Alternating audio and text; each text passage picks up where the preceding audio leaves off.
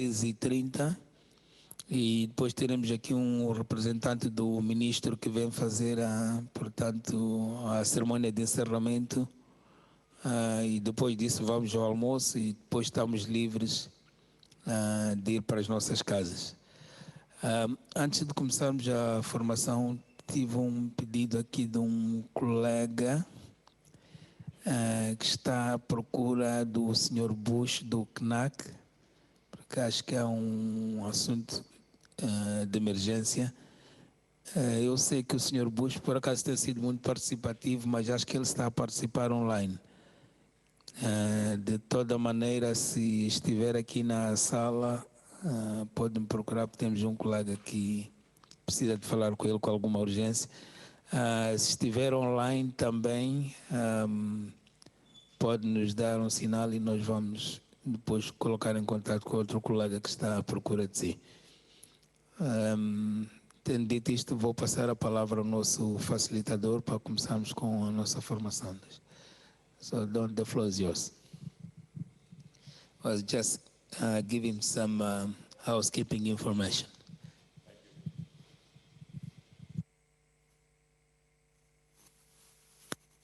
Test, yes. Welcome back. We're going to spend a few hours on operational, well, it says operational module there, it's a little hard to read. We changed order a little bit on the program, but still basically you're getting all the content that we intended to share. So let's get started. This module was written by quite a few people.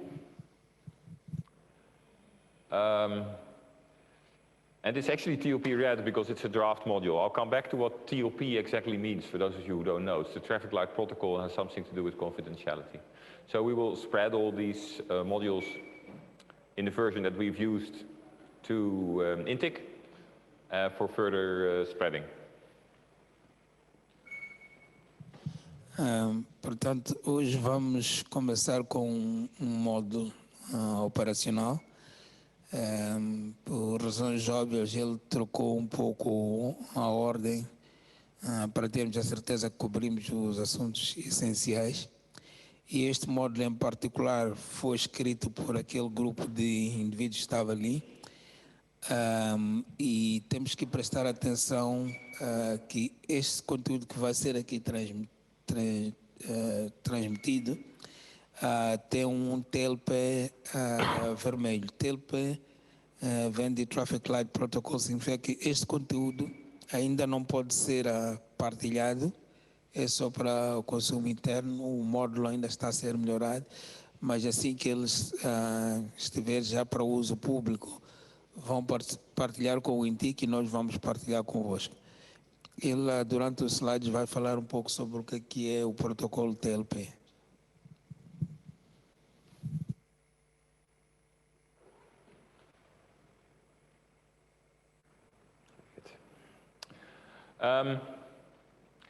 Normally, we do an exercise with a fire alarm, but it doesn't work so well online, and this room is not so good for it. So I'll just talk you through it.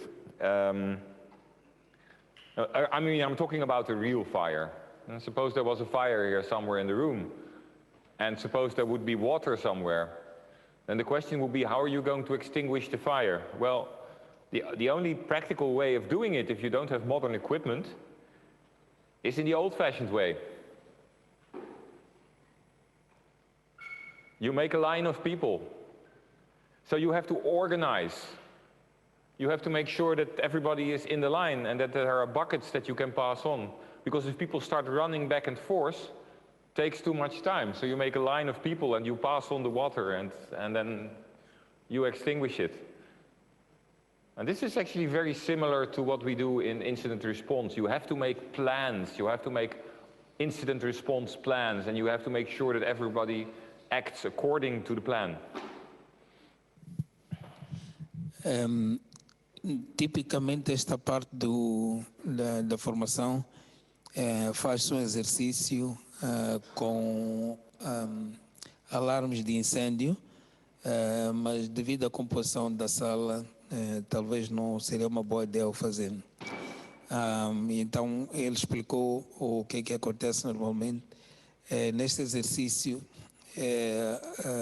simula-se um incêndio e, supondo que temos água algures aqui perto, teríamos que ver como combater o incêndio. Não havendo equipamento apropriado para o combate ao incêndio, iríamos usar o modelo antigo, que era colocar as pessoas perfiladas e os baldes vão passando de pessoa a pessoa para combater o incêndio. E isto é uma forma de organização. Então, como nós vimos nos CSIRTs, é preciso que haja algum mecanismo de organização.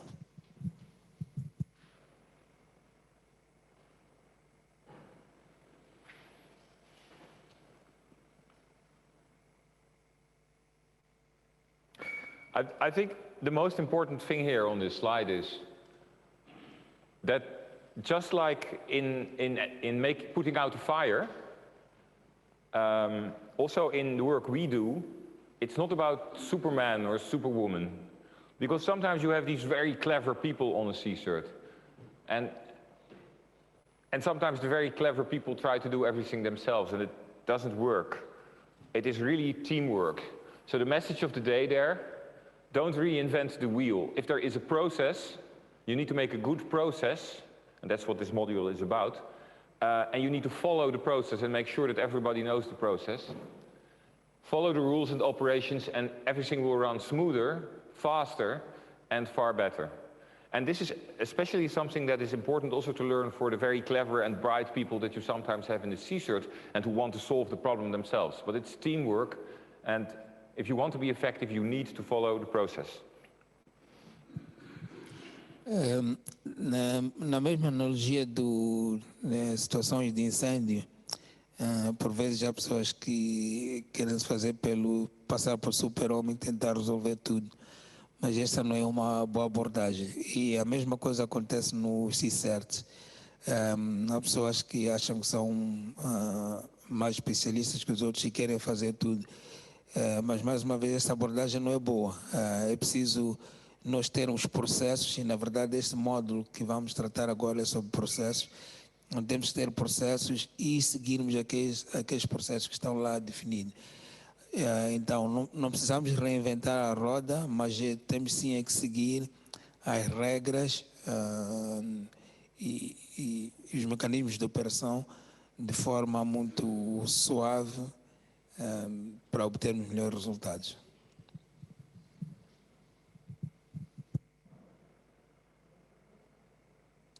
Okay.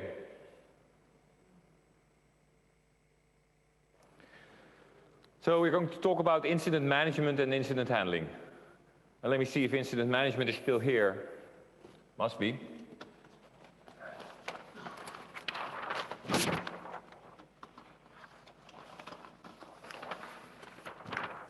Ah, yeah, there it is. We'll come back to that.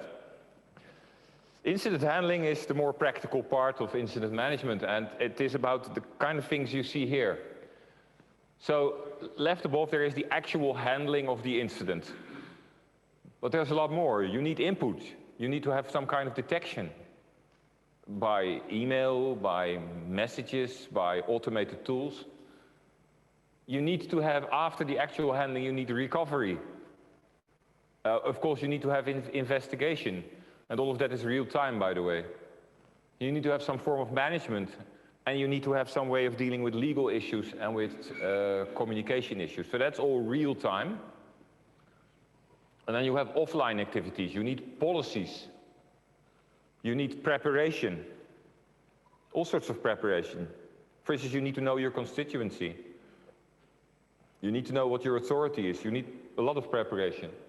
You need procedures for tracking of the information, for reporting, for handling. So you need procedures, processes. And post-mortem, you need to know what to do after the incident. How do we close the incident? How do we do lessons learned? All of that is part of post-mortem.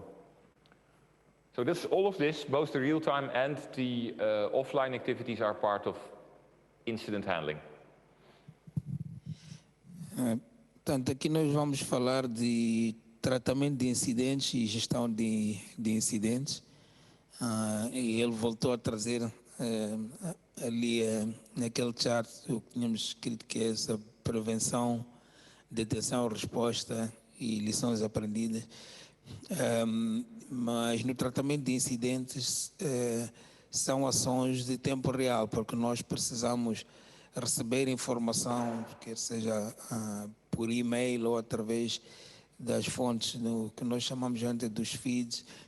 Precisamos fazer investigação e precisamos gerir os próprios incidentes, obviamente olhando também para as questões legais e de comunicação. Mas também temos algumas atividades que ocorrem offline, que tem a ver com políticas, todo o processo de preparação, procedimentos para fazer o tracking dos incidentes. Portanto, aqui é para reforçar que temos ações que ocorrem em tempo real, quando temos um incidente a acontecer, e temos outras ações já que ocorrem offline.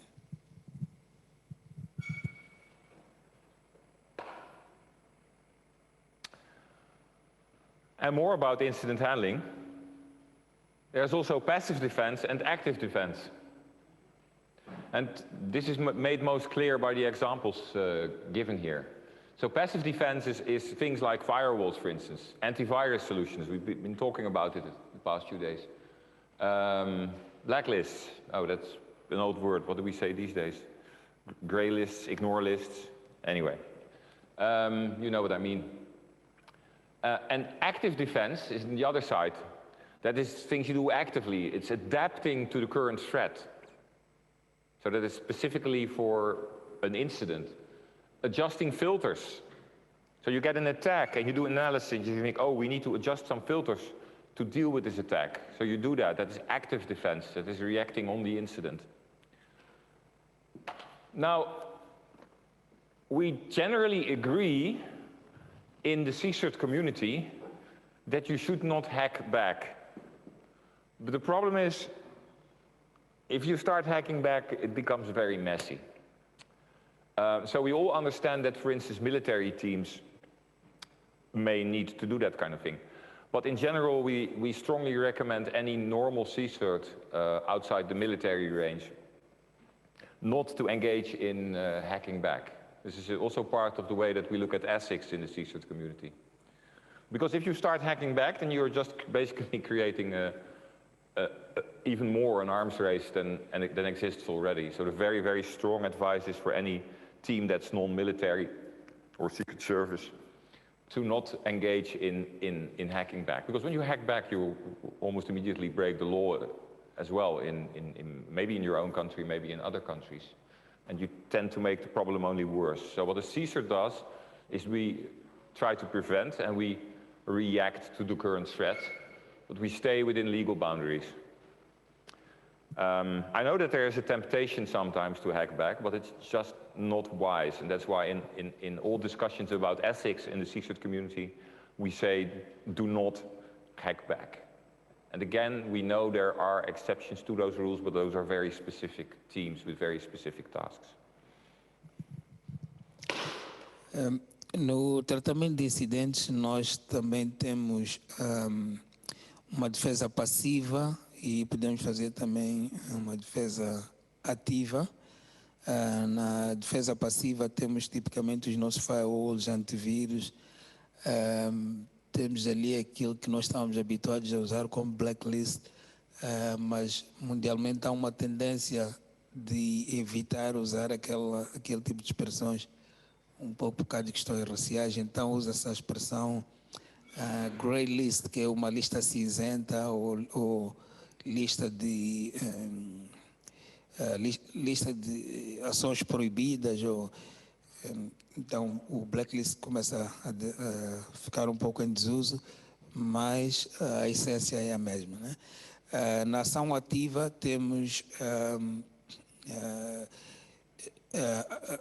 como é que nós vamos adaptando em tempo real às ameaças que nós temos, e com base nisso também ajustamos os nossos filtros como resultado das análises que nós vamos fazendo.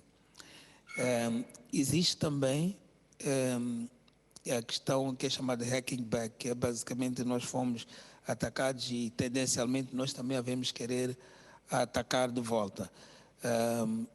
Nos CSIRTs, quando olhamos para as questões éticas, não se aconselha que a gente use o ataque de volta como uma forma de retaliação, por um lado, porque estaremos nós próprios também, se o fizermos como um CSIRT, a infringir a lei, embora há sempre exceções à lei. Existem, por exemplo, os CSIRTs militares podem usar esta tática de atacar de volta como uma forma de resposta, mas um CSIRT civil não pode fazer, tem que evitar, porque na verdade, quando usamos essa metodologia de atacar de volta, tornamos a coisa ainda pior, né? Tanto os ataques começam a crescer, então temos que evitar e devemos sempre tentar ficar dentro na margem da lei, né? Well, there it is. Incident management starts with prevention, because the more prevention we do, the less work we have in incident response. And the same goes for fires. The fire brigades these days do a lot of prevention. And all sorts of buildings have fire measures like emergency exits and fire detectors and sprinklers. That's all part of prevention. And we do the same thing in incident management. The second part is detection. Because if you want to work on incidents, you first need to detect them. It's quite essential. Whenever you hear an organization say, well, we don't have any incidents, there's probably something wrong with their detection. Because it's very unlikely that an organization would have no incidents. And then we do correction, which is basically incident handling, incident response.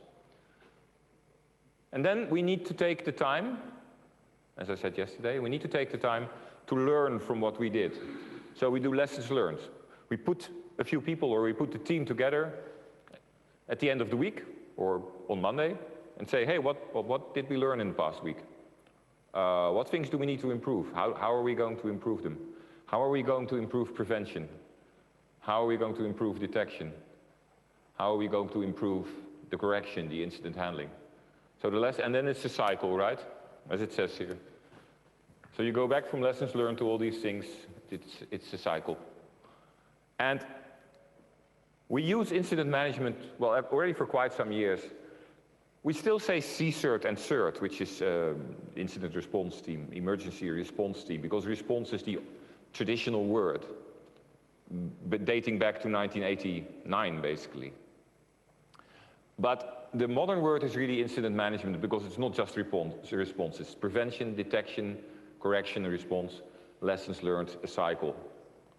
So whenever you want to make a presentation about these things, I really recommend to use the word incident management and then explain that it is all these things and not just response. Conforme vimos ontem, na gestão de incidentes nós temos a prevenção, temos a detenção, temos a correção e depois as lições aprendidas. A prevenção é muito importante, mesmo este edifício onde nós estamos tem mecanismos aqui de prevenção de incêndio.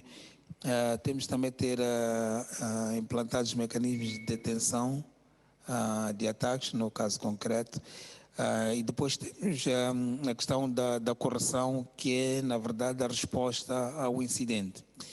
E depois de o fazermos, temos que encontrar um espaço, quer seja ao longo do final de semana ou numa segunda-feira, quando acharmos conveniente, que é para depois vermos o que é que nós aprendemos desse incidente, para podermos melhorar os nossos mecanismos de prevenção, melhorar os mecanismos de detenção, melhorar os mecanismos que nós usamos para fazer a correção de incidentes. Há uns tempos atrás, as equipes de resposta a incidente, quer sejam os CERTs ou os CSIRTs, eram chamadas de equipes de resposta a incidentes, mas o que ele aconselha agora é que nós temos que, ao falarmos de incidentes, temos que olhar para a gestão de incidentes, falar de gestão de incidentes, que engloba a prevenção, a detenção, a correção e lições aprendidas, e não apenas a resposta.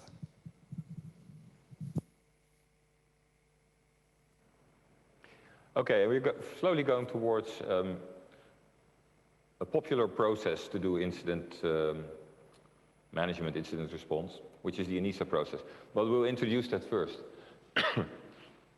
Because there are various ways of doing this kind of process. And quite an old one, actually, is called the ODA loop. I'll show it on one of the next slides, which comes from the military. Because also in the military, you have incidents, and you deal with incidents. And the way of dealing with incidents in the military or in a fire or in the work we do is basically the same. The US Navy also has something like this. I'm not going to show that one. And then the three best-known models are the six-step process of SANS, which is you may know SANS, it's an American training company, basically, who have very good, sadly somewhat expensive trainings. NIST, National Institute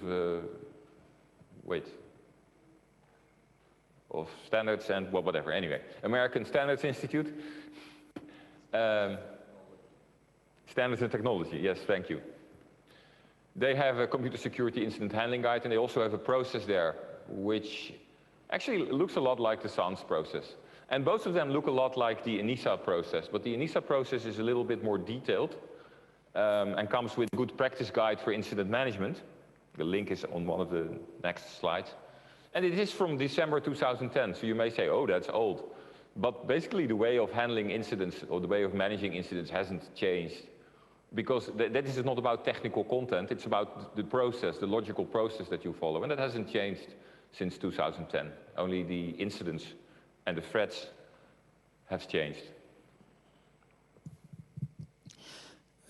No processo de gestão de incidentes, existem vários modelos. Há uns modelos que são já um pouco antigos, que na verdade vêm da área militar. Um deles é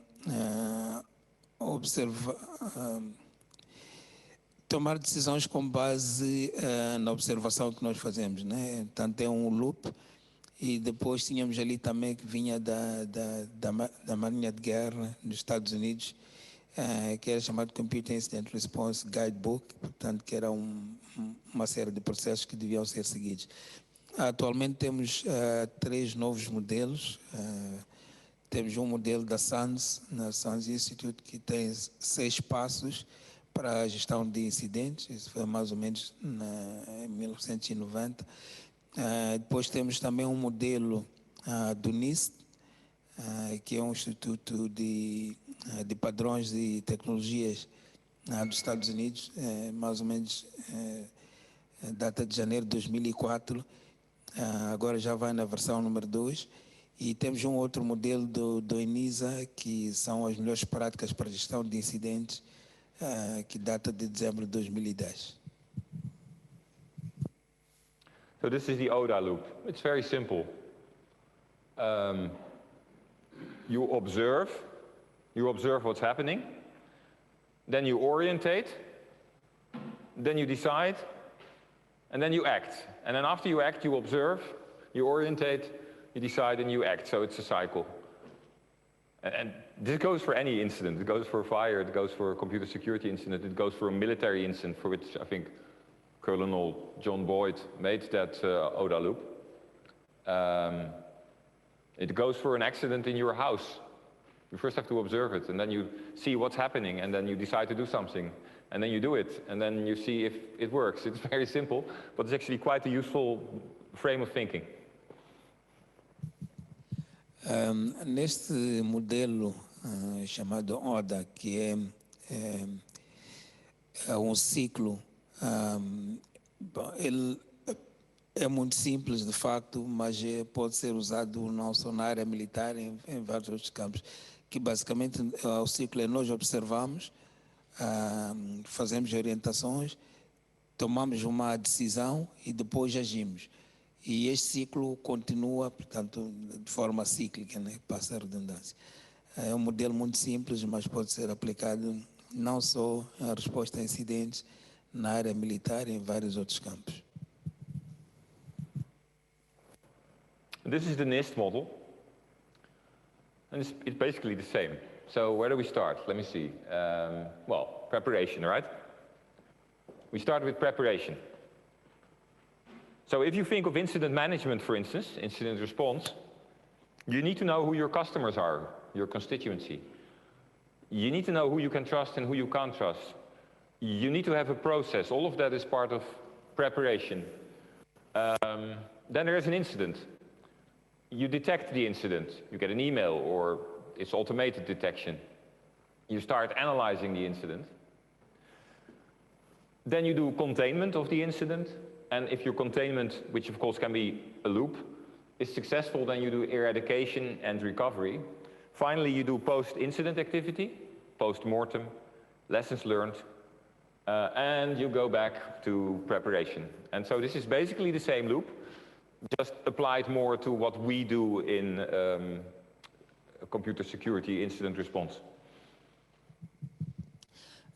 Este é o modelo do NIST, que é muito similar ao modelo que vimos anteriormente, mas este modelo está muito mais orientado às equipes de resposta ou ao processo de resposta a incidentes cibernéticos.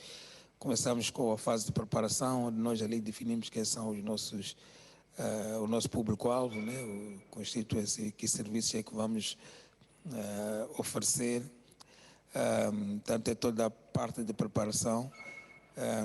E depois temos a parte da detenção e análise, e depois temos a parte que é de contenção do ataque, e aí erradicamos e fazemos a recuperação do incidente, e a posterior vamos para atividades posteriores ao incidente, que é basicamente as lições aprendidas. E isto, mais uma vez, é um ciclo que dali voltamos para melhorarmos os aspectos de preparação, depois, portanto, vira um ciclo, né? Que é similar ao que tínhamos do outro lado, só que este é mais orientado, de facto, à resposta a incidentes. Yes, and to add, of course, NIST has a complete guide about that, so about all the steps in detail. And the NIST guide is really good. We're going to look at the ENISA guide in a moment. It's similar, it's basically the same process, just using different words, using slightly different way of presenting things. But yeah, NIST also has a very good guide. So I would always use either the NIST guide or the ENISA guide, which we will come to in a moment. Este modelo do NIST tem guião que vai um pouco mais ao detalhe para cada uma daquelas fases que vimos ali. Entretanto, a ENISA também tem um guião, o que ele vai mostrar agora é o guião da ENISA, mas este do NIST também é muito bom e pode ser usado. So this is the ENISA process. Can you actually read that? Let me check. Yeah, you can read that.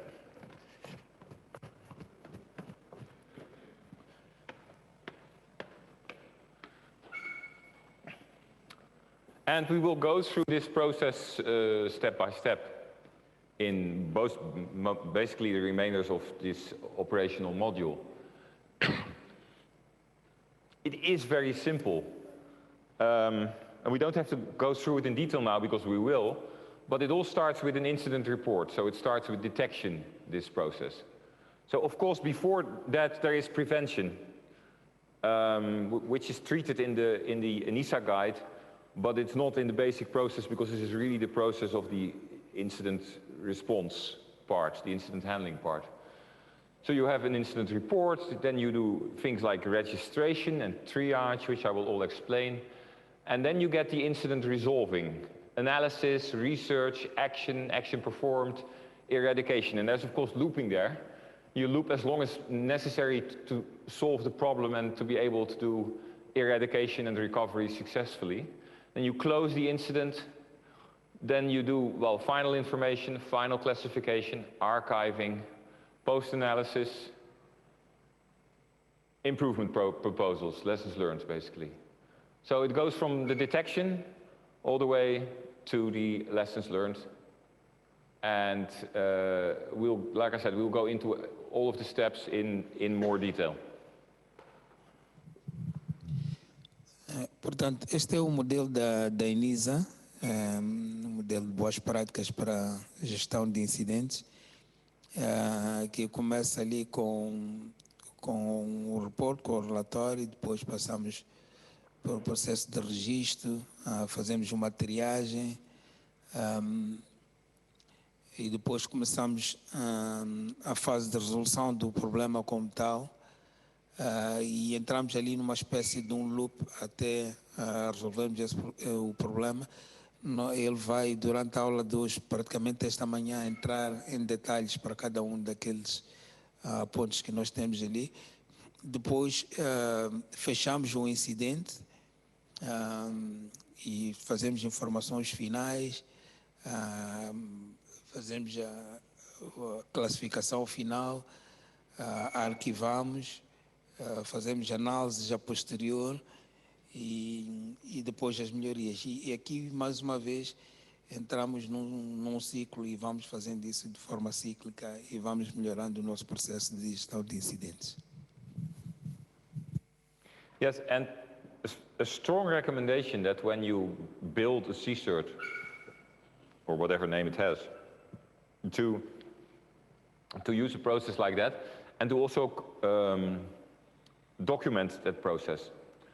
And maybe after the coffee break later, I can show an example of how that looks, because you have different ways of doing that. You have, what's the name? BNF, I think, is one of the, well, there are several tools and notations for how to do a process, including escalations and communications.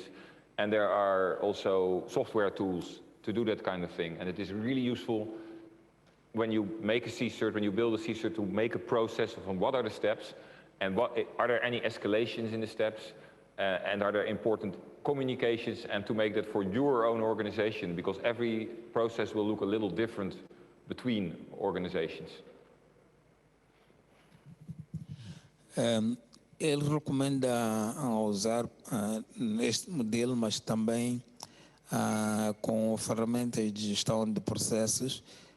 Provavelmente depois do intervalo do pequeno almoço, ele vai nos mostrar algumas dessas ferramentas que têm os passos que nós vamos seguir, todos os processos, incluindo até mecanismos de escalar o problema se for necessário. Então, temos que usar essas ferramentas que nos dão mecanismos de podermos operar de forma muito mais consistente os nossos CSIRTs.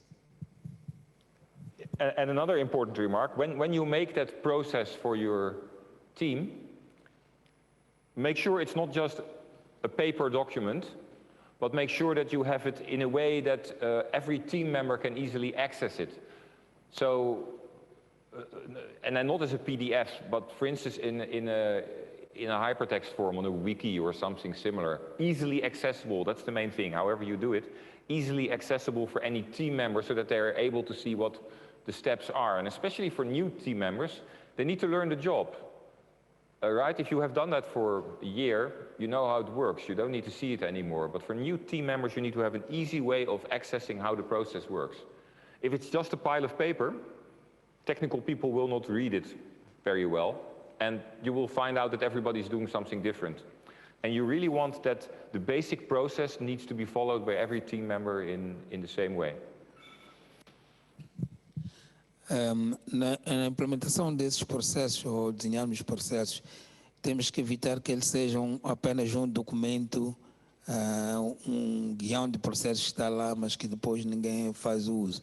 Então, temos que garantir que os técnicos, os especialistas que estão a trabalhar no CSIRT, não só percebem sobre aqueles processos, mas eles têm um acesso simples a esses processos que eles podem usar.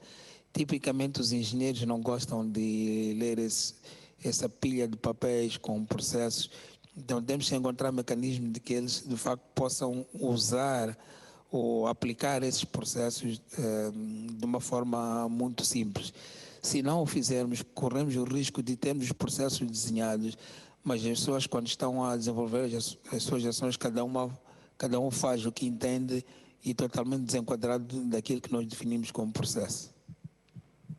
Okay, and about this ENISA process itself, the guide, the Good Practice Guide for Incident Management, you can if you Google that term, you will find it, and we will of course also put the link in the presentation when we spread it. It's very easy to recognize because it's a guide with a fire car on the front of it. So. Portanto, nós podemos recomenda que podemos ir ao Google procurar aquele documento da ENISA e que é fácil de encontrar. Penso, embora ele vai colocar aqui o link também de acesso, mas este documento tem na capa, se bem entendi, uma viatura mais ou menos em chamas. Então é fácil de encontrarmos o documento na internet e usarmos, mas ele vai partilhar o link. So there we go. Same thing. And so we're going to do it step by step now. And the big diagram repeats every time here, so that I can point out where we are. Well, the first one that, oh, it's not really, yeah. The first one that we are, of course, we start with the incident report. We start with because we have to detect an incident. And where do you get an incident report from? Well, different possibilities. Email, telephone, somebody calls you. Maybe you have other ways of being reached. I don't know, messengers. So as a CSIRT, you need to specify how can you report to us. Or if you are inside an organization, maybe the help desk or the service desk contacts you as the CSIRT. And then we have automated tools, detection tools, log files with processing of log files and scripting, which is more or less the SOC department. And then the result of that goes into the CSIRT as an incident report. And it's very important, as it says there, the second bullet must offer multiple ways to reach the CSIRT. Not just one way, because if, for instance, email doesn't work, you can't reach the CSIRT anymore. So there must be more ways of reaching the CSIRT. Popular still is email, telephone, automated tools. And this needs to be practiced and simplified as much as possible, because it's really important for a CSIRT to be able to quickly process these incident reports that come in. Portanto, nós vamos começar a olhar por cada uma daquelas componentes daquele modelo da ENISA e vamos começar com notificação de incidentes, né? Fazemos o report. E aqui é importante que um CSIRT seja alcançável de várias formas, por e-mail, por mensagens ou qualquer outro mecanismo, e temos que evitar que seja apenas um único canal, porque se esse canal estiver deficiente de alguma forma, então não teremos como chegar ao CSIRT. E o objetivo aqui é fazermos a agregação de dados, né? Começamos a receber os feeds desses ataques e temos que manter de uma forma muito simples para que as pessoas possam submeter ou fazer a notificação de incidentes.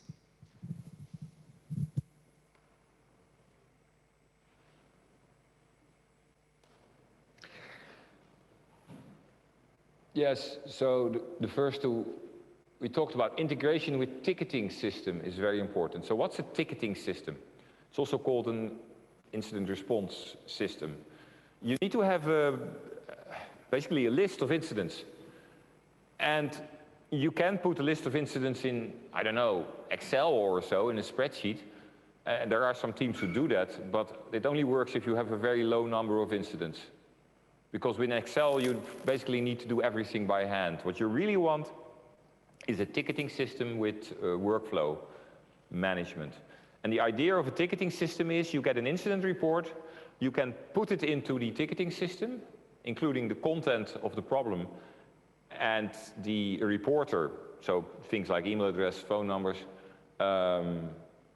the first analysis, and then it needs to, and we'll come to all those steps, and then it needs to be assigned to someone to handle it. And then you need to be able to put all the steps of the process, you need to be able to document those in the ticket, the trouble ticket, and then at the end you close it. That's the idea of a ticketing system. And then you need to be able to do reporting and statistics using the same ticketing system. So a popular one, well, let me probably first translate before I go on.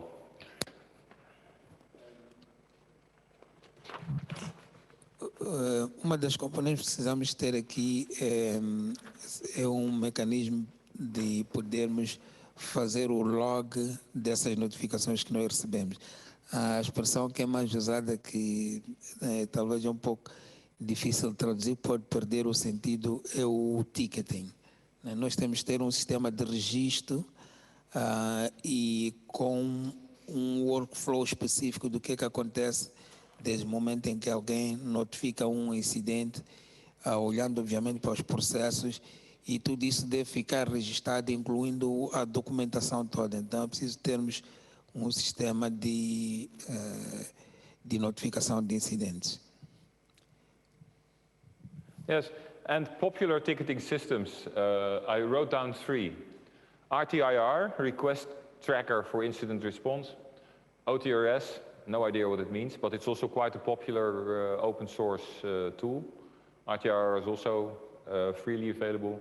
The Hive has become quite popular in the last 5 years, but I think you have to start paying for the Hive now. I'm not absolutely sure of that. Need to look into that. But anyway, these are 3 quite popular tools. And I think we already agreed that from the Cyber for Dev project, we are also going to give some support in regards to RTIR, because it's a very popular one. So. Aqui temos alguns sistemas para fazer o registro ou login de incidentes. Ele listou ali 3 deles. O último tende a ser muito popular nos últimos 5 anos.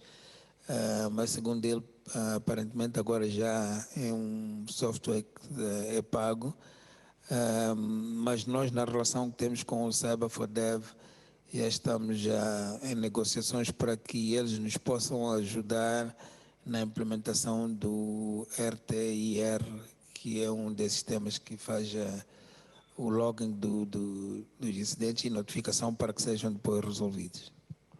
Now, if you only have a relatively small number of incidents per day or per week, then you can do most things by hand quite easily. But if you have big numbers of incidents, you want to automate, you want to make sure that there's automation and scripting.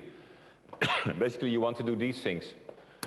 The last part here, you want to move from a reactive posture to a proactive one. Integrate tools, intrusion detection, probes, scanners, feeds, integrate third parties to automatically report incidents, integrate information collected on the web. And there is lots of tools and scripts available in the CSIRT community worldwide to do that kind of thing. The Hive, for instance, is quite good at that. But also with RTIR, you can make scripts for all sorts of automation.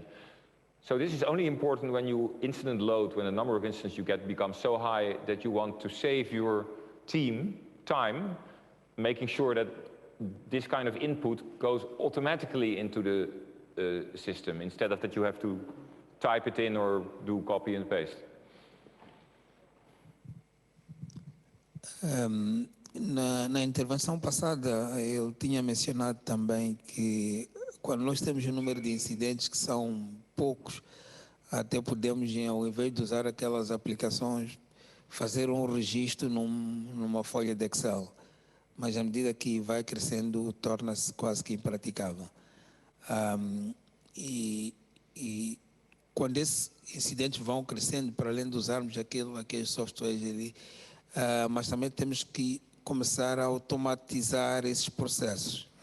Então, nós vamos recebendo as notificações por e-mail ou qualquer que seja a fonte, e temos que ter aplicações automatizadas para fazer o scan, para irem buscar esses feeds de vários sítios, e fazemos uma integração com plataformas de terceiros para podermos ter um relatório dos incidentes que nós temos, e também fazemos um mecanismo integrado de coleta dessa informação através das páginas web, do fórum, de repositórios e por aí adiante. A essência é que chega a um extremo quando nós temos várias notificações que nós temos que automatizar.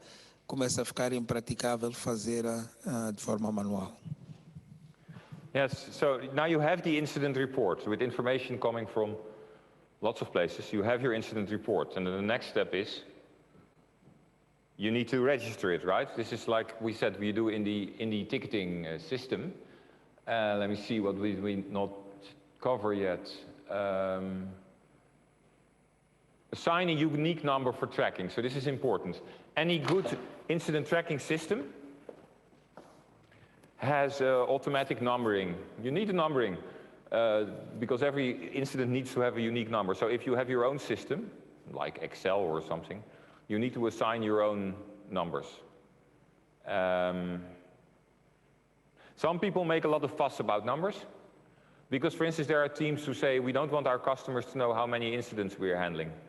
So then you cannot number them 1, 2, 3, 4, 5 because then it's pretty easy to see. So then you want to have some kind of weird numbering scheme where you cannot see how what the number of incidents is. Yeah, let's do that first. Portanto, no processo de gestão de incidentes, que está especificamente ao registro, nós temos a notificação dos incidentes e depois precisamos registrar esses incidentes numa daquelas plataformas, por exemplo.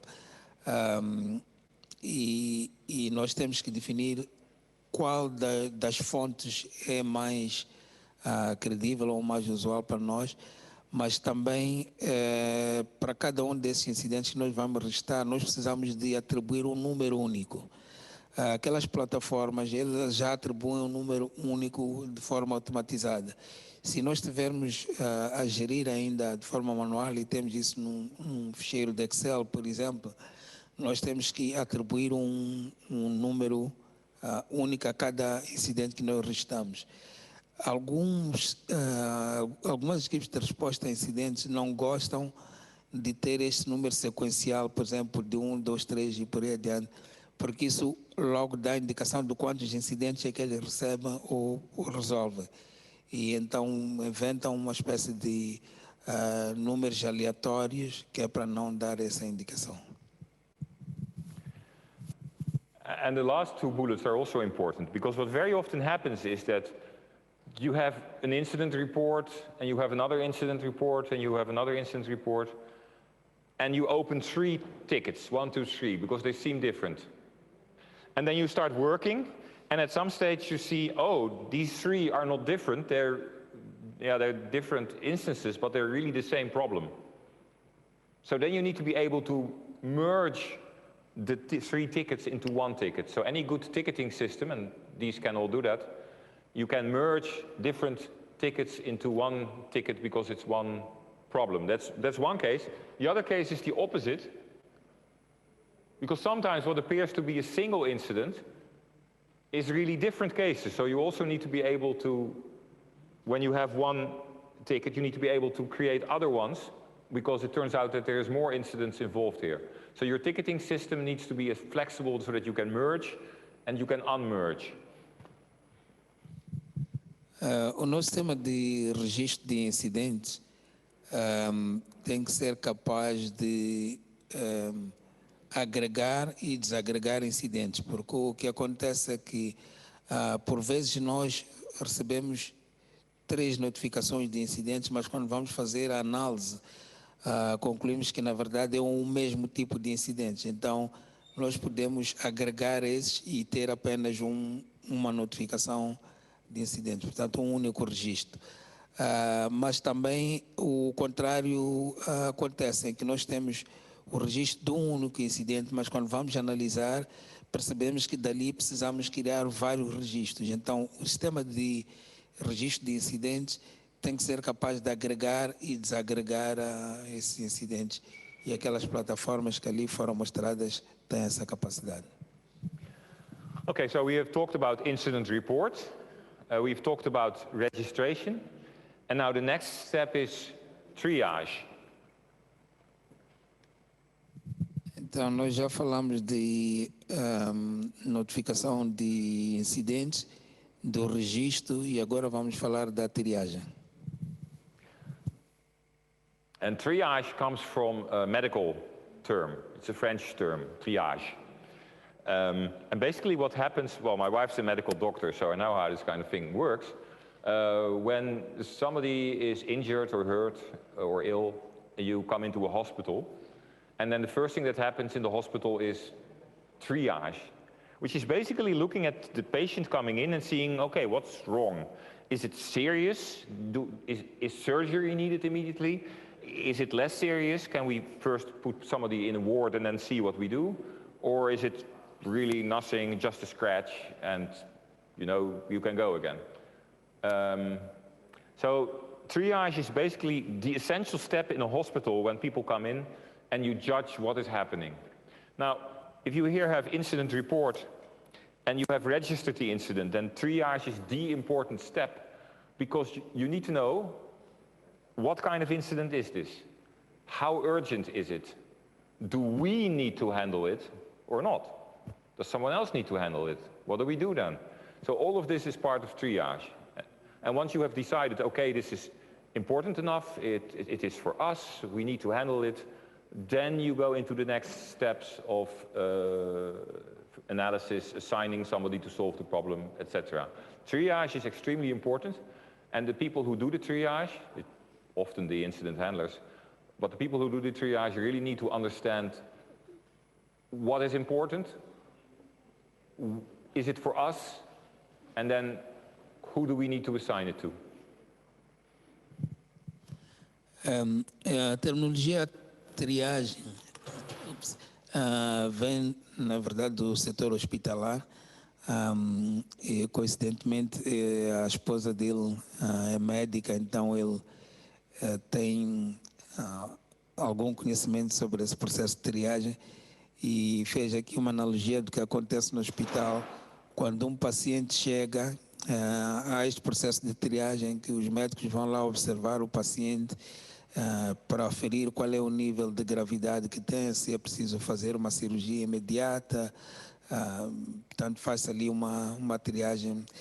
E essa analogia traz-se também para a resposta a incidentes. Portanto, nós recebemos a notificação, fazemos o registro e depois temos que ir para um processo de triagem para ver o quão severo esse ataque é, qual é o nível de gravidade, e daí vamos ver se esse ataque deve ser resolvido por nós ou se vamos encaminhar para um outro CSIRT, no caso, ou então para um outro técnico, ou um técnico especializado para resolver aquela matéria.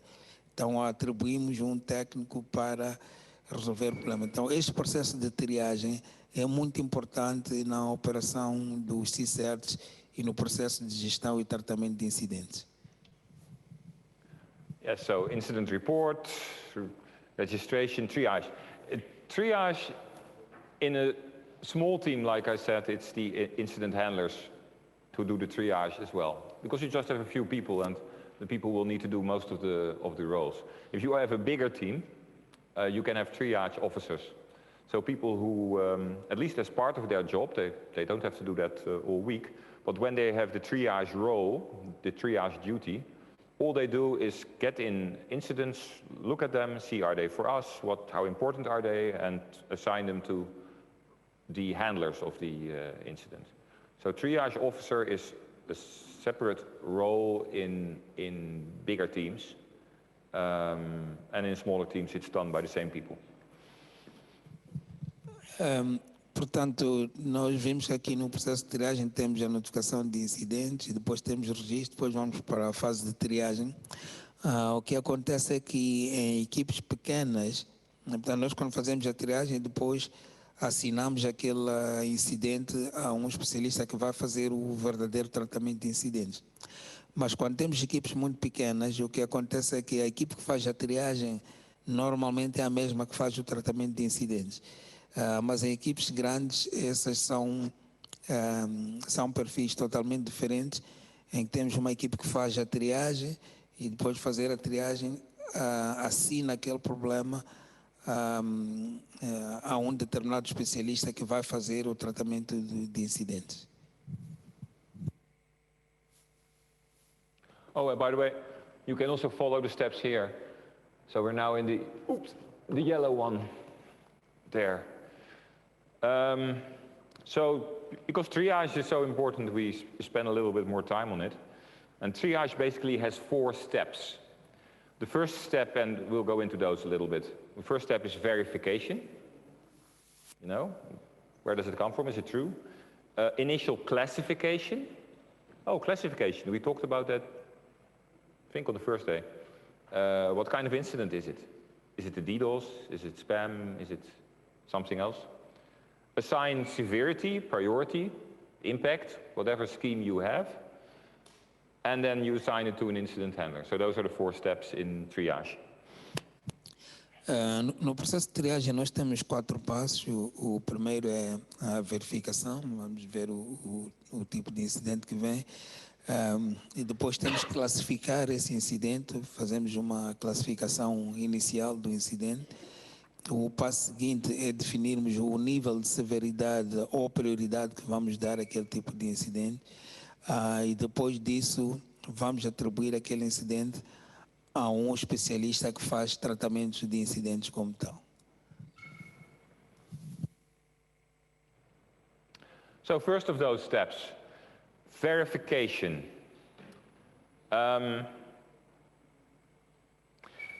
So one of the things you want to know is it for us? Is it for our team? And is it also in our scope? And if it is outside your scope,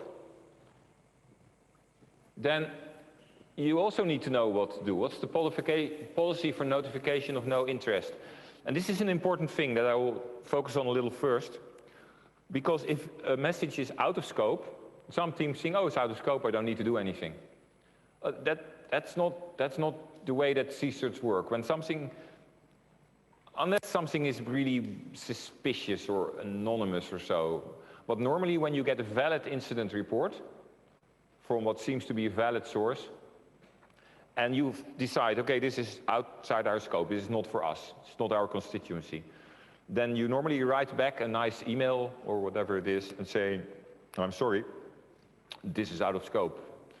And you could even say, if it's, for instance, in your own country, you could say, we advise you to go to another CERT, for instance. This is quite common practice, because very often incident reporters do not exactly know where to report something, because that's not trivial. You have an incident, and then if you're not into cybersecurity and CSIRT, you're not a part of that community, how can you actually know where to report something? How do you know that you have to go to the National CSIRT or a Telecom CSIRT or the Ministry of the Interior or whoever? So it is quite common practice that if you decide it is out of scope, that you just send a quick message back, this is outside our scope. That can be everything, or you might say, okay, we advise you to go to, I don't know, the National CSIRT, for instance, if you think that the National CSIRT could handle this. That's when it's out of scope. Yeah, let's do the other ones as well. Other uninteresting cases. Yes. So if you get messages written in an alphabet you can't read, my advice is just to throw them away, because it's usually nonsense. If people really want to get to you, they will write to you in letters you can read, right? So sometimes we get also spams in well, I don't know, whatever letter signs that we don't know, and I just throw all of that away, and I would advise any CSIRT to throw that away, because anybody who is serious will send you something in a way that you can read it. Yeah, it can be not an incident, but we discussed that. Component is not part of the CSIRT constituency, so that means it's out of scope. If it's not one of your constituents, you cannot handle it. Dubious source of the notification. That's an interesting one. So for instance, an anonymous message, should you, and I mean no clear sender, right? I'm not talking about hacker anonymous, I'm talking about no sender, no name. So a lot of people would say if there's no name, we're not going to deal with it. But, so for instance, the police gets a report about a bomb in a university. And obviously nobody writes their name under that. Is the police going to say, oh, it's anonymous, I'm not going to react? Well, obviously they are going to react. So also for a CSIRT, you first need to look at what is the message. If the message says, we're going to launch a massive DDoS attack on you tomorrow, better be prepared, it could be a joke, but you know, it could also be serious. So I would give it at least a second look to see, what do we need to know here? What do we need to do? So a message without name, an anonymous message, is not automatically discarded. You first look at it before you decide to drop it, for instance. If it's really a crazy message, we all know, right? We all know crazy messages and spam and all that kind of stuff. And of course, you're not going to react to that. But that's, but all of this is part of triage. So triage is actually, it's not an easy task, this verification, because you really need to see, is it for us? How important is it? And if it's not for us, what is it? Do we need to react back? For instance, say, okay, it's out of scope. Maybe contact someone else.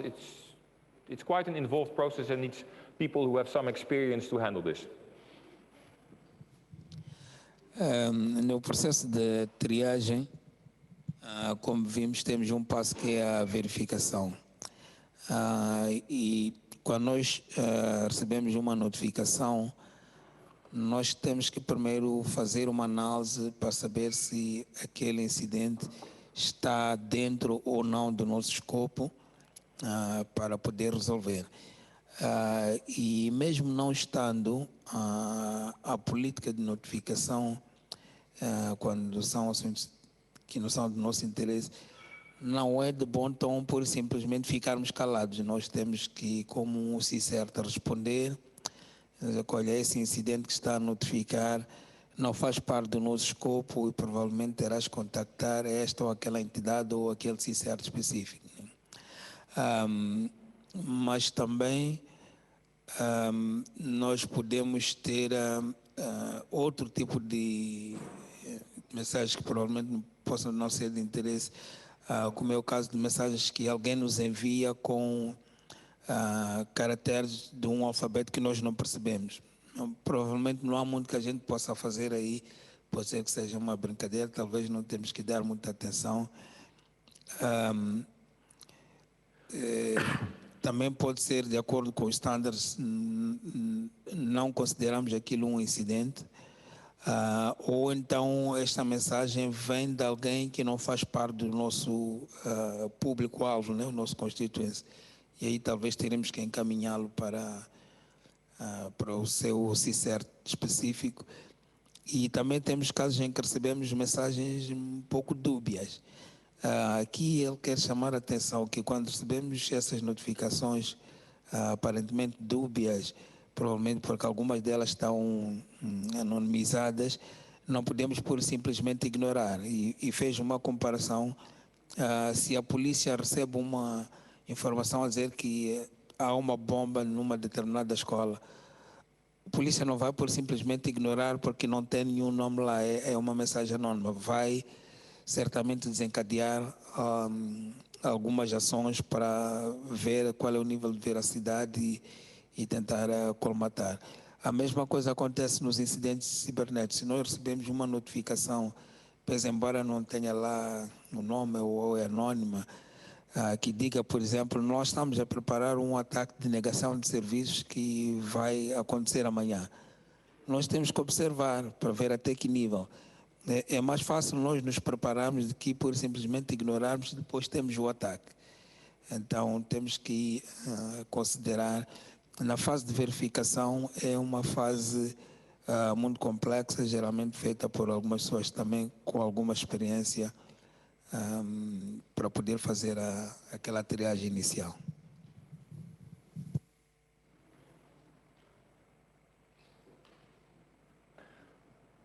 The initial classification.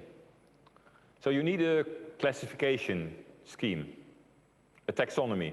We discussed that. And once you have decided that it is for you in the verification phase, you need to assign it an initial classification.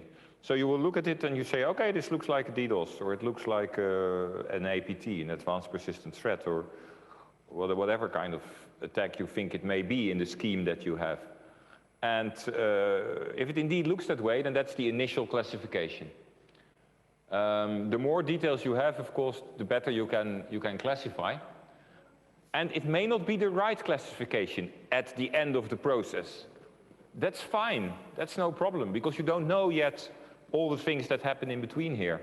Because you're only here, basically, in the triage, and you only have a few data that you can work on. So your initial classification is important, but it doesn't have to be right. It can be changed later. And then this is also the time that you can, of course, send an acknowledgement to the notification report, to the person reporting, with a ticket number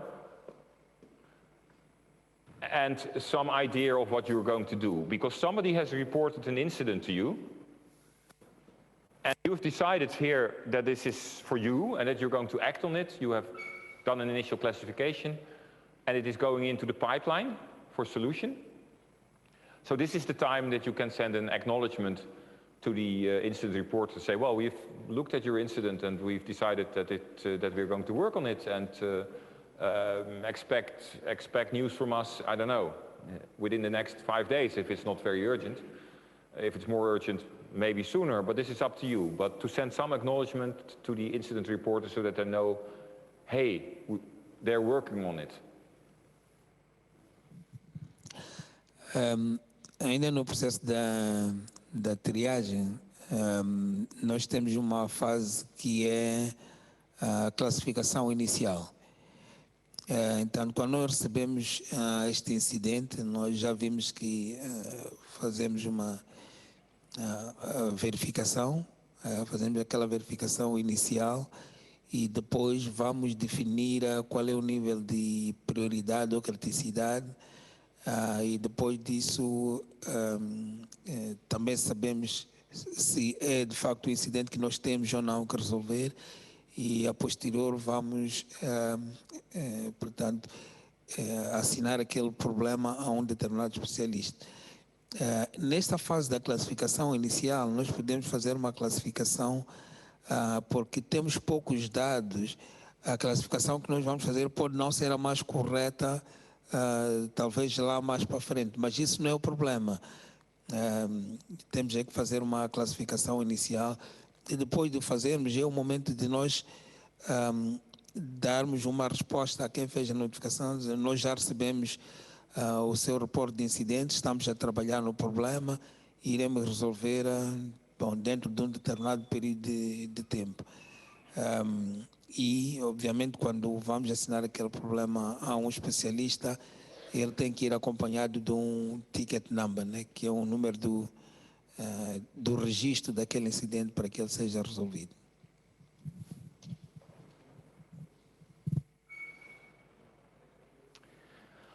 And we're still in triage. We have done the verification. We've decided this is for us. We have done an initial classification.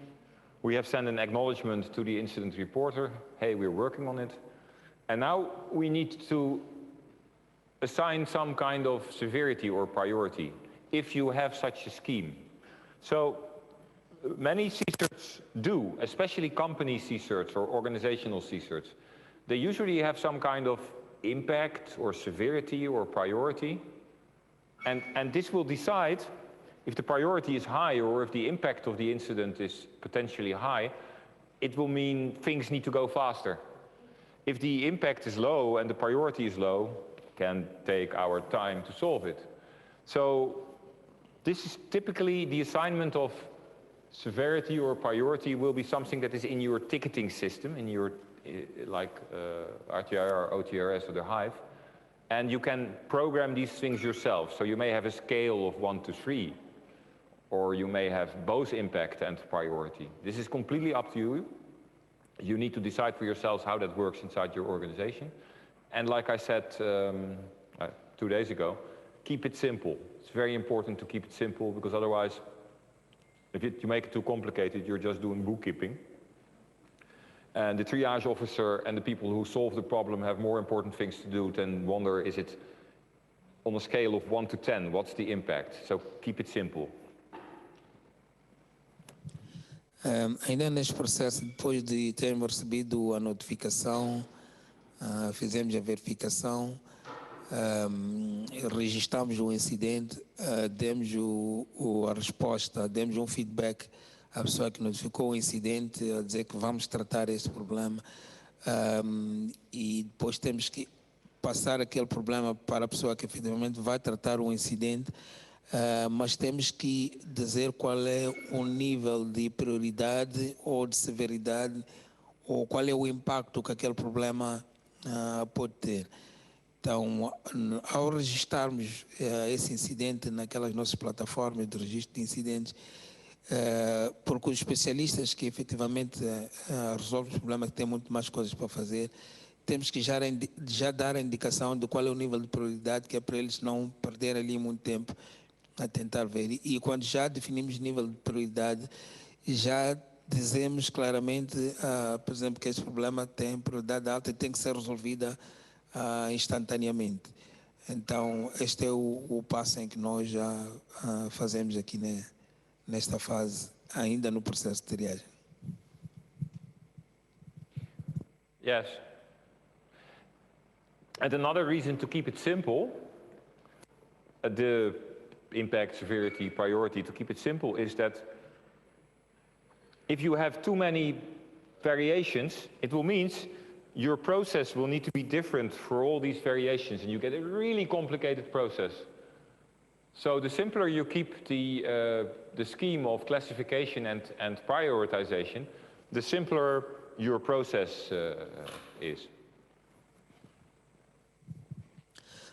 Dos fatores importantes é nós mantermos, como já tinha dito ontem, simplificarmos o máximo possível esses processos. Se nós tivermos um processo que é muito complicado, e também complica todo o processo de operação. Então, nós temos que manter o processo muito simples, que é para, quando nós fizermos todo esse processo de triagem até aqui, definimos o nível de severidade, conseguimos com facilidade passar, portanto, este incidente para que ele comece a ser tratado.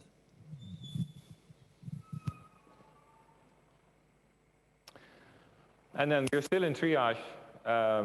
We did the verification, we did the initial classification, we did the severity assignment, and then finally we have the incident assignment. At finally the end of the triage process, because the incident is going to be assigned to someone to solve it. Could also be the triage officer in a small team.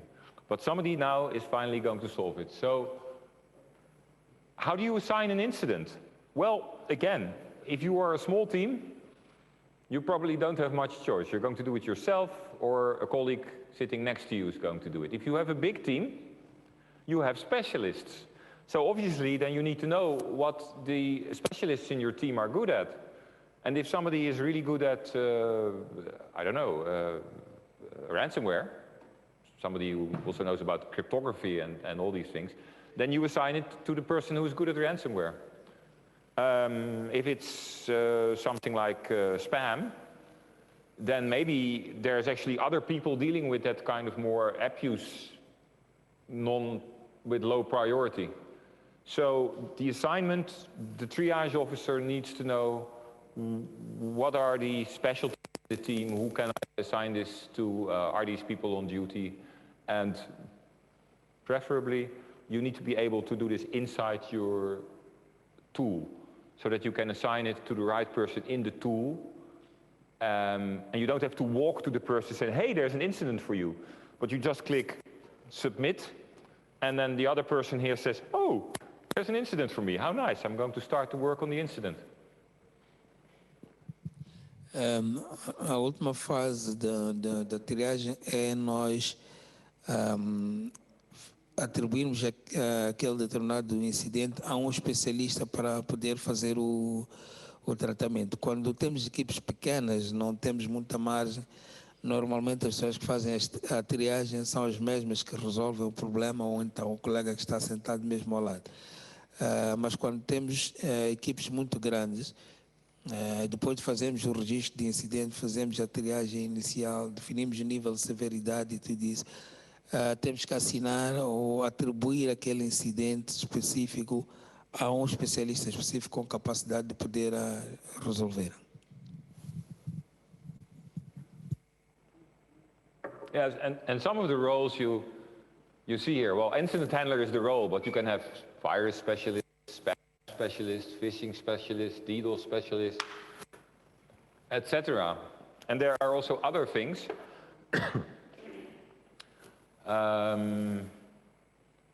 There are other roles that can be important, for instance, communication.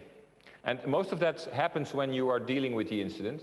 It's not the triage officer who decides that, but at some stage, when you're doing analysis, you see that an incident may be so important that you want to get in touch with higher layers, for instance, in the organization, the corporate top or the minister, or you want to get in touch with the press to issue a warning. All of that is possible. If the incident becomes very big, so that's not at triage time, but it's when you're handling the incident, and the incident can become very big, you may need to have more people, not just one person dealing with it, but more people. Maybe if the incident is really like a crisis or an emergency, you are able to move the people dealing with it into what is called a war room. It's basically, you know, a closed room where nobody's disturbing you, and where together with 2 or 3 or 4 or whatever many people, you can actually work on the incident without anyone disturbing you until the incident is solved. So all of this is part of the roles and tasks, and is part of what happens after the triage is done. Neste slide nós fazemos uma análise do que acontece depois do processo de triagem e depois termos assinado o problema. Na verdade, aqui nós temos perfis e temos tarefas específicas. Geralmente, os que fazem a triagem dos incidentes é um perfil, mas quando chegamos já no tratamento do incidente, podemos ter vários perfis com especializações também bem específicas. Podemos ter algum que é especializado, por exemplo, para tratamento de vírus, outro que é especializado para spams, para ataques de phishing, para ataques de negação de serviço e por aí adiante. Mas um dos outros perfis que precisamos ter no tratamento de incidentes é a parte da comunicação. Numa dessas fases da resolução do problema, nós podemos chegar à conclusão de que aquele tipo de incidentes deve ser comunicado, por exemplo, às nossas lideranças, ou temos que ir para a comunicação, para os mídias, dar um informe. Então, esse é um tipo de perfil que precisamos trazer para aqui. E, tipicamente, quando nós estamos a fazer essa análise, quando estamos nesse processo de resolução de problemas, podemos concluir que esse problema é muito grande e merece uma atenção específica. Normalmente, as pessoas são transferidas para uma sala, chamada sala de guerra, basicamente, é o war room. Estão num cenário em que não podem ser perturbadas para se dedicarem na resolução daquele problema.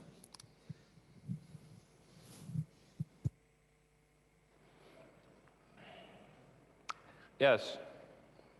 So we have had the incident report, we have registered it, we have done all the steps of the triage, verification, it's okay, we've decided it's for us, notified the reporter, we have done severity assignment, and then we assign it to someone. So we've done all that, and now finally we can start the incident resolution process.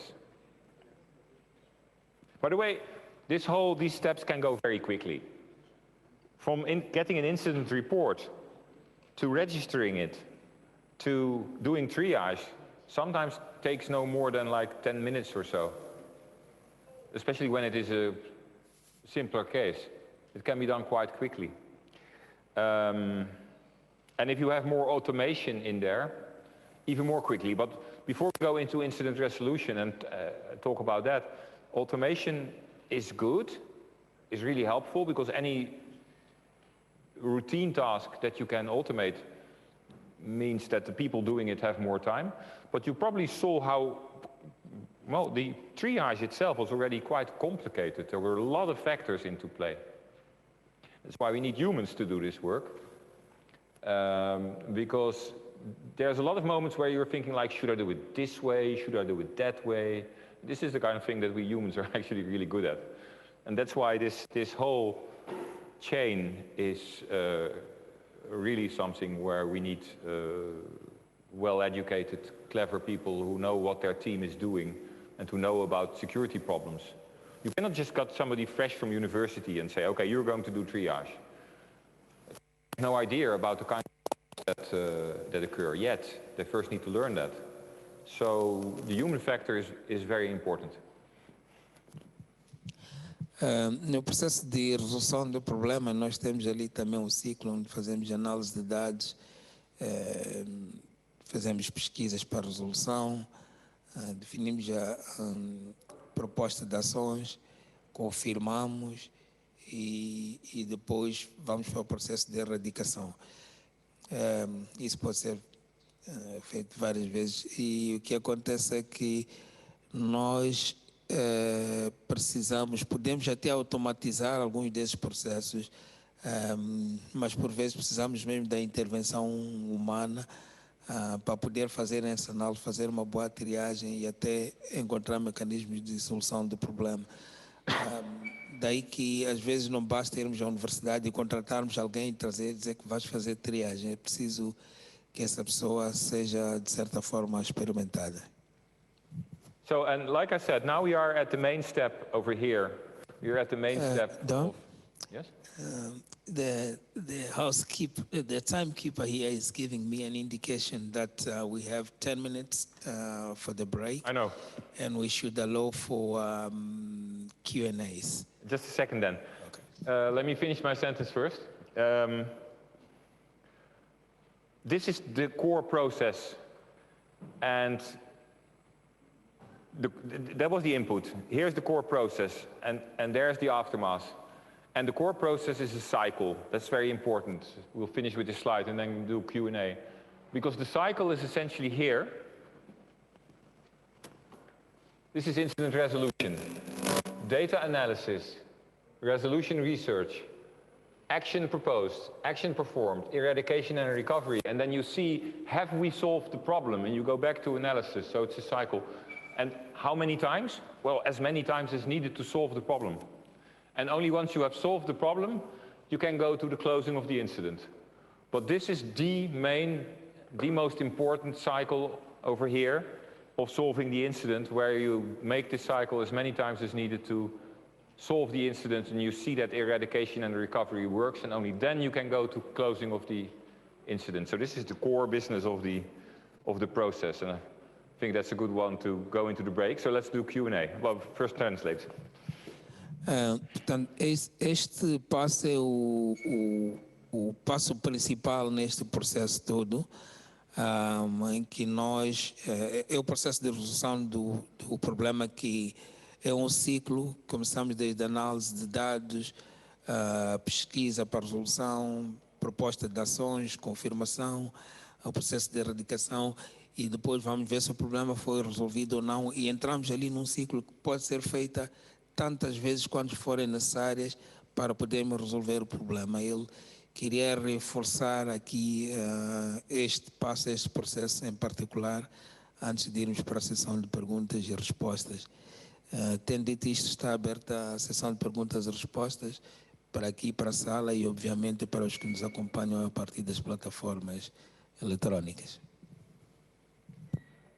Okay, any questions?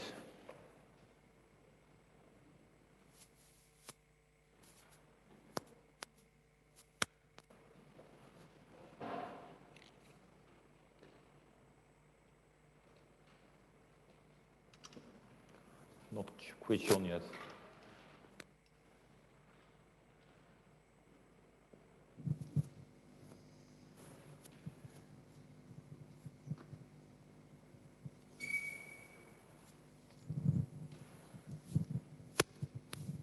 Bom dia. Aqui é Manuel Chambo, do Senam. Eu tenho duas perguntas. A primeira remete, sim, diz que nós, como equipe de CSIRT, temos ferramentas, softwares para a gente conseguir gerir os incidentes. Eu queria saber, em relação a estas ferramentas e estes softwares, qual é o nosso posicionamento em relação à gestão destas ferramentas? Qual é o nosso posicionamento em relação à avaliação dessas ferramentas? Se elas estão a ser eficazes ou não. Exatamente, por aí. E a minha segunda pergunta é em relação também às ferramentas, mas no sentido de temos uma pessoa mal intencionada, um hacker, que está a tentar invadir o sistema e essa situação. Geralmente, uma das maneiras deles invadirem os sistemas é desabilitarem os sistemas de segurança ou aquilo que protege o sistema. E nós, um bocadinho, como CSIRT, somos um bocadinho estamos a tentar proteger. E se nessa situação eles atacarem diretamente uma das nossas ferramentas ou diretamente desabilitarem a nós para depois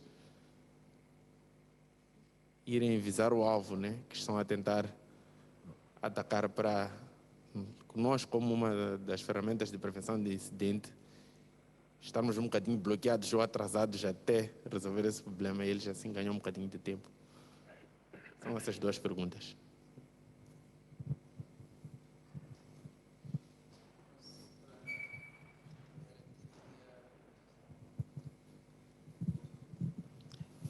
Em relação à primeira pergunta, queria saber qual é o nível de eficiência dessas ferramentas, é isso? Sim, qual é o nosso posicionamento? O que é que nós, como CSIRT, fazemos para monitorar a eficácia das ferramentas que nós temos? Okay. Okay, so there's two questions. One is, as a CSIRT, and since you have mentioned the tools that we need to use, what do we do to monitor the efficiency of those tools and applications? That was question number one. Question number two, what if those tools that we use are actually hacked? Good question. And then because it makes us difficult to actually run the process that you've just described. Yeah, I think it's somewhere in the slides, actually. We haven't seen it yet. But yeah. So first of all, how do you measure the efficiency of the tools? Was that the first question? Well, I would say you measure the efficiency of the process, right? Not of the tools. So what's important in all these tools, and these tools have that, is that you need to have good statistics. So at registration time, you open the ticket, you open the incident, and then everything starts happening, and then at some stage you close the incident. So the tool measures the time, the solution time. And then you can make statistics and you can say, okay, we had where are we now? In August. In August we had, I don't know, 20 denial of service, 70 spam cases. And then you can see for all of those, what was the average solution time. So you measure the efficiency of the process. I don't think you can measure the efficiency of the tool. The tool is just a tool. But very important is that the tool can show you what the number of incidents you have, the types of incidents you have, the average time to resolution, and probably some more things. That should all come out of the tool. And all these tools have that kind of reporting facilities. That's, I think, the first question. Shall we do that first? Então, a explicação do nosso facilitador é que, mais do que estarmos preocupados com a eficiência da aplicação, temos que estar preocupados com a eficiência dos processos que nós definimos. Porque aquelas aplicações vão nos ajudar mais do ponto de vista de estatísticas.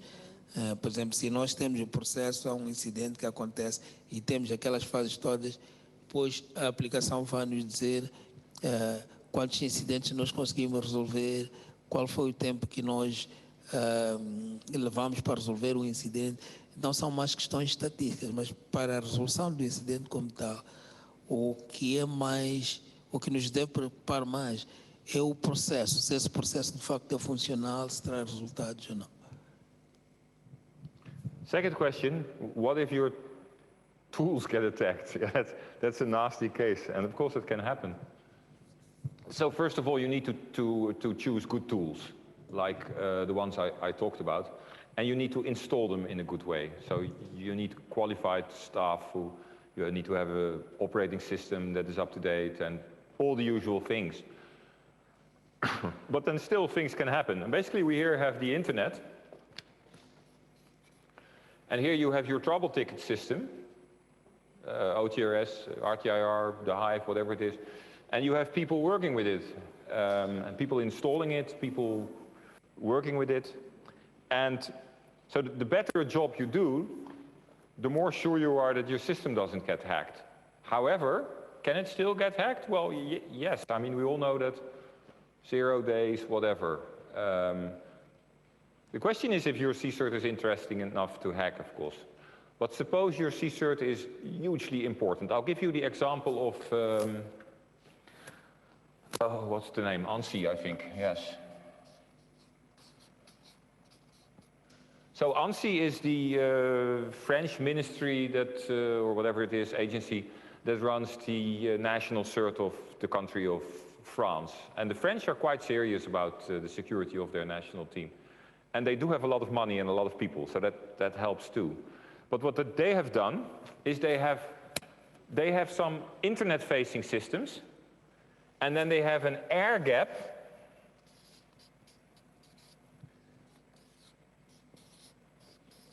and here they have their internal systems and their internal network. And you know what I mean, right? It's an air gap. So anything they register here and they want to process here, they need to type. So that's a nuisance, of course. But it's their choice to be secure. They have literally air-gapped all their internal systems. They're not connected to the internet. But this is an extreme way of doing it, of course. And most teams don't do it in this extreme way, but it's sort of the extreme consequence if you really want to make sure that these systems cannot be hacked from the internet. Most teams don't do that. Most teams just make sure that with good system management, with good firewalls, with good engineering, with keeping things up to date, with applying all the patches, with having a good crew of people here who will notice when something strange is happening and can react quickly, they make sure the best they can that this system stays secure. Achou a pergunta bastante interessante, gostou da pergunta.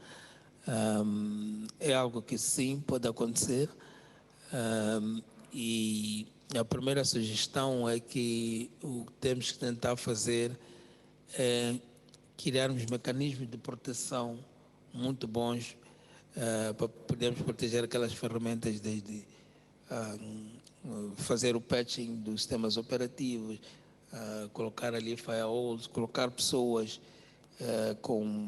bastante experimentadas para criar mecanismos de proteção ali daquelas ferramentas. Então, tudo aquilo que nós podemos fazer para podermos proteger o máximo possível. Em alguns casos extremos, e ali deu o exemplo de uma equipe de resposta a incidentes na França, em que eles têm a ferramenta que faz o registro, mas tem a componente de registro também que está praticamente isolada da internet. Então, existe ali um fosso entre aquelas ferramentas que estão ligadas na internet e a outra ferramenta que está do outro lado, que naquela elas buscam a informação dali e registram quase que manualmente do outro lado. Então, não estando conectadas à internet, dificilmente serão atacadas. É um caso muito extremo, não é muito comum. No caso concreto, eles decidiram fazer isto, mas o normal é o primeiro cenário em que temos as ferramentas lá e aplicamos todas as medidas severas de segurança para protegermos ao máximo possível.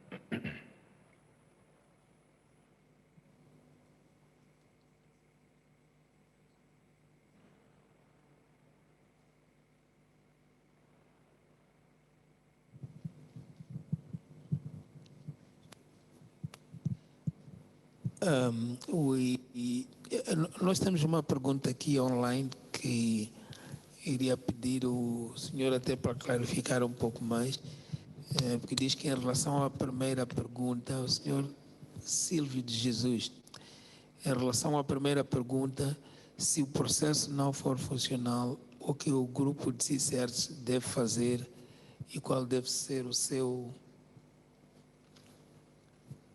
posicionamento? There's a question online. I guess it's talking about the first question that was posed by a friend here, basically saying if the process is not good enough, what would the CSIRT do and how should they position themselves? But the process is not good enough. Okay, not exactly sure what that means, but let me talk around it.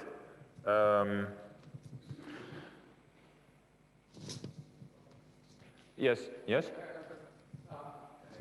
mean, as Don described, the systems provide.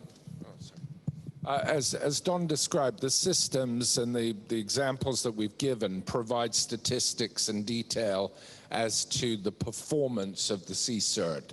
So those statistics can be used then by management to look at the performance of the CSIRT and together with the team look for where there may be potential weaknesses. So for instance, if a certain type of incident is taking a long time to resolve, then that can be investigated. What are the challenges that we're facing?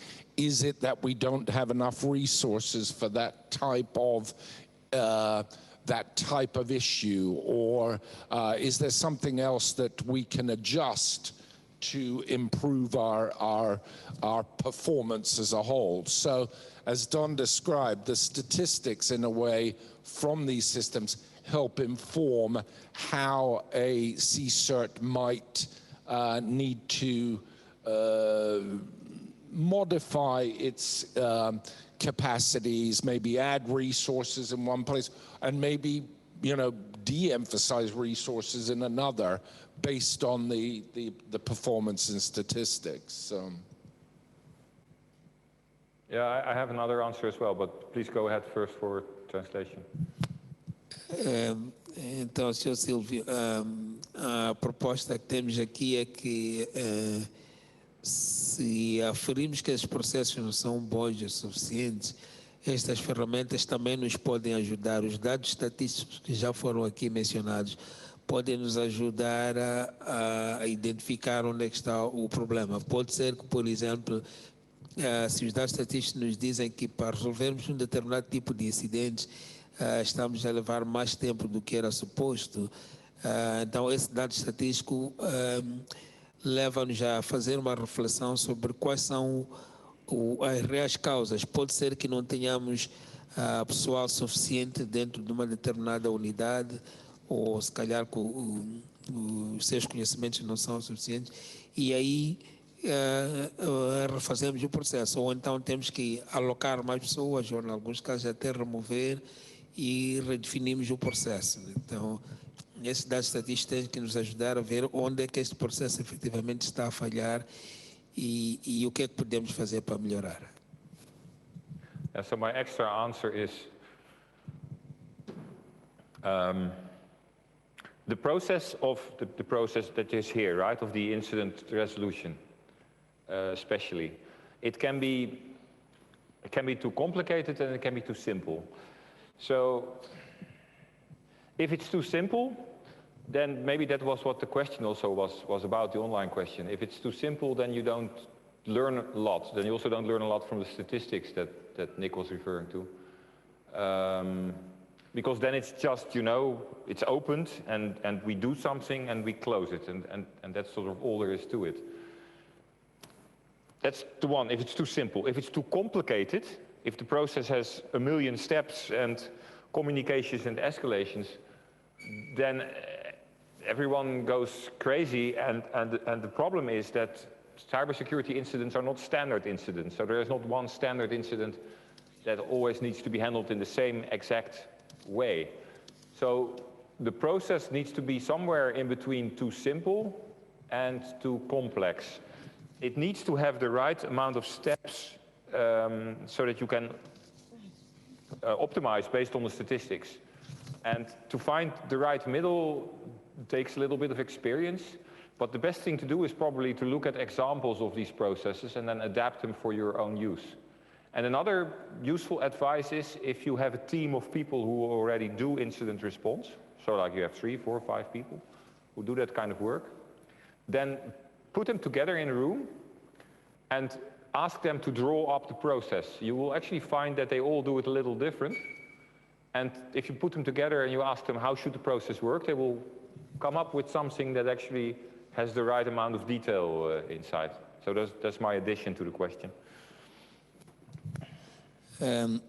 Uma segunda resposta é, primeiro, observarmos esses processos que nós já definimos.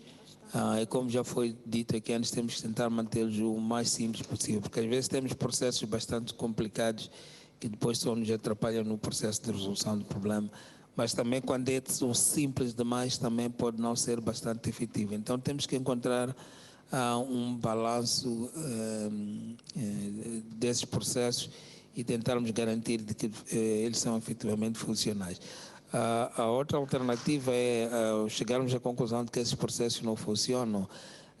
Chamamos os especialistas que fazem a resolução de incidentes, colocamos numa sala e pedimos a eles para escreverem como é que eles definem o processo de forma individual, e podemos chegar à conclusão de que eles vêm com caminhos totalmente diferentes, mas se o pedirmos para fazer em conjunto, talvez já possam definir. Então, esses são alguns mecanismos que nós temos que usar para ir melhorando os nossos processos. Nós, hoje, já sei que deve haver mais perguntas.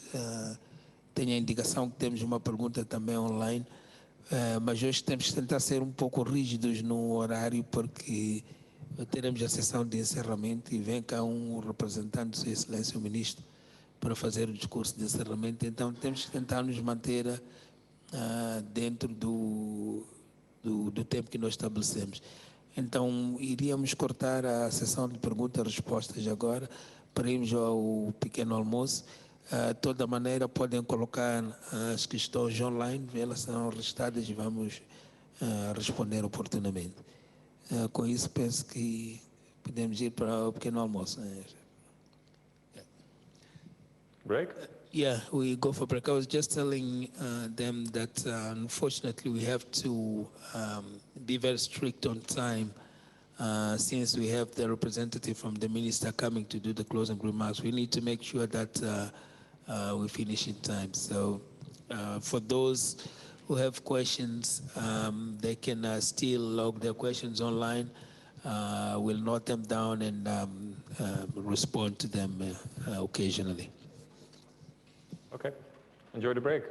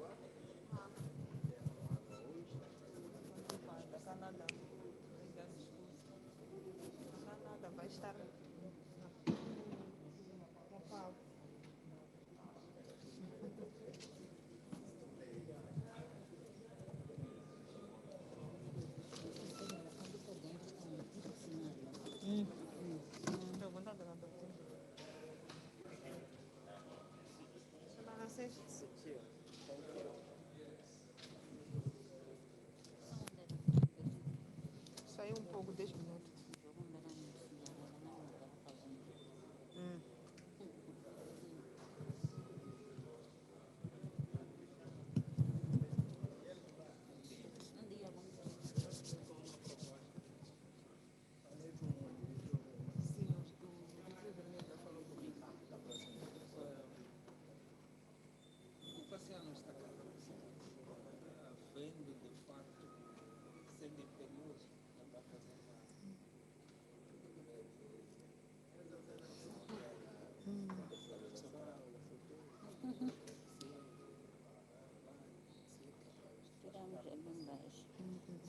Não, os vídeos de gente, pá.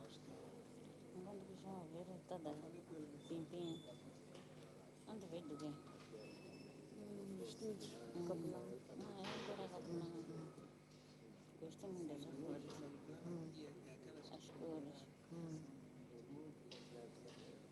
Nós combinamos.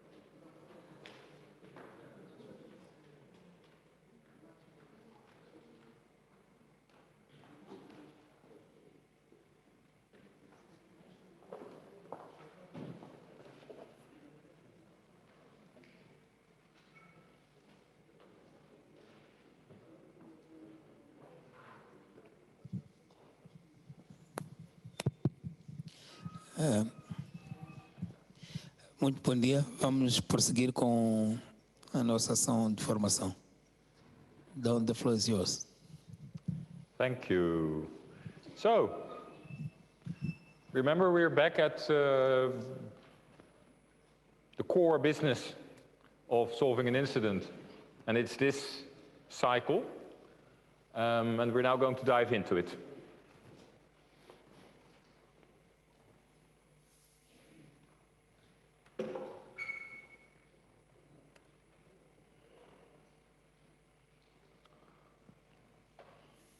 So the first thing you need to do is analyze while you're here in this cycle. And it's the best if the analysis is done according to a logical set of steps, logical process. Because you want to be able, if you do the analysis again in the same circumstances, you would want to reach the same answer. If you're a smaller team, it will basically just be a matter of practicing together, making sure that it becomes better. If you're a bigger team, you can actually write out how such an analysis should work. A very important part is in bold there. That's a general principle, also of forensics. Never work on real data, always on copies. So that only applies when you have, for instance, got physical things like a hard disk or a computer or whatever device. Then the rule always is never work on real data, always work on copies. If it is a bigger incident and you need to do a lot of analysis, you will need to have more people do it. So then you will need to build a team to do it. This is again for bigger teams, right? If you have 3 people in your CSIRT, then you don't have a lot of options. But if you can build a bigger team for a bigger incident, then obviously you need someone to manage the team, the analysis team, because we're talking about analysis now, and split the work according to who's best at what. Just, you know, it's basically a very tiny project plan, how to do the analysis, someone managing it, people being active with the different parts of the analysis, and then, of course, feedback to each other all the time to make sure that you get where you want to go with the analysis.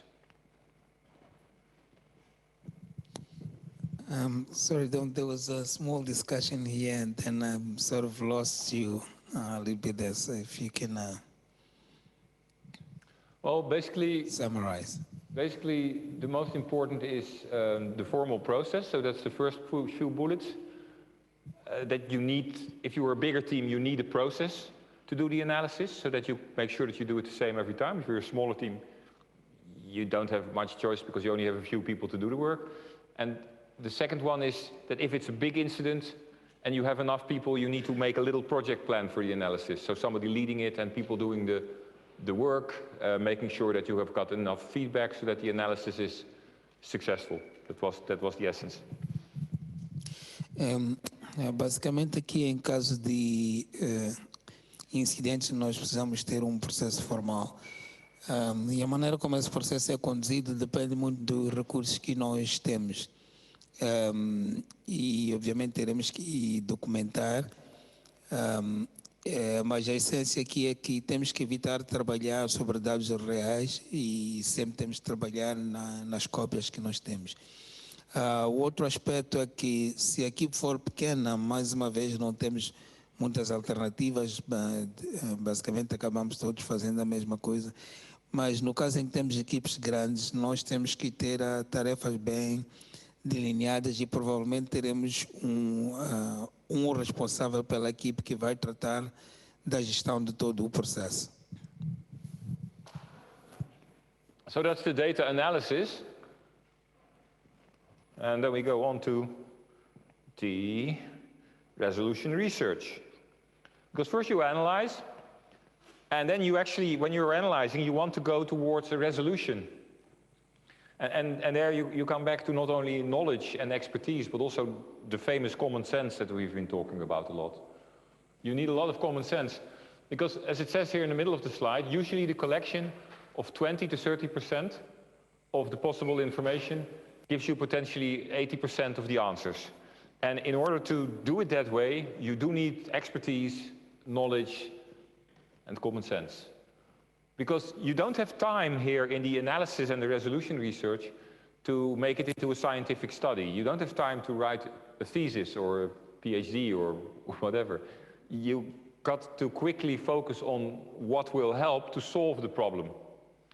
And for that, you never, or really never, need all the information. You just need enough information in order to be able to take positive action that will lead to results. And that's really the art of incident response and incident handling. Yeah, and again, if it's a very big incident and you have a big team, then you will have a more complicated situation and you will need a little project plan.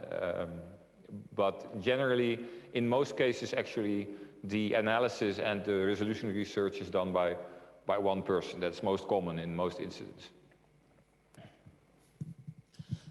No processo de pesquisa para resolver um problema, nós temos que fazer a análise e a revisão dos dados e para podermos perceber se nos dá alguma indicação de como resolver esses problemas.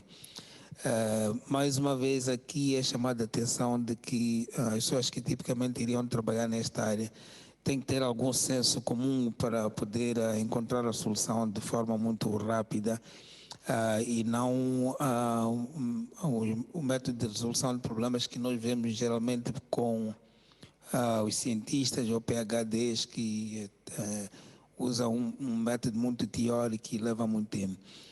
Outro aspecto é que normalmente quando nós fazemos a coleta de dados, cerca de entre 20% e 30% desses dados já nos podem dar informação suficiente e nos dar cerca de 80% da resposta para podermos resolver aquele determinado incidente.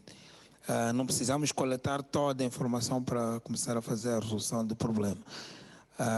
E a outra questão é que em equipes menores, geralmente quem faz a pesquisa tem sido a mesma pessoa que faz, portanto, a resolução do problema. And then at the bottom of this slide, there is an interesting remark, and there is a concept that we haven't mentioned yet. Because we were talking about incident handlers as a role. And it's the incident handler who usually does the analysis and the resolution research. And then there's mention there at the bottom of the slide of an incident manager. So who's that?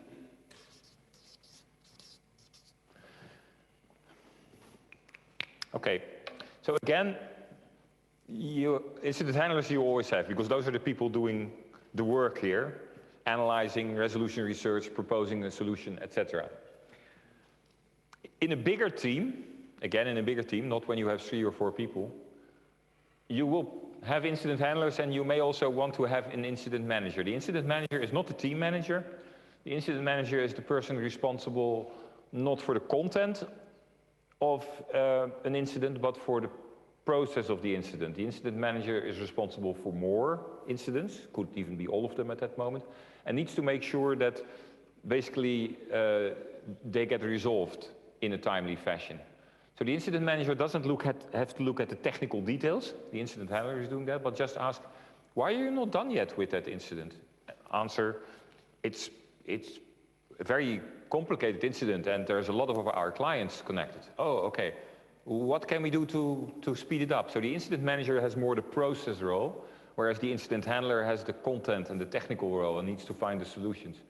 And if you have a bigger team, it is very good to have these 2 roles, because the incident manager has sort of the overview of how the process goes and can support the incident handlers in making sure that you reach timely resolution of the problems, and can escalate, of course, if it doesn't work. Uma nova figura que é trazida aqui é o gestor de incidentes, que normalmente não é uma pessoa técnica, ela não faz trabalho técnico de tratamento de incidentes, pois isto é feito pelos técnicos que fazem o tratamento de incidentes, mas ele tem uma visão mais holística e mais superficial na medida em que ele tenta garantir que os processos são de facto executados e que os problemas são resolvidos dentro dos prazos estabelecidos. Ele pode contactar os técnicos para perceber porque que o problema não está sendo resolvido, se é necessário alocar algum recurso ou não, e também faz o processo de escalar o problema caso seja necessário levar alguma preocupação para as hierarquias superiores.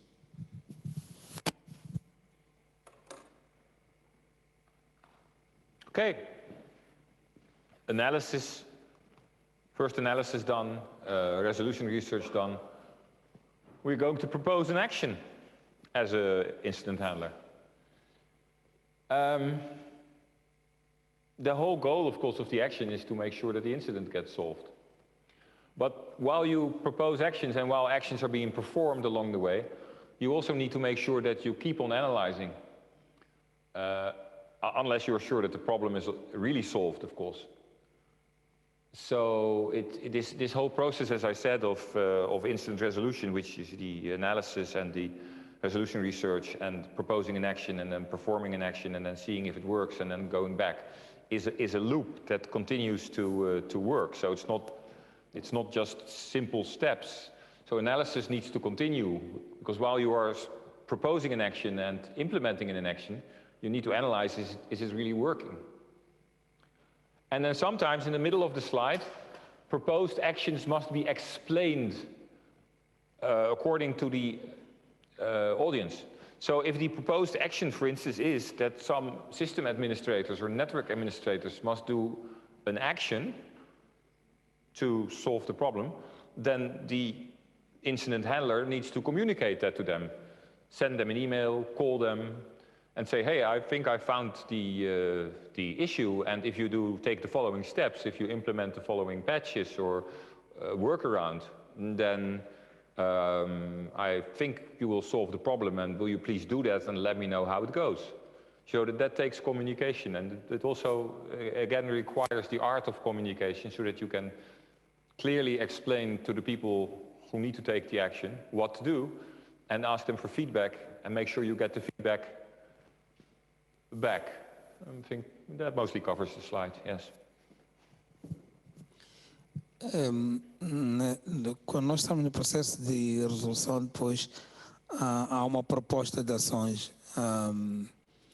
baseadas nos passos que nós fizemos anteriormente, e nós devemos continuar sempre a analisar, a menos que esse problema tenha sido já resolvido, e podemos ir olhando para outras componentes. Obviamente temos que sempre nos referir para o estado inicial do incidente. Mas nós precisamos de comunicar às nossas lideranças sobre os passos que nós vamos dar a seguir, né? E essas propostas podem ser feitas de acordo com a audiência, se vamos comunicar esses próximos passos a um técnico, se é um homem de negócios, se é o departamento jurídico, se é os recursos humanos. Então aqui temos que ser cuidadosos na forma como nós comunicamos. Como estivemos a falar ontem, a comunicação tem que ser condizente com o nosso interlocutor. Não podemos estar a usar expressões muito técnicas, por exemplo, quando estivemos a falar com o setor de negócio ou com a nossa liderança. Então temos que conseguir, daí que é importante trazermos pessoas com potencialidades de comunicação, pessoas que saibam comunicar. Okay. And one addition, there are some examples there. These actions can be anything. They can range from, for instance, closing down a system while you want to solve the incident, because if the system is doing important things and it's compromised, you may want to close it down, or you may want to isolate it from the network so that you can take further action. Or you may decide that no, the service needs to go on, so we need to mitigate what's happening while not stopping a service. Or it can be any type of, like the last one, maybe it's such an important incident or such an important service that you want to move to a backup environment so that you can solve the problem in the normal environment, but that you make sure that the backup environment is actually taking over the service. So the action can be really anything, depending on what you're solving. Dependendo do que nós pretendemos resolver, precisamos de olhar para a origem desses ataques, porque podem haver várias motivações, né? E sempre temos que voltar para um ambiente de backup para podermos determinar como resolver esse problema ou então parar ou mitigar um determinado tipo de ataques. Yeah, and maybe as something in between, we talked about ransomware several times. We talked about Costa Rica, and ransomware is a huge problem, of course. So what's the big problem with ransomware attacks? This process is simple, right?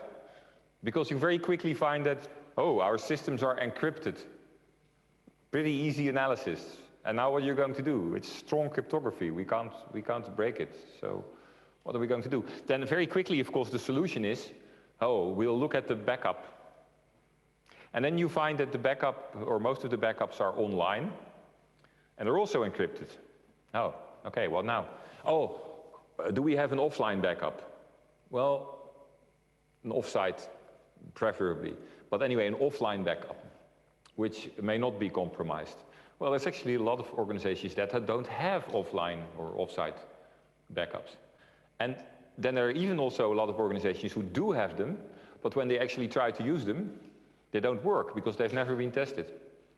So this is sort of the big problem why ransomware is such a big problem. If everybody would have a good backup system, including offsite backups that actually work and that have been tested, well, we wouldn't have so many ransomware problems. Outro exemplo que ele traz é com os ransomwares que nós estamos familiarizados de alguma forma. Quando temos um ataque desse, normalmente nós poderíamos ir para a nossa cópia de segurança, o nosso backup. E em alguns casos temos o backup que está armazenado na cloud. E muitas vezes o que acontece é que quando os dados são encriptados, nós sabemos que o ransomware basicamente vai encriptar os nossos dados usando algoritmos muito fortes que não temos como decriptá-los. E não só encriptar os nossos dados principais, assim como os nossos dados de backup, incluindo esses que estão na nuvem, na cloud. Então o problema não fica resolvido por aí. Há casos em que temos, o ideal até seria termos alguns backups offline, e nesse caso nós podíamos repor os serviços ou os dados a partir desses backups. Porém, o que acontece é que muitas vezes, quando vamos tentar fazer essa reposição, percebemos que aquele backup que nós fizemos também não funciona, porque tipicamente pouca gente faz o teste de reposição desses dados.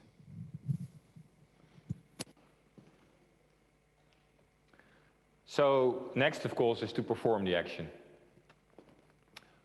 And well, who performs the action? Well, depends, of course.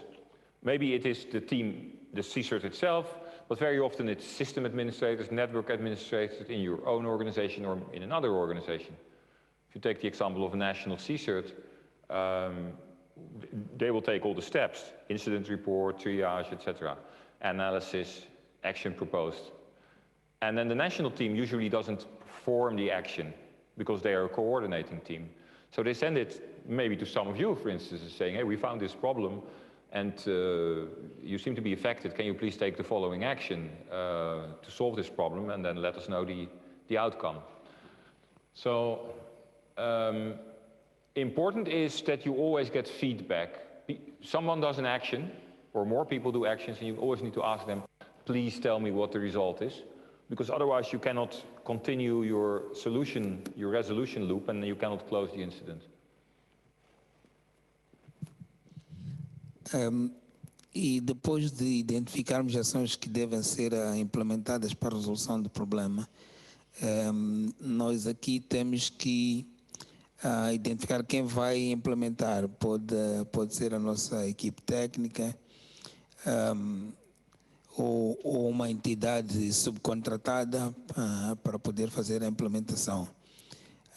De toda maneira, qualquer um desses que vai fazer a implementação tem que obedecer aquilo que é o plano que foi estabelecido, e esses resultados depois podem influenciar nas nossas escolhas. Todas as ações devem ser implementadas de forma correta e temos que dar um feedback. Portanto, temos que documentar e comunicar. Okay. And then, so the incident resolution loop. We have analysis, and then we have resolution research, and we have the proposal of actions, we have the performance of actions, and then we have the eradication and recovery. And hopefully it ends there, but sometimes you need to loop more, of course. So eradication means getting rid of the problem, removing it. You know, doing a fresh install and then making sure that the same problem is not there anymore. Installing patches that get rid of the problem. Whatever it takes to eradicate, to get rid of the problem. And then, of course, there's recovery, because you need to make sure that everything starts running again, and you get back to normal life and work. And business restoration, which is part of that. Now, that may seem simple, and it sometimes is simple, but especially when you have a complicated service or a complicated business process with a lot of systems and software involved and a lot of dependencies, then restoring business can be a tricky process, because you need to exactly know what steps to take and in what order, because if you do them in the wrong order, your processes may not come back to life. So very often, something that should be like a push on the button is more complicated and takes more time. That is not in itself a problem of a CSIRT, but that's more a challenge to any organization that has complex processes that depend on lots of systems and software, that they need to have a clear plan of steps of how to get started again after a major problem or outage. And yes, in business environments, like for instance, bigger companies, banks for sure, insurance companies, other commercial companies, you define things like RTO and RPO, recovery time objective, recovery point objective, to help define the process of getting back to working order. Depends on if you are a CSIRT, if you have to do with that. A national CSIRT usually doesn't have to do with that. A coordinating CSIRT doesn't work with that. But if you are an internal CSIRT inside, for instance, a commercial company, then of course that will be also part of your job, probably. Depois nós começamos o processo para a resolução do problema, que são aqueles passos todos que nós vimos, desde a pesquisa para a solução, identificação dos passos que vamos seguir, a implementação desses passos, e depois passamos para a fase final, que é a resolução ou a erradicação do problema, ou então a recuperação da situação de incidente em que temos. Então temos ali a erradicação, a recuperação e depois a restauração desses serviços. O que vimos é que em algumas entidades como bancos ou empresas grandes, temos ali o RTO, que significa Recovery Time Objective, e depois também temos ali o ponto de recuperação desses objetivos. E esses são processos que estão bem definidos nessas entidades que são tipicamente grandes. Okay, so we have done this whole loop several times, as long as is needed to finally solve the incident or close it.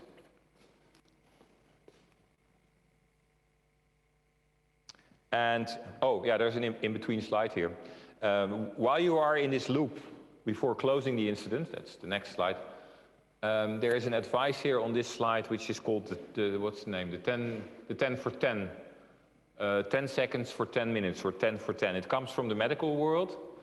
And it means that, think of a hospital where you are having, for instance, there has been a big accident.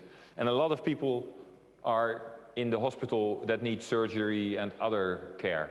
And people are working really hard, nurses and doctors, to get everything done.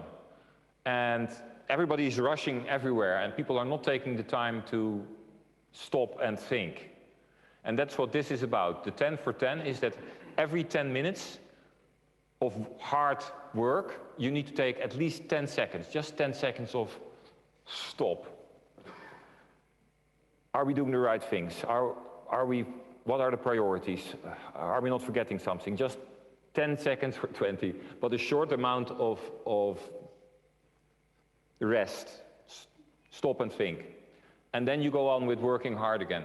And what experience learns, and this is of course why they do this in hospitals, and you can do the same in an incident response team when you have a very big incident, is that these simple 10 seconds actually help you be more effective and solve the problems faster and get the priorities right. So if you have a really big incident and quite a few people are working on the problem and everybody is rushing around, see if you can do the 10 for 10 and tell people, you know, take every 10 minutes, you just stop and think for 10 seconds. What should I really do next? What's the most important? That's 10 for 10. Neste slide, nós temos que, enquanto resolvemos o problema, temos que nos manter em alerta, porque podem haver algumas atualizações que podem mudar todo o figurino daquele incidente. E aqui ele traz uma tecnologia que é usada nos hospitais com equipes médicas, que é 10 segundos, cada 10 segundos para 10 minutos, que é basicamente numa situação de cirurgia, nós temos ali o médico e uma série de equipes de assistentes, cada um a realizar as suas tarefas de forma muito rápida, mas em cada 10 minutos é preciso nós pararmos por 10 segundos e observarmos se estamos de facto a fazer a coisa correta. Por vezes descobrimos que podemos encontrar soluções alternativas ou soluções mais rápidas, simplesmente naqueles 10 segundos que nós paramos para observar se aquele processo que nós estamos a seguir é de facto o mais correto.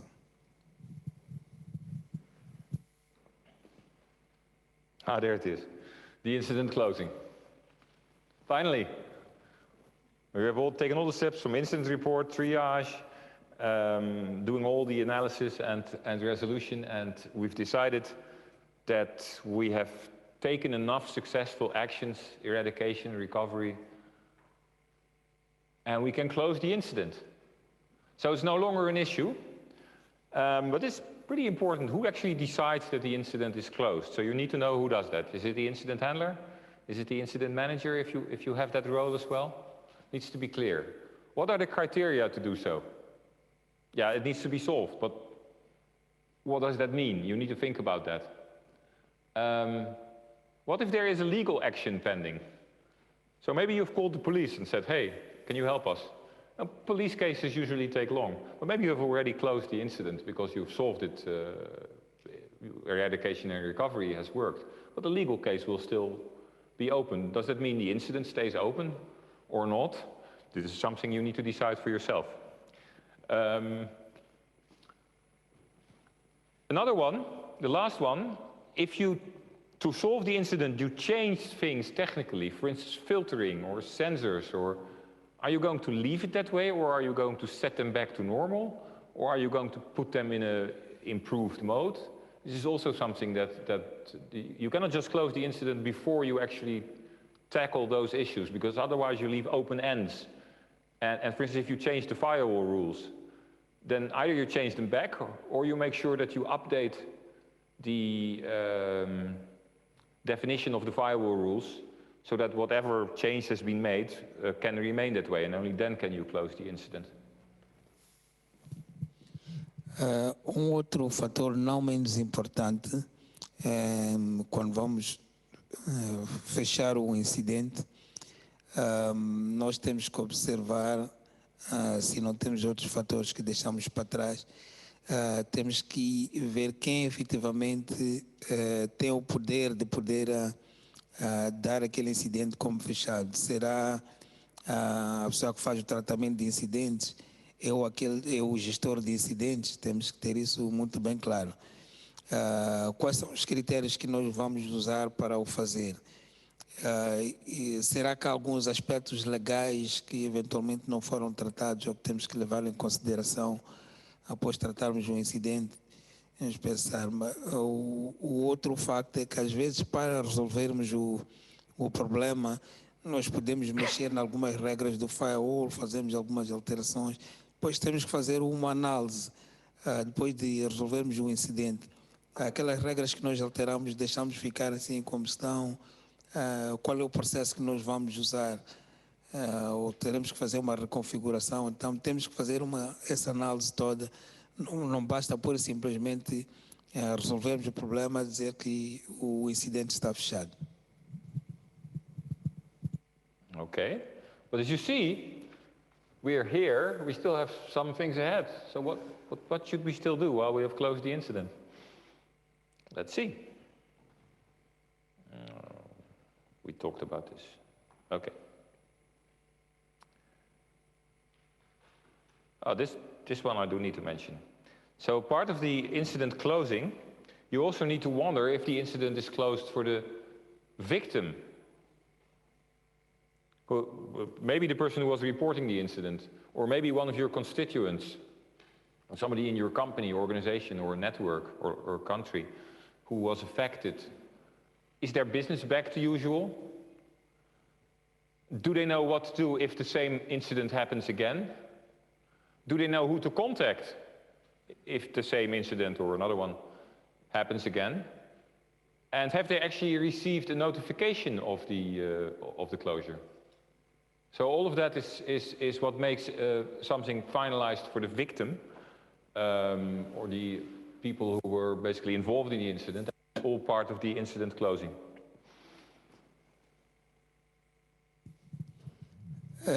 Portanto, nós devemos analisar que já estamos numa fase em que fechamos um incidente, mas como podemos ver ali por aquele diagrama, ainda temos uma série de ações a realizar. Uma delas é esta que nós fechamos, resolvemos o incidente, mas para a vítima, para a pessoa que reportou aquele incidente, será que para ele está fechado? Temos que analisar se o negócio ou se as funcionalidades voltaram ao normal. Esse é um passo. Mas temos que saber se a vítima, por exemplo, sabe que ações é que ela deve tomar em caso de voltar a ter incidentes similares, e como é que ele nos deve, ou a quem é que ele deve contactar se tivermos um incidente similar, e se fizermos uma notificação formal para a vítima, dando conta de que aquele incidente está de facto encerrado.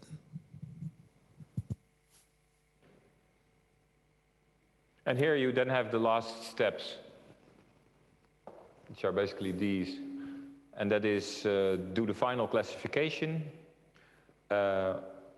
work on the final information, and archive. Well, let's translate first, and then we go and look at them. Então, estes são mais alguns passos que nós temos que realizar. Fazemos uma clarificação final, vamos fazer uma informação final e depois arquivamos.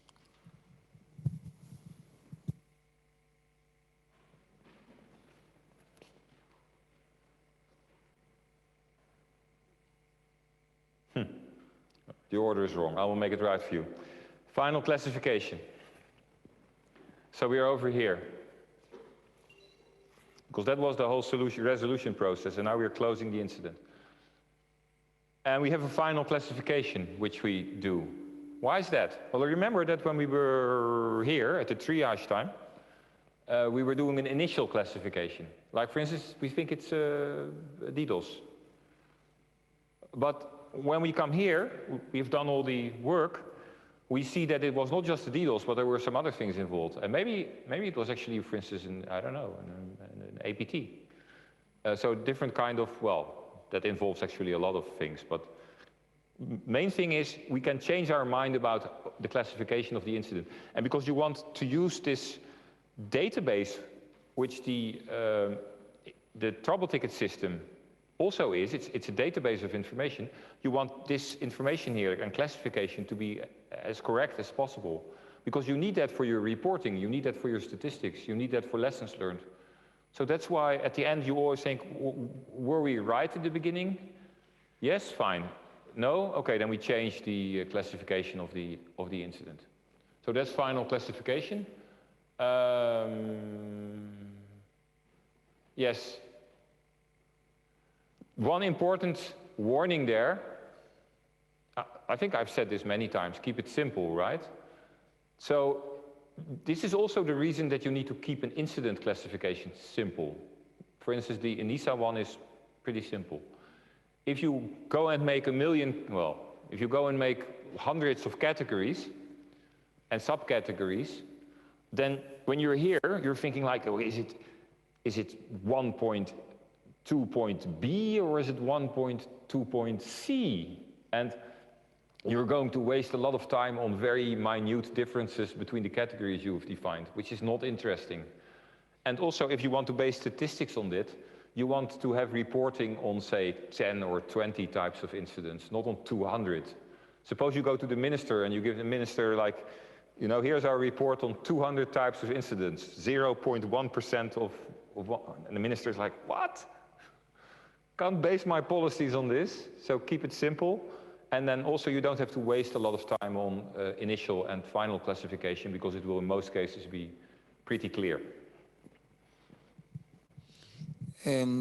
Na fase da classificação final, nós no início estivemos a ver que nesse processo de resolução, numa das fases da triagem, nós fazemos a classificação inicial e teríamos dito na altura que não nos devemos preocupar se aquela classificação que nós fazemos é de facto a correta ou não. Depois de passarmos todo o processo de resolução do problema, e já nestas fases finais, quando fazemos a classificação final, nós podemos ter que rever aquela classificação inicial que foi feita, porque no ato da resolução podia parecer que no início ele foi classificado como um ataque de negação de serviço, né, chamado DDoS, mas depois no processo de pesquisa e na resolução concluímos que afinal não era apenas só um DDoS, mas tinham outros tipos de ataques lá envolvidos. Então nós vamos fazer a reclassificação, fazemos uma comparação entre a classificação inicial e aquela classificação final que nós aqui obtivemos. E isto pode nos ajudar a posterior, e ainda na fase de triagem, a poder fazer uma classificação melhor. Mas temos que ter atenção também, existem alguns riscos na classificação, porque nós às vezes podemos perder muito tempo nos focalizando nas subcategorias daquelas classificações, que às vezes, por exemplo, para efeitos de report às nossas lideranças, não faz muito sentido. Então temos que tentar balançar aqui quando fazemos essa classificação final. And then the final information. You're still here in the closing of the incident, final classification, final information. And again, because your tracking system is a database basically that you want to base your lessons learned on, you want to be as precise as possible in putting final information there. So do you have inside the trouble ticket, the incident description, do you have the targets of the attack or incident, the impacts, the main findings?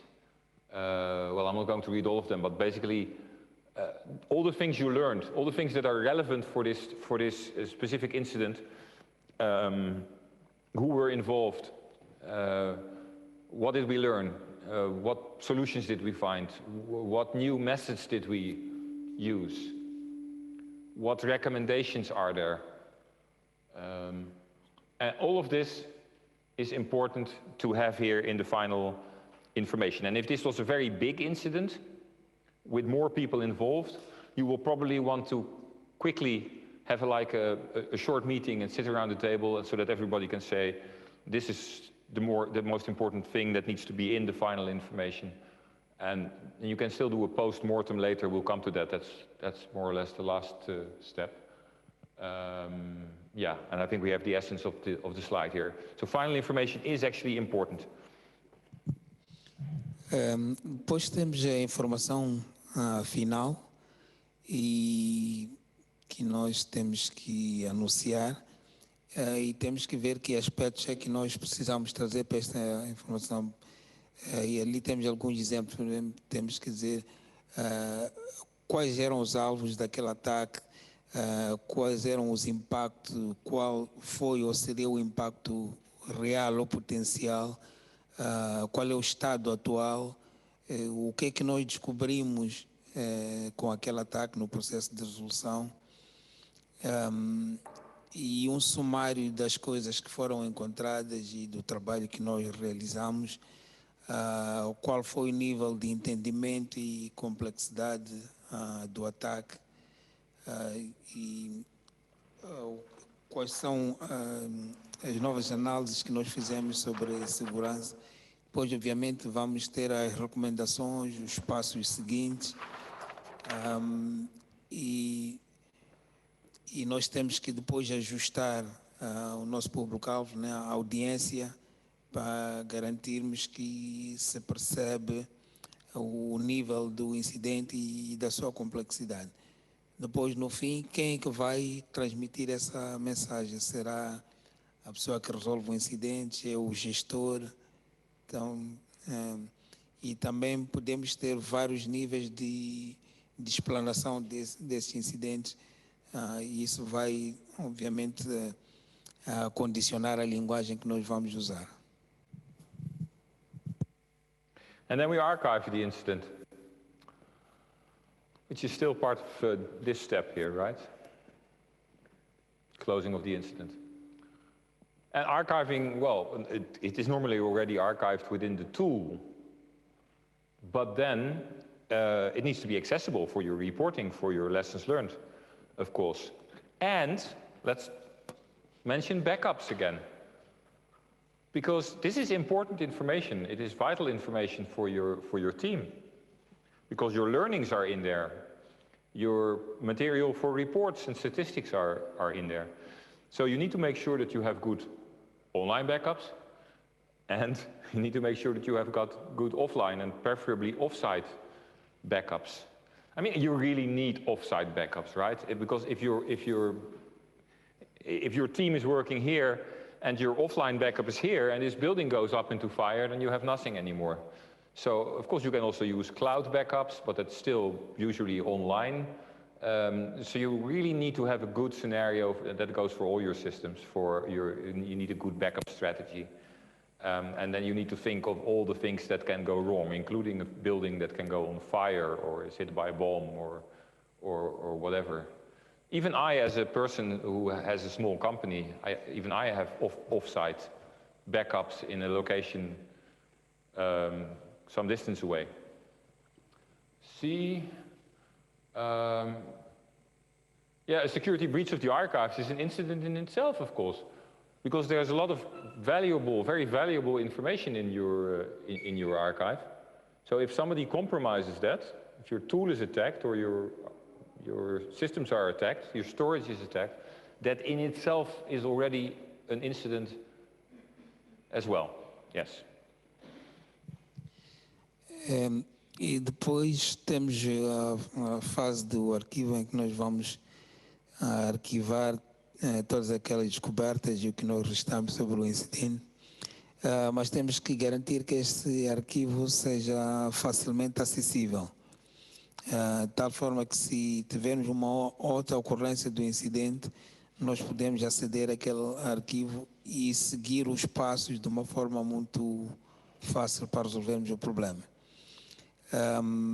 estes arquivos devem ser guardados num ambiente seguro, e ele dava aqui mais uma vez o exemplo de backup. Temos de ter um backup, inclusive destes arquivos, mas não faria muito sentido se nós temos os arquivos numa sala e temos o backup na sala a seguir, porque se houver um incêndio, todo aquele backup vai-se, então perdemos o arquivo. Por outro lado, bom, obviamente podemos guardar na cloud, mas também tem os riscos que nós já vimos aqui. E se houver um ataque ou houver uma vulnerabilidade sobre esses arquivos, se eles forem perdidos por alguma razão, isso por si só é um incidente de segurança e deve ser tratado, porque temos que compreender que estes arquivos eles nos vão permitir resolver problemas similares no futuro com maior facilidade. Então temos que garantir que eles também não sejam atacados. And now with the last line we come to an important point. Built-in function, CSIRT dedicated solution, organization-wide solution. So what do we mean here? We're talking about the trouble ticket system. These three, RTIR, OTRS, the Hive, are typically CSIRT solutions. So why do CSIRTs often choose for a CSIRT-specific solution, whereas especially bigger companies, bigger organizations have their own help desk system or their own service desk system, like HP OpenView, or I mean there are many systems, or Remedy, ARS, there are so many trouble ticket systems, and your organization may be using one of those for the help desk and service desk for IT, or even more. So why wouldn't you use that same trouble ticket system with workflow capabilities? Why wouldn't you use that for the CSIRT?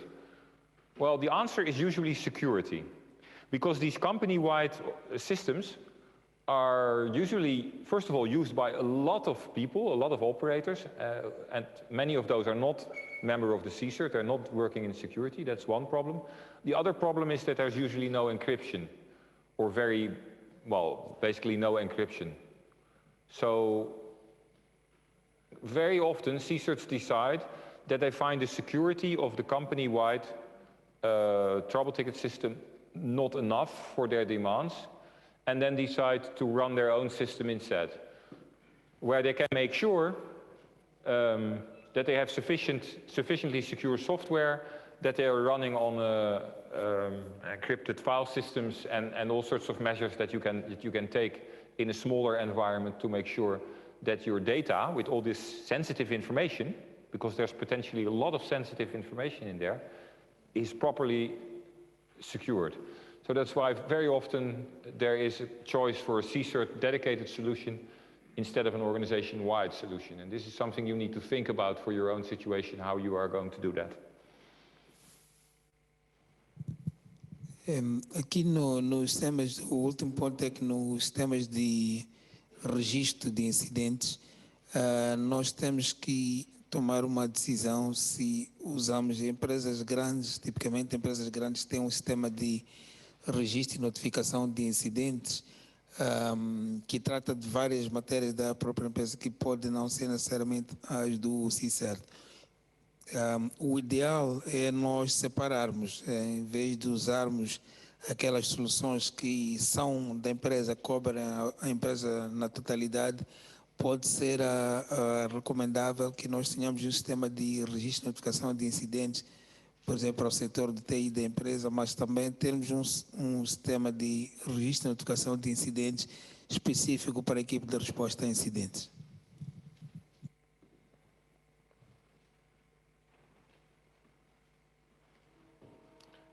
Well, okay, very short about this one. This goes for any country. Any country has rules for how long to keep records. So no doubt Mozambique has too. Of course, you need to apply those rules. In my country, for instance, an individual needs to keep their records for financial records, etc., for 5 years, and a company needs to keep it for 7 years, and the government needs to keep it for 12 years. That's the rules we have in my country, and this is different in different countries. You need to apply that, of course, But you also need to make sure that if that term is over, it is very often a good idea to actually delete it. After some time, the data are supposed to be deleted. Because if you, for instance, have to keep it for 7 years, you keep it for 7 years. And then if you don't delete it, then the question is, how long are you going to keep it? For 12 years, for 1 million years? Obviously not. So the best thing is to have a clear policy on how long to keep archives and data, and then follow the policy. And after the period is gone, after the legal time is over, you just delete it. And the same goes for log files, but for log files, usually those periods are different. Temos também tomar em conta a legislação aplicável em cada um dos países relacionada ao período que nós temos a obrigação de guardar esses dados, né? Isso varia de país para país.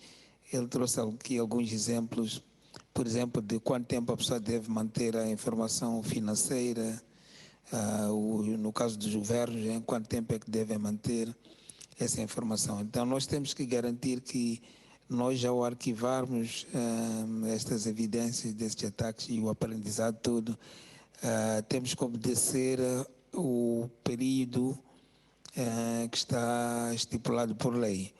E passado desse tempo nós podemos apagar. Se calhar não nos interessa manter dados depois daquele período estipulado, manter os dados por mais 10, 15, 20 ou 1 milhão de anos, pode não ter interesse.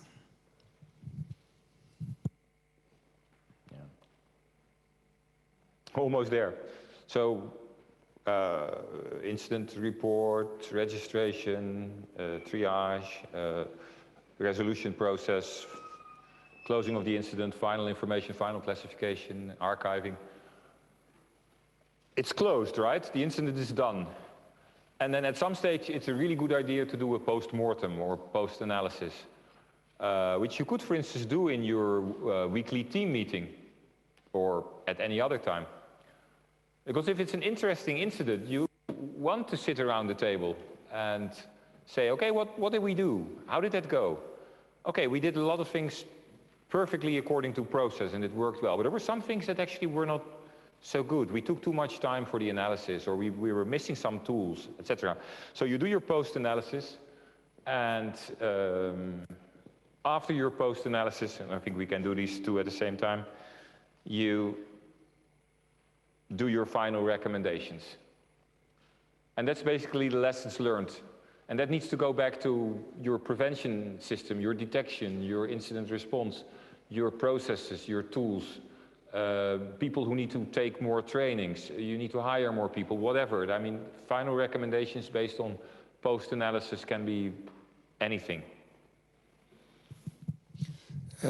Depois desses passos todos, temos uma análise a posterior que, depois de fecharmos o incidente, nós podemos sentar, provavelmente naquelas nossas reuniões semanais, e fazemos uma análise do que aconteceu, o que nós achamos dos processos que foram implementados, correu bem ou não correu bem. Então fazemos ali uma análise e depois disso passamos para a fase seguinte, que é das recomendações finais. Aqui nessas recomendações finais podem vir recomendações sobre aqueles estágios todos, processo de prevenção, de detenção, de resolução do problema. Então, temos que fazer aqui uma recomendação como resultado daquele incidente. Okay.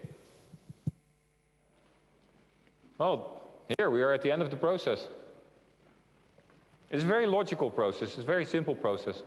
And if you look up the ENISA best practice guide for incident management, you will find all of this explained in detail with a lot of good ideas there. So much recommended to use that document. And before we end this part, wanted to point out something that is called the Mike Alexiou principle. If I recall well, Alexiou, forensics researcher, and what he noticed is that a lot of analysis, including computer forensics, is of course also analysis, is lacking clear direction. And this is really, really important in this kind of research. And we can also apply this to the work that we do here in incident management. And the Michael Alexiou principle states 4 questions for the investigator, for the person doing the analysis and the investigation. 1, a very basic one. What question are you trying to answer? Right? This is an important one that we often ask. What question are you actually trying to answer? Number 1. Number 2, what data do you need to answer that question? Number 3, how do you extract that data? How do you get those data? And 4, what do those data actually tell you? So these 4 are very simple, but if we would educate especially young people, new people in the CSIRT world, explaining them in more detail, of course, these 4 steps and what it actually means, that would really help. Because sometimes people are just running around like headless chicken, trying to solve a problem, whereas the first one is, what question are we trying to answer? Let's not just run around and look for data. No, what do we need to solve? What data do we need to do that, etc. These 4 principles are really good. Então, no slide anterior, como vimos, era o final daquele diagrama que nós tínhamos ali, que fomos explicando cada um deles. Entretanto, o nosso facilitador recomenda que olhemos para o guião da ENISA. Tem mais detalhes lá, devemos lê-lo. Mas queria chamar a atenção aqui a um erro muito comum que no processo de investigação ou de análise forense acontece, que é resultado de uma direção clara daquilo que nós pretendemos fazer ou resolver. E aqui ele traz alguns passos que foram definidos pelo Michael Alexiou, que pode ser usado em qualquer processo de investigação, na verdade, e que temos que, antes de ter a clareza daquelas 4 perguntas que estão ali, que perguntas é que nós estamos a querer responder efetivamente? Que dados é que nós precisamos para estas perguntas? Como é que nós vamos extrair esses dados?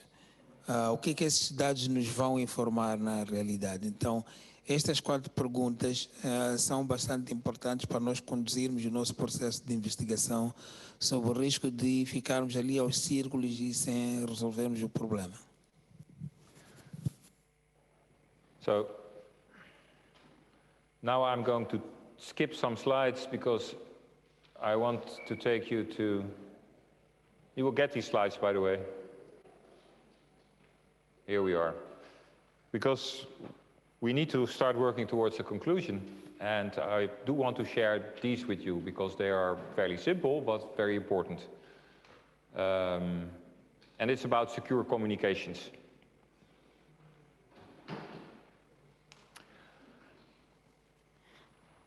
So, PGP or GNU-PG is a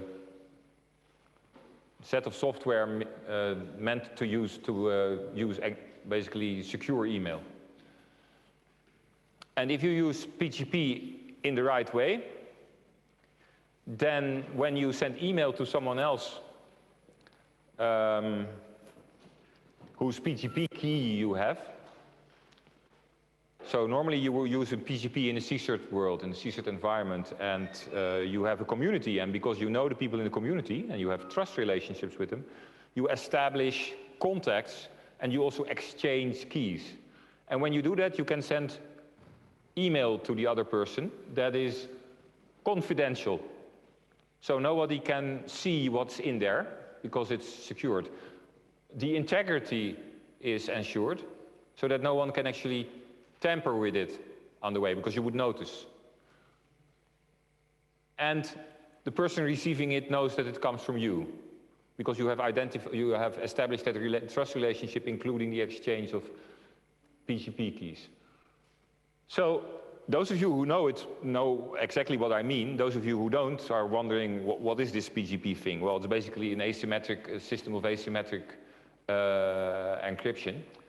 But the bottom line is, especially if you work internationally in the CSIRT world, with other countries, with first TFC CERT, Africa CERT, others, you need PGP because it's simply the method we all use for sending secure email. And do you have to send secure email? Well, if you're sending something really confidential, then the answer is yes, of course, because you're not going to send something confidential in plain email. It's just not done. Is it ideal? No, it's not ideal. The software is getting a little old. It works, by the way. I use it almost every day, and I've been using it for more than 25 years. You can implement it in all sorts of systems. You can do it in Windows, you can do it on Apple, you can, I think, even do it on phones, which I personally don't use. But I use it without any problems on my Apple system, and lots of people use it on their Windows system. You can use it with various tastes of Unix, of course, Linux. It works. It's a little old, but it really does the job, and it's currently the thing that we use in the CSIRT community, especially internationally. Nationally, there are possibly other solutions. I will come to that, but also a lot of countries use it nationally. It's a choice you have to make in your own country.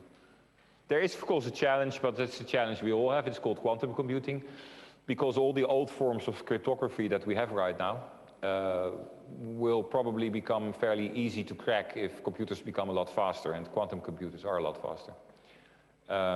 That means that people are already looking into new forms of cryptography and also bigger key lengths to make sure that 5 or 10 or 15 years from now, we can still use new methods of cryptography that are safe. Currently, PGP is, I would say, for 99.9% of all applications still okay. And that's why we use it in the CSIRT community. Yeah. Bom, aqui existe mecanismo que é usado na comunidade de CSIRTs na troca de informação para podermos conferir alguma segurança aqui. E traz aqui o exemplo de protocolo chamado PGP e que confere confidencialidade, significa que essa informação a ser transacionada de uma extremidade A para B, ela se mantém confidencial na perspectiva de que só a pessoa para a qual efetivamente estamos a enviar aquela informação terá acesso. Podemos garantir aqui a integridade desses dados, que significa que temos a garantia de que esses dados, durante esse processo de transmissão, não foram alterados de forma alguma.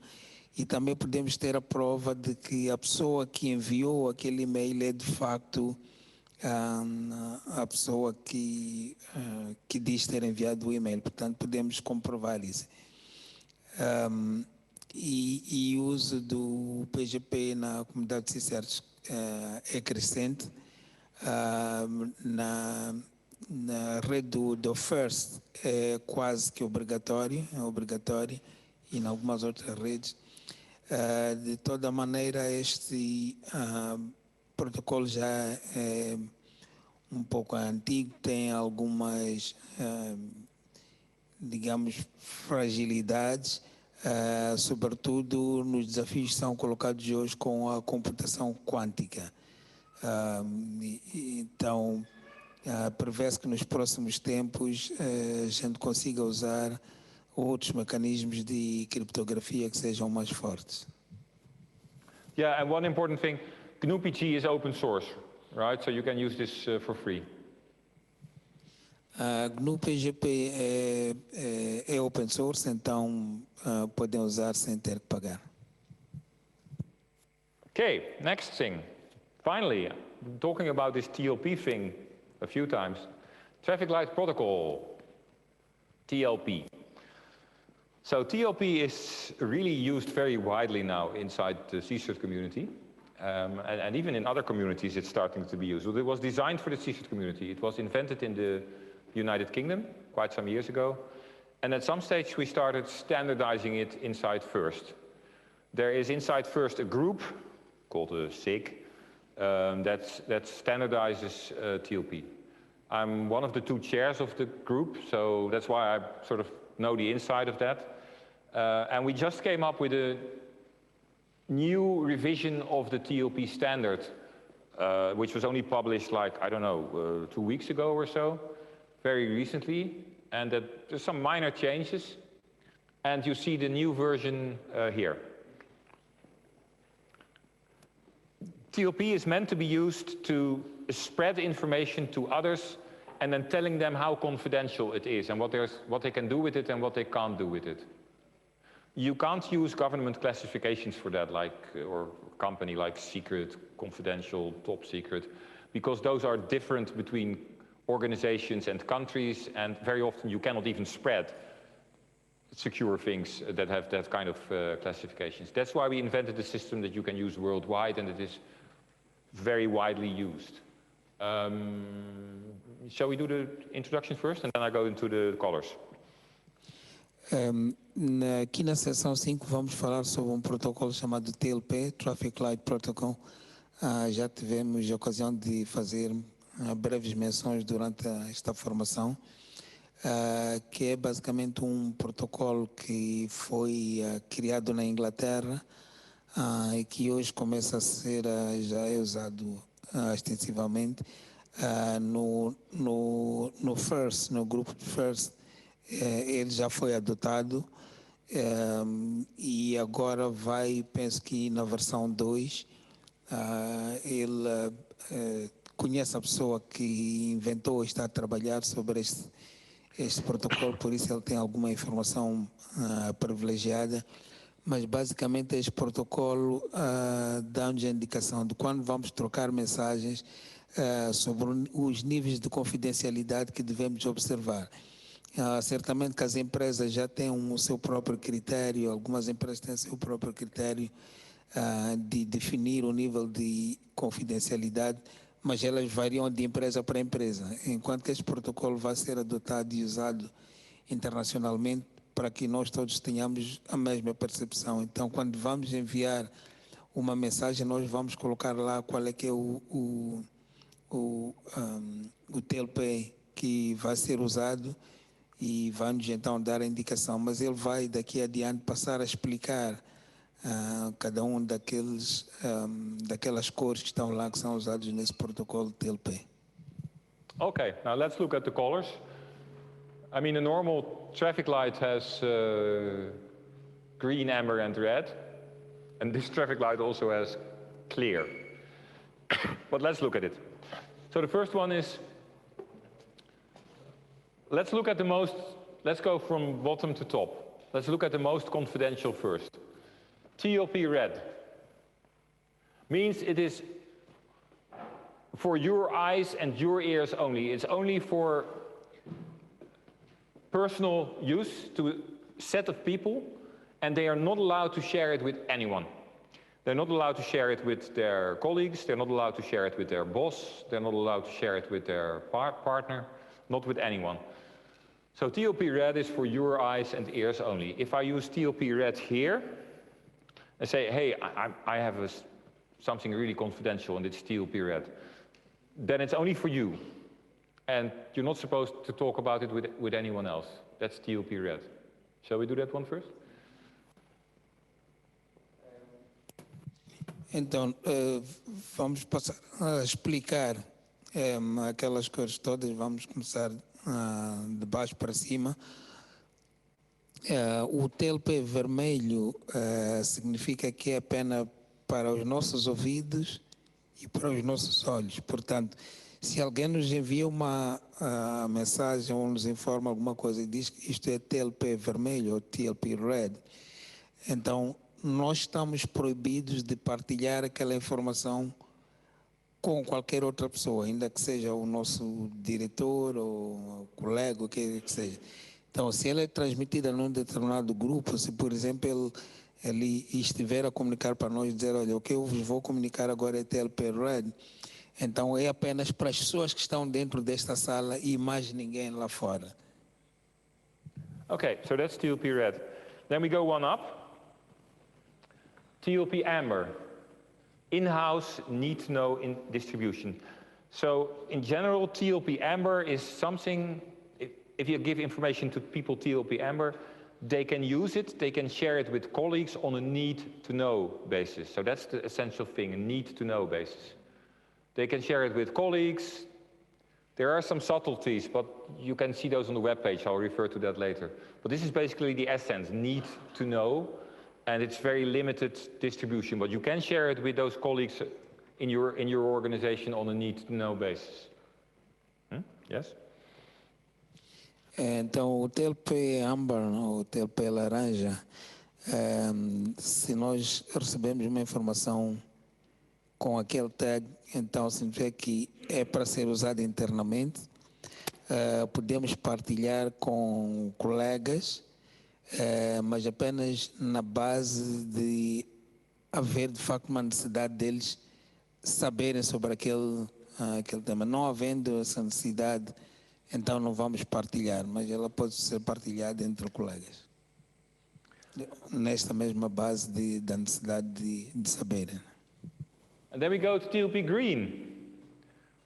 And TLP Green means you can share it with your community. So, for instance, if you are a member of a university and you can share it with your community, then it's probably the academic community, right? So that university, other universities. You need to know what community it is, of course.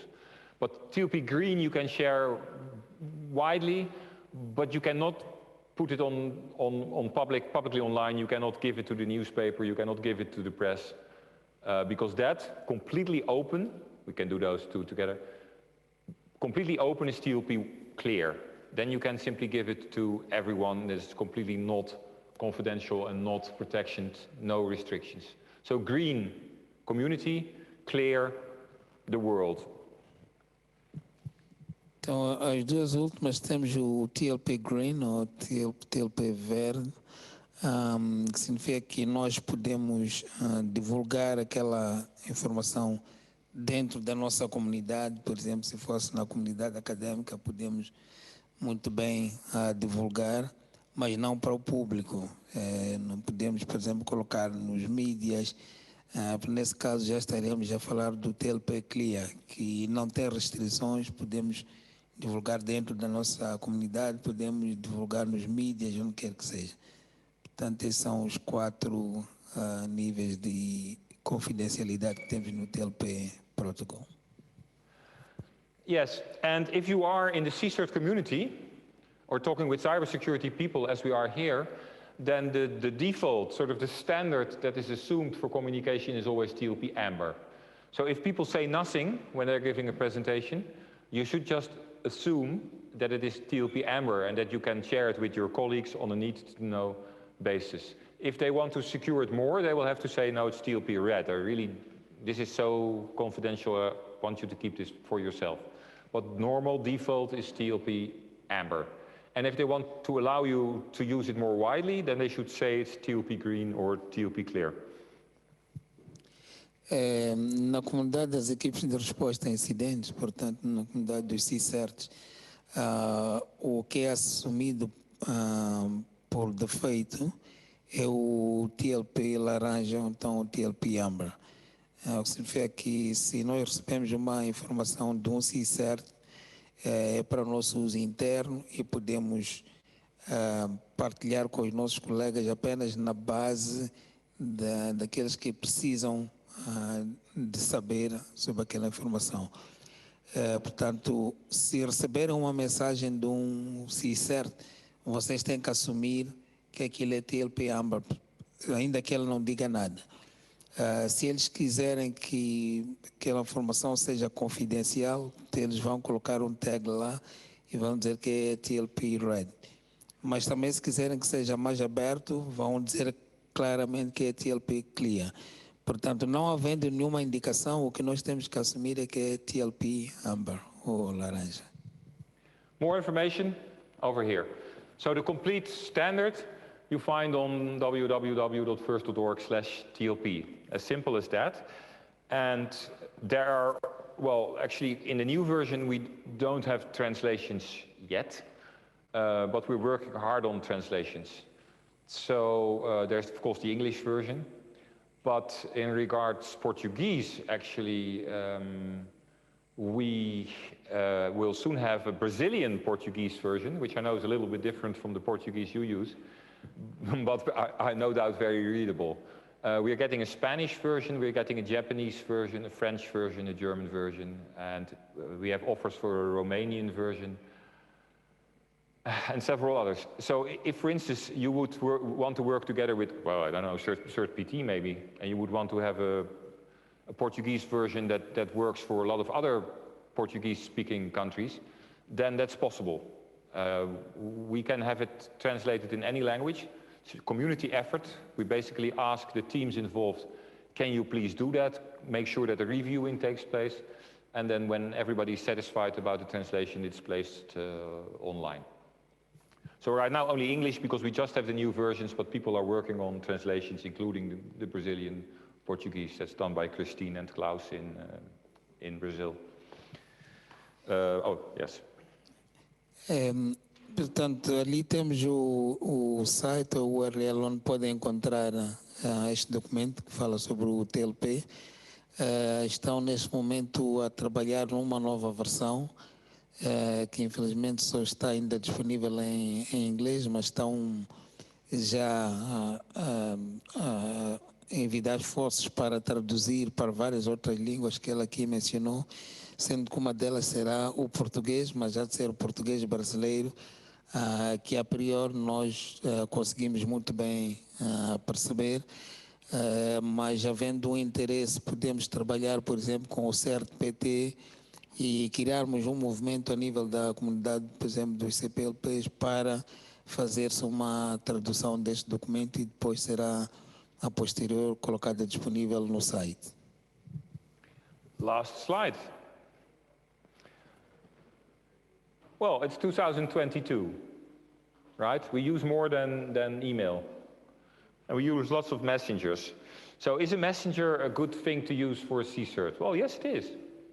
And if you look at what CSIRTs, the ones I know, and I know quite a few, use most, then Signal is actually really popular. I've got Signal on here and on my laptop as well. And communicate with Sergio over Signal, for instance, and with Nick. Signal is strong cryptography, open source. There is a lot of good reasons to actually have trust in the way that Signal has done their job, and that's why it's so popular among CSIRTs. Very nice is that, just like with other messenger tools, it's not just text, but you can also do basically phone calls and video calls, which are end-to-end strong encrypted. So that's good. There are two more that are in the same category, Frema, which is a Swiss product, and Wire. They're as good as Signal, but there's not a lot of teams using them. So you can use them. You could use them in a community. Fine. They're perfectly they're open source, strong crypto, etc., etc. They're just not as popular as Signal. Then other popular ones. Well, I don't need to tell you about WhatsApp. The crypto of WhatsApp is okay. It actually comes from the Signal people. So the content of WhatsApp is well secured. The problem with WhatsApp, of course, it's part of Facebook. And how does Facebook make their money? Well, they sell metadata, right? You are the product of Facebook. Your data are the product of Facebook. So you may say, well, metadata, that is just when I was talking, with who, and for how long, and that kind of thing. And you may say, that's not important, but it actually is. It must be, because otherwise Mark Zuckerberg would not be able to make a living that way. So metadata are important, and they are actually part of security. So I would say that if you use a messenger for professional CSIRT reasons, I would not personally use one where the metadata are for sale. Telegram, yeah, who knows? Telegram is used by a lot of people. It's also used by a lot of criminals, and I guess that means it must be secure. The problem with Telegram is normal Telegram chat is not secure. Group chat is also not secure. The only thing that is most likely secure is the secure chat of Telegram. So if you want to use Telegram, you need to keep that into account. The problem with Telegram is it's not open source.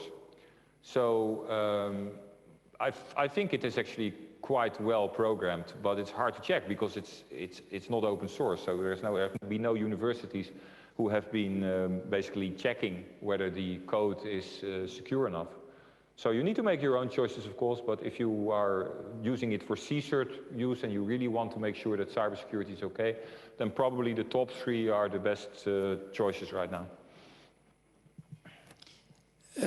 Este é o nosso último slide e aqui queremos falar sobre mensagens seguras. E existe uma série de aplicações que podem ser usadas.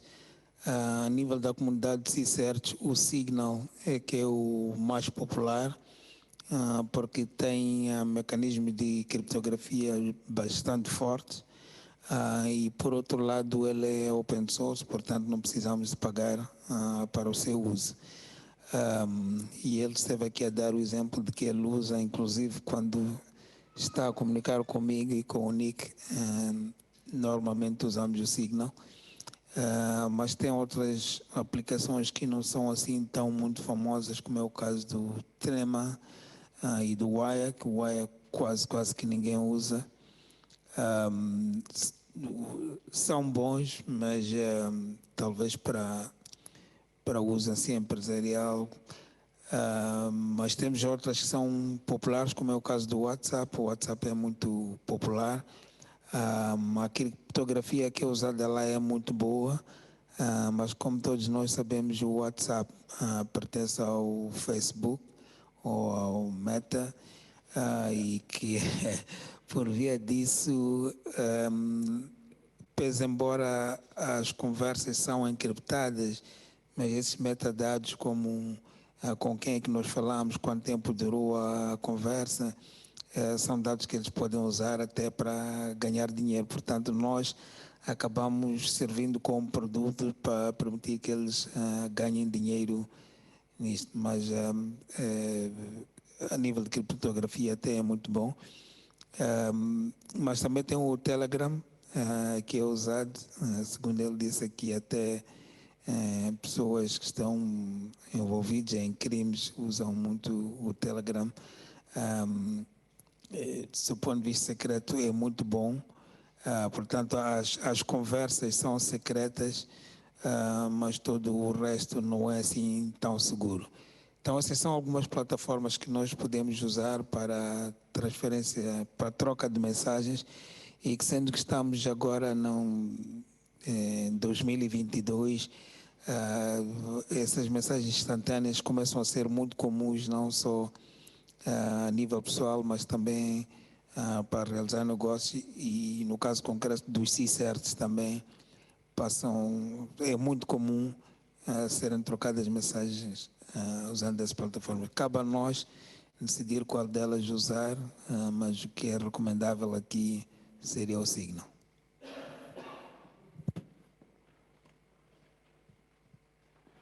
That's it. So does that mean from now on it's TLP, right? No, no. The current operational module is TLP Red because it's in change. It's a draft. So, and of course you can use it because the TLP Red is for you when we spread it. But we just ask not to spread it with others yet because it's in draft stage. It's still changing. Eu fiz só assim em tom de brincadeira, perguntar já que ali vem TLP vermelho, se daqui para diante era tudo secreto. Mas ele diz que esta versão atual do TLP que está aqui a ser apresentada, como está ainda a ser preparada, é de certa forma confidencial, mas nós que estivemos aqui podemos usar, mas não podemos ainda partilhar até que seja finalizada a revisão, e depois vamos ter uma versão que há de ser pública. So what do you want? You still want to do questions? Because it depends on the schedule, of course. But we can do questions. Então, chegamos ao fim da apresentação da formação e vamos abrir agora a sessão de perguntas e respostas e mais uma vez para os que estão aqui na sala e também sem nos esquecermos dos nossos participantes que estão online através das diversas plataformas digitais.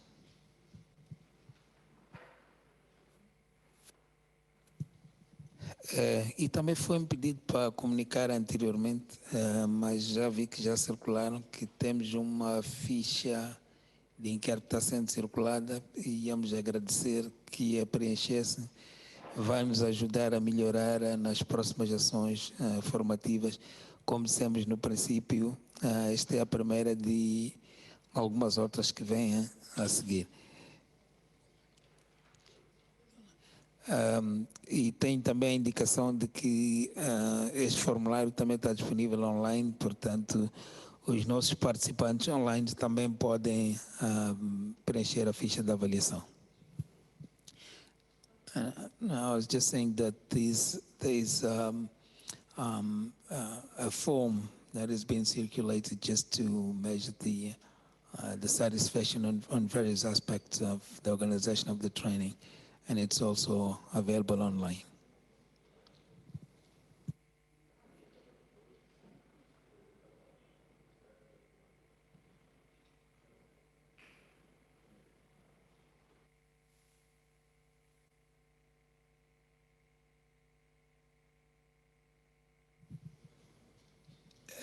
Eu vejo uma mão levantada e já vejo agora duas. O pessoal do protocolo, se puderem passar o micro.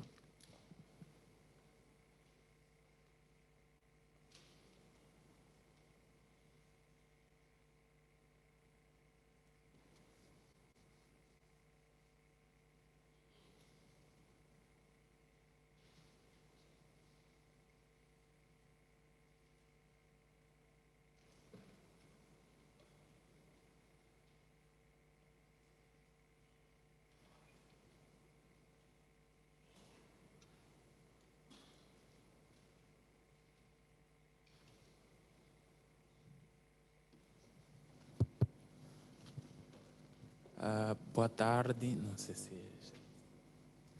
Bom, meu nome é Bushi Manicana. Eu tenho uma dúvida. Presumindo que a implementação de um CSIRT implica a adoção de um modelo, de um padrão específico. Nesse caso, devemos haver diversos padrões. Se eu não estiver errado, o modelo adotado pela INTIC. Portanto, partindo do ponto de que a introdução de um CSIRT consoante um padrão que vai obedecer critérios como setor, como área de atuação de uma organização, gostava de saber até que ponto essa padronização pode vir a constituir ou não um fator de... Como é que se chama isso?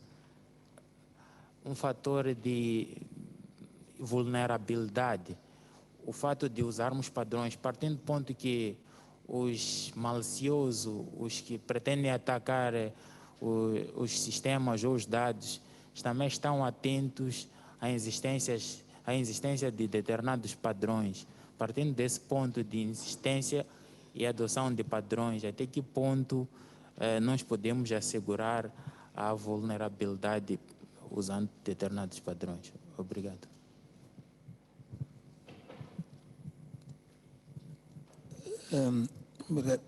Talvez antes de ouvir o microfone, só para eu poder transmitir bem aqui a informação. Quando fala de padrões, de que padrões exatamente é que está? Sim, eu me referia ao fato de inserção de um CSIRT ou implementação de um CSIRT estar baseada a um determinado modelo, por exemplo, olhando o modelo adequado para a área de saúde em específico, por exemplo. A inserção a implementação dentro desse modelo, de uma certa forma, é um padrão. E consoante o padrão, eu gostava de saber, uma vez que os hackers, os indivíduos maliciosos também estão atentos à existência desses mecanismos de segurança, até que ponto podemos assegurar a vulnerabilidade dos nossos CSIRTs ou sistema de dados por aí? Não sei se fiz entender a pergunta.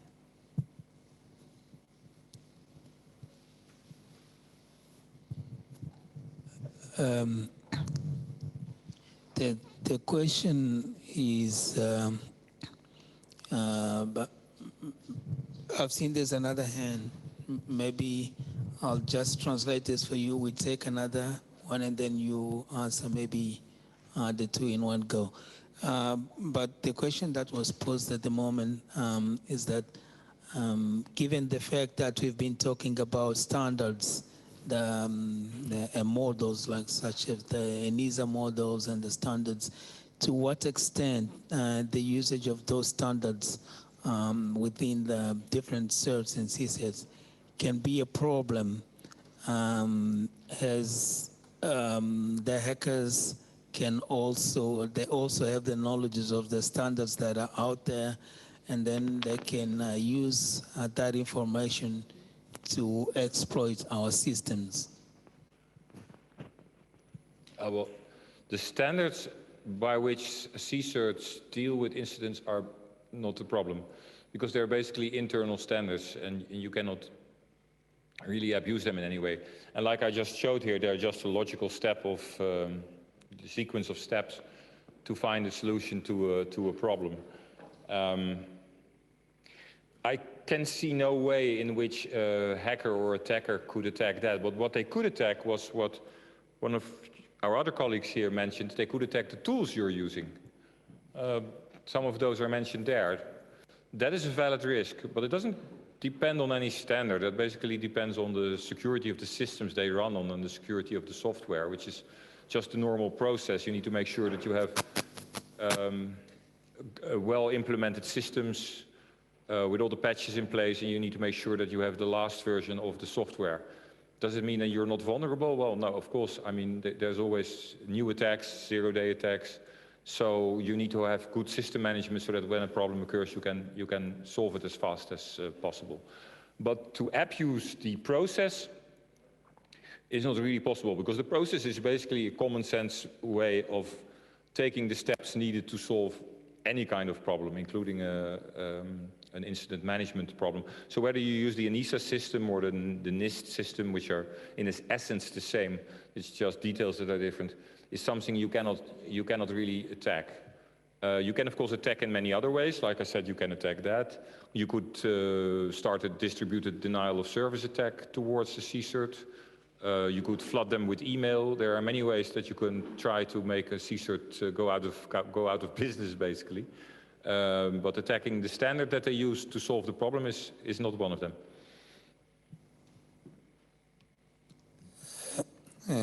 A resposta que é difícil ou quase impossível atacar esses standards.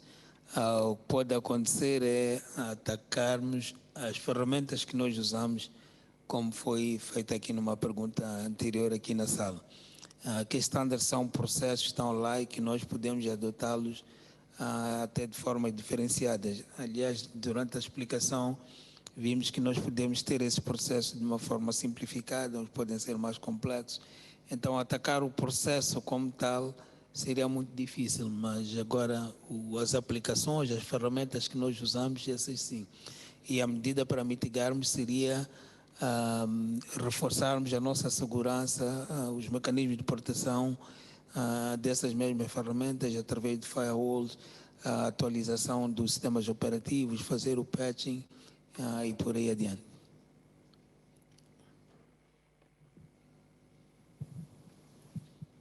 Sim, boa tarde. Aqui Inaldo Ernesto, do INAGE.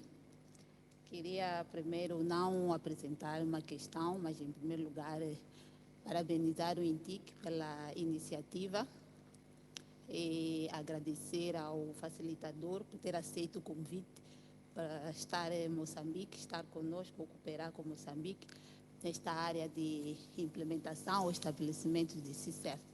Dizer que, em meu nome pessoal ou em nome do INAS, agradecer e dizer que foi uma boa iniciativa, porque através dessa formação colhemos muitos subsídios. Como sabem, nós como INAS estamos a coordenar tanto o CSIRT do governo, assim como o CSIRT da Moronet, e a informação aqui ou a formação que tivemos veio acrescentar mais valor, mais valia ao trabalho que temos desenvolvido. Esperamos que essas iniciativas continuem, que hajam mais formações nesse sentido. Dizer que não só para nós, acredito que mesmo para as instituições que estão aqui presentes, já foi introduzido essa necessidade, esse bichinho de criação de CSIRTs setoriais. Será uma mais-valia, será muito bom para alavancarmos ou aumentarmos a questão de segurança ao nível das instituições. Porém, dizer que nós, ao nível do INAS ou do CSIRT do governo, embora tenhamos os nossos, ou melhor, não foi ainda feito o lançamento, mas estamos operacionais, e aproveitar aqui deixar os nossos contatos, porque deu para ver por algumas questões que foram levantadas, tanto presencial assim como online, deu para perceber que algumas instituições não têm ainda esse conhecimento. Temos recebido poucos reportes de incidentes de segurança, mas dizer que estamos ali, embora numa equipa reduzida, mas estamos disponíveis para apoiar as instituições, apoiar e ajudar nas resoluções dos seus incidentes de segurança. Então, queria aproveitar também essa oportunidade para deixar os nossos contatos. Falo o contato do CSIRT do governo. Poderiam mandar e-mails com os seus incidentes de segurança e nós, à medida do possível, poderíamos ajudar a resolver. Temos o CSIRT@csert.gov.mz, é um dos contatos de e-mail, onde podem lá meter os seus incidentes de segurança.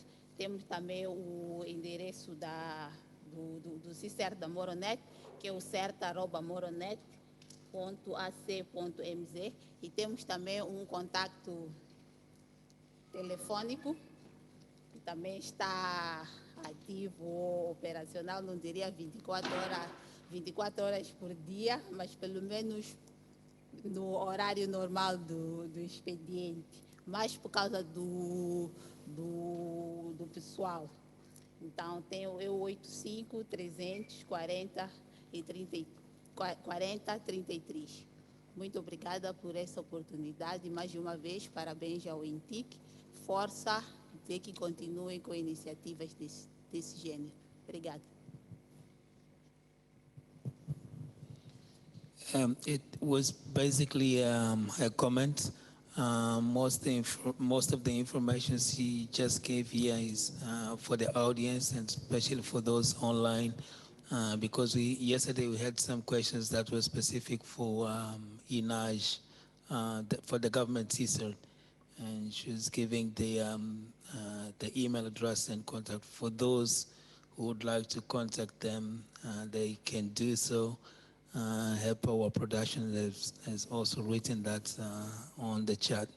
The main comments that she was bringing is that she would like to thank Cyber4Dev for delivering such a great training. And the training was good in the sense that gave us a good view on what the CSIRT has to do and what we have to look at, and that will help us to establish the other CSIRTs in Mozambique.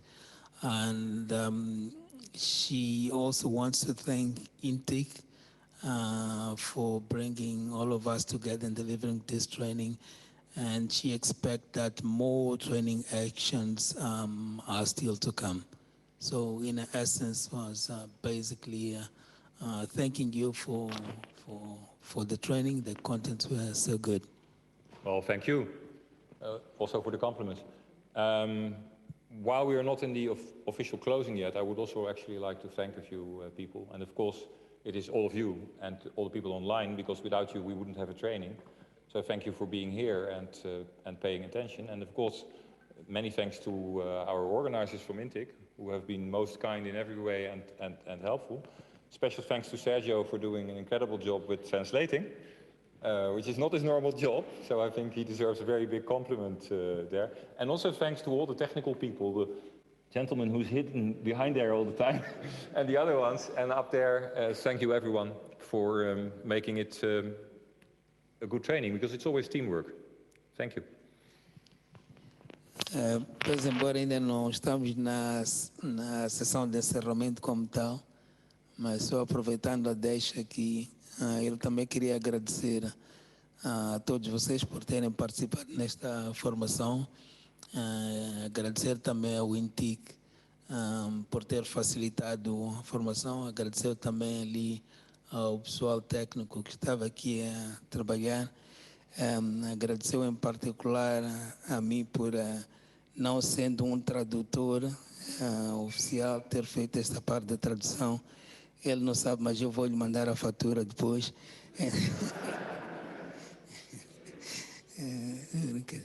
Então, eu estava basicamente a agradecer, mas nós vamos ter uma sessão de encerramento onde ele vai poder falar mais. I was just joking that you don't know, but the translation was not for free. I'll send you the invoice. Send it to Nick, please. Boa tarde. Sim, aqui é a Iris Roça, do Ministério do Interior. Queria aqui apresentar uma questão aqui que me surgiu em relação ao modelo da ENISA apresentado de gestão de incidentes. Pude acompanhar atentamente do início até o fim e suscita-me aqui uma dúvida em relação se existe uma entidade externa responsável por alguma monitoria, auditoria ou alguma auditoria mesmo durante os trabalhos feitos pelos CSIRTs. Ou seria mesmo a PGP, porque no fim vi um slide da PGP, só que não pude me enquadrar melhor. Obrigado.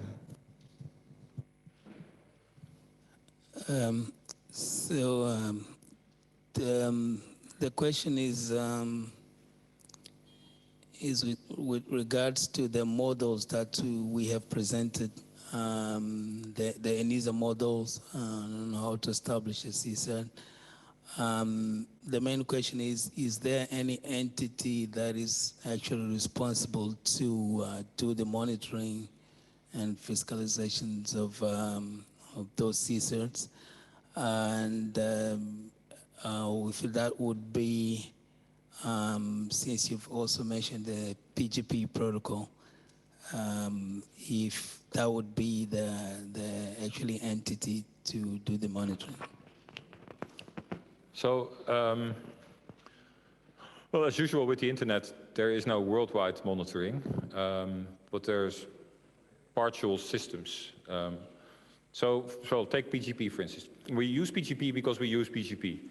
So when you are a member of FIRST, or when you're a member of European TFC CERT or AP CERT in Asia Pacific, then we've all agreed to use PGP. So this is used internationally, globally, quite a lot between CSIRTs, including also CSIRTs in Africa. So that's where, for instance, PGP is concerned. TLP is a worldwide standard, and because there is no other standard of that type, everyone is using TLP. Is there any TLP police? Well, I'm the co-chair, one of the two chairs of the TLP special interest group, but we always stress we're not the TLP police because there is no TLP police.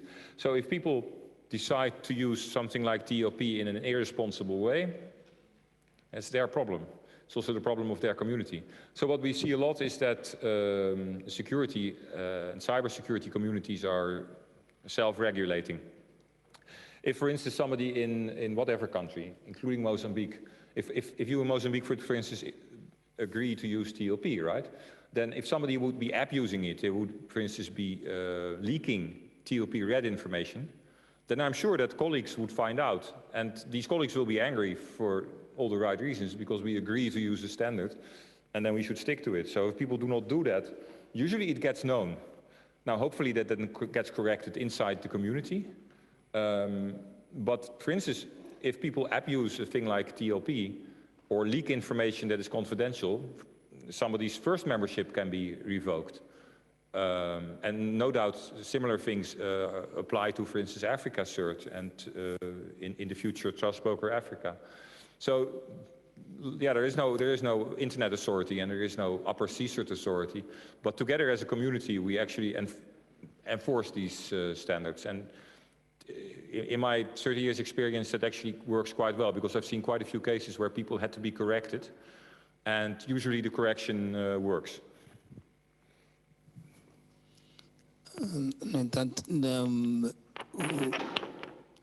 na internet o que está preconizado é que não existe uma entidade superior, e a mesma coisa acontece aqui com esses protocolos que foram aqui mencionados. No caso do PGP, que é basicamente um protocolo de encriptação e garantir confidencialidade e integridade de dados, decidiu-se de uma forma unânime usar dentro da comunidade dos CSIRTs, mas ninguém poderá obrigar a ninguém.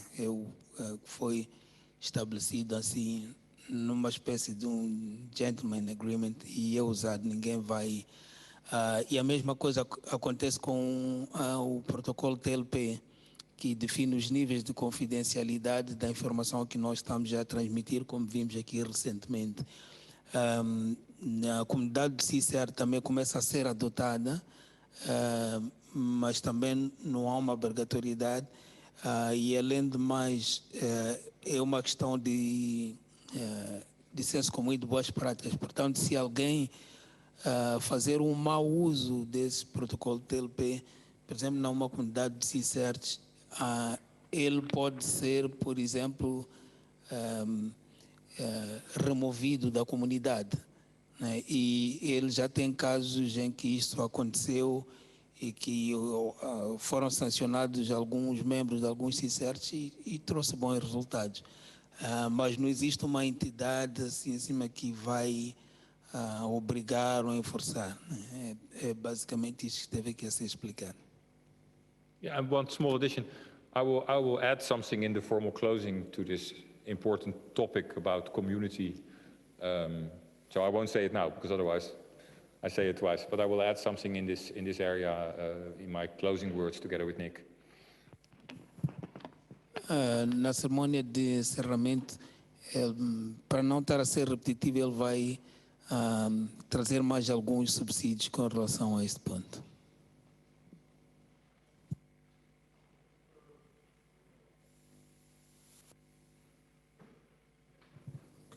Boa tarde, aqui Pedro Madabula, sou estagiário do INTIC e agradecer pelas aulas dadas pelo professor, foram muito explicativas e deu para aprender muito sobre segurança cibernética e como isso pode ajudar a população no geral.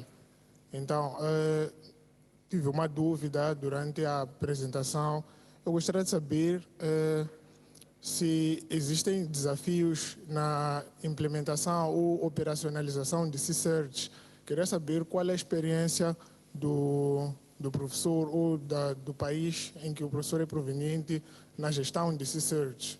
Quais são os desafios que são enfrentados e se talvez esses desafios também serão enfrentados por nós e como talvez poderíamos minimizar.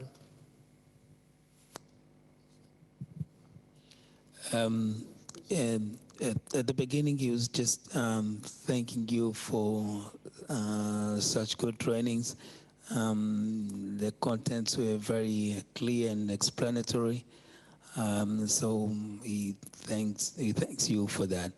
The question is that he wants you to share with him or with us what are the main challenges that you've faced in your country by helping other entities to implement the CSIRT. What are the main challenges that you foresee that we can experience in Mozambique while trying to develop our CSIRT communities?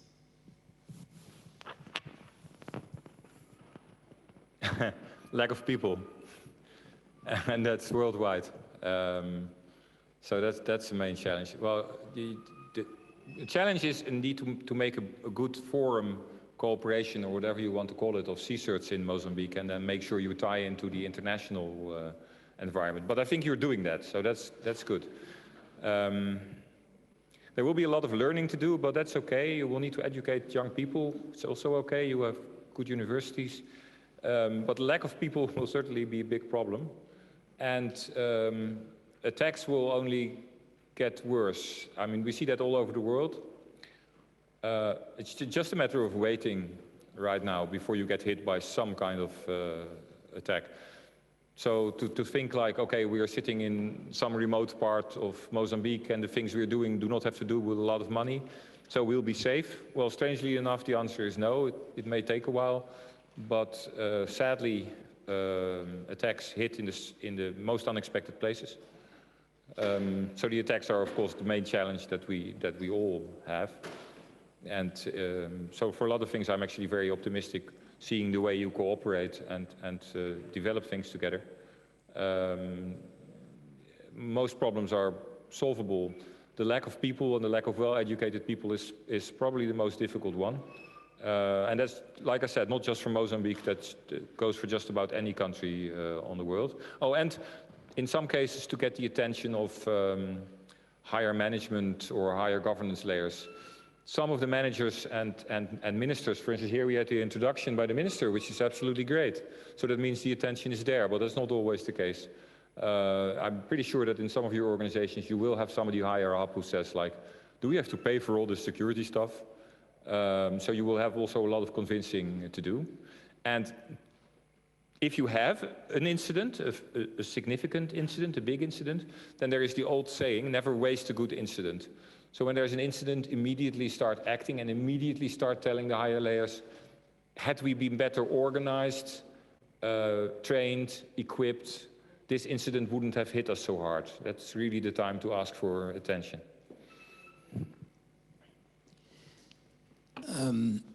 Portanto, o desafio que ele já experimentou, e não é desafio só no caso do país dele, o principal deles é falta de recursos humanos para ajudar a mitigar esses incidentes cibernéticos. Mas há outros desafios. O que nós temos de ter em mente é que esses ataques vão continuar a surgir e vão crescer. E não é só para o caso de Moçambique, incluindo países bastante desenvolvidos também têm sido atacados. Portanto, isso é uma coisa que vai continuar a acontecer. Mas nós já estamos num caminho bom na medida em que estamos a correr essas ações de formação e temos que conseguir começar o quanto cedo melhor. E outro aspecto que ele citou aqui é a questão do comprometimento das nossas lideranças relativa a matérias de cibersegurança. Tivemos aqui um bom exemplo, que esta sessão foi aberta pelo Sua Excelência o Ministro de Ciência, Tecnologia e Ensino Superior, que já demonstra algum comprometimento das nossas lideranças, mas nós podemos voltar para as nossas organizações e se calhar percebermos que dentro das nossas organizações as nossas lideranças ainda não estão assim tão comprometidas e poderão questionar por que têm que pagar ou gastar grandes somas de dinheiro para formar pessoas, comprar equipamentos e tudo isso. Mas alguns ataques massivos ajudam também a elevar a consciência dos nossos dirigentes, porque quando isso acontece, começam a vir as questões. Será que se nós tivéssemos nos equipado devidamente, tivéssemos pessoas formadas, teríamos evitado isto? Então é uma forma também de elevarmos a consciência dos nossos dirigentes. De uma forma resumida, os desafios são os mesmos, é questão de recursos humanos e ter equipes para responder aos incidentes.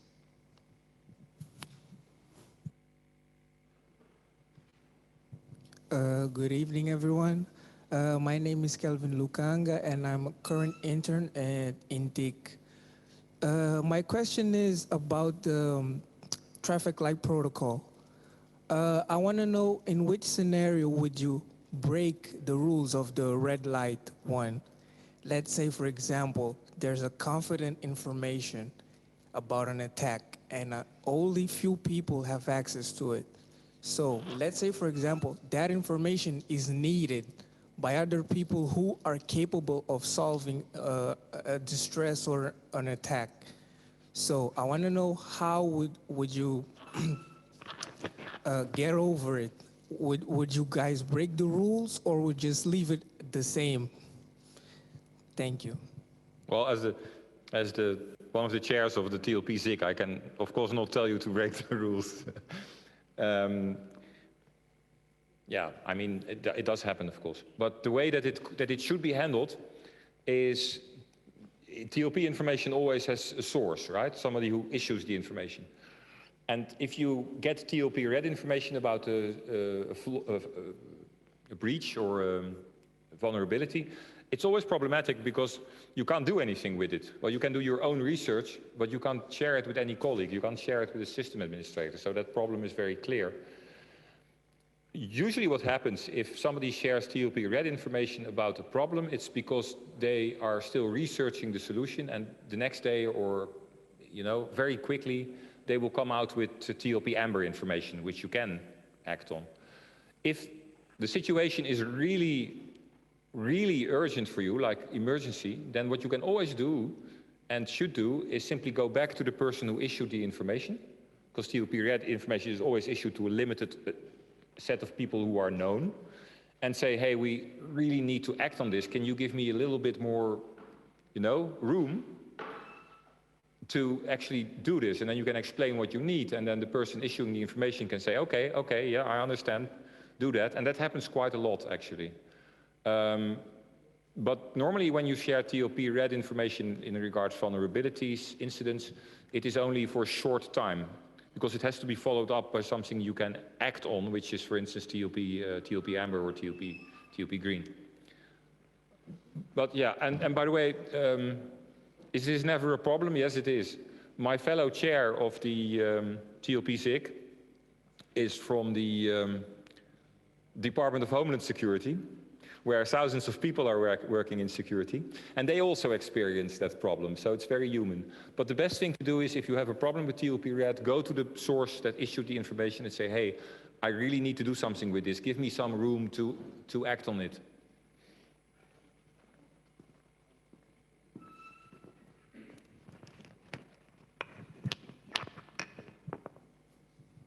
Thank you, I got it. Yeah, perfect.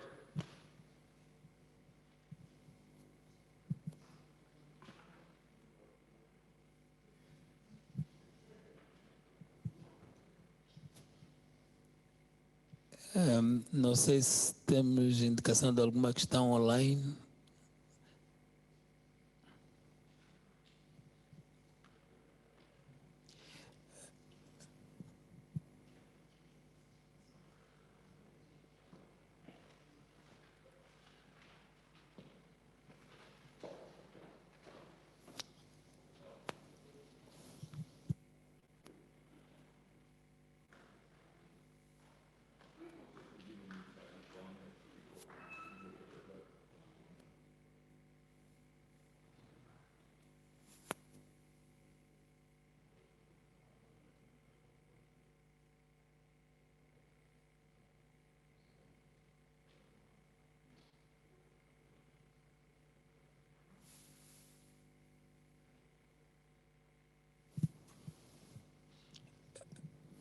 Bom, não havendo mais questões, eu vou devolver a palavra para a nossa mestra de cerimônias para os passos subsequentes.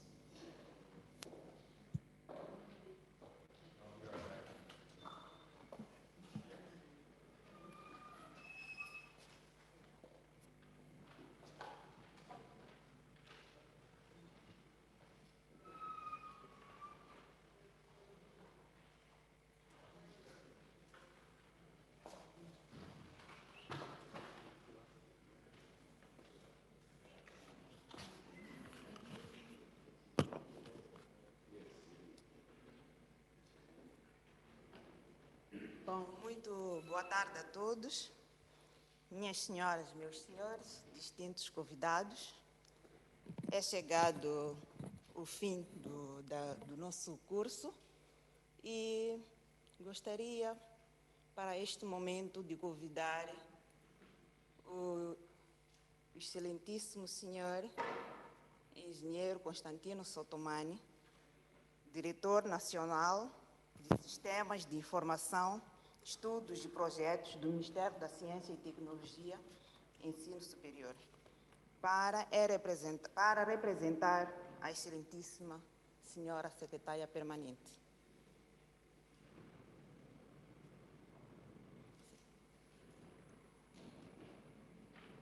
Gostaria ainda de pedir ao nosso diretor de Divisão de Segurança Cibernética, o engenheiro Jeremias, Eugenio Jeremias, para se juntar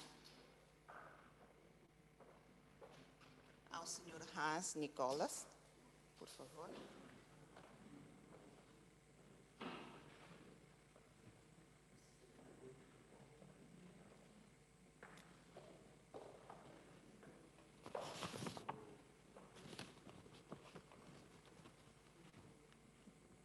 Bom, estamos em formação no INTIC, conforme puderam ver, temos MCs da casa, esteve na sessão de abertura a nossa colega, a doutora Sheila, o nosso tradutor, o engenheiro Sérgio Guivala, e para fechar, aqui estou, não é? Estamos todos a aprender todos os dias. Os próximos eventos, penso que para essa logística a casa vai preparar tudo. Enfim, convido também o senhor Don.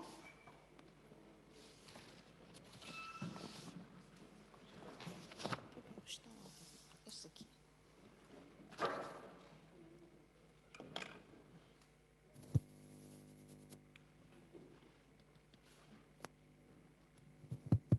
Muito obrigada. E com a permissão do senhor diretor nacional, engenheiro Constantino Sotomani, passo agora a apresentar o programa do fim, o programa da cerimônia de encerramento do curso sobre fundamentos de CSIRTs. E para este momento de encerramento, teremos a intervenção do engenheiro Constantino Sotomani, diretor nacional de Sistemas de Informação, Estudos e Projetos do Ministério da Ciência e Tecnologia e Ensino Superior. Teremos a intervenção do senhor Hans Nicolas, o senhor Don, os dois da CyberFodev, a apresentação de notas finais do curso pelo engenheiro Eugenio Jeremias, diretor de Divisão de Segurança Cibernética do INTIC. E teremos também a entoação do hino nacional. E para o grande fecho, teremos um coquetel a ser servido no local habitual. Gostaria, neste momento, de pedir ao senhor Dom para a sua intervenção e será seguido pelo senhor Hans. Para o posterior, notas de fecho pelo nosso diretor, engenheiro Eugenio Jeremias, e para finalizar, o o engenheiro Constantino Sotomani. Mr. Don, please.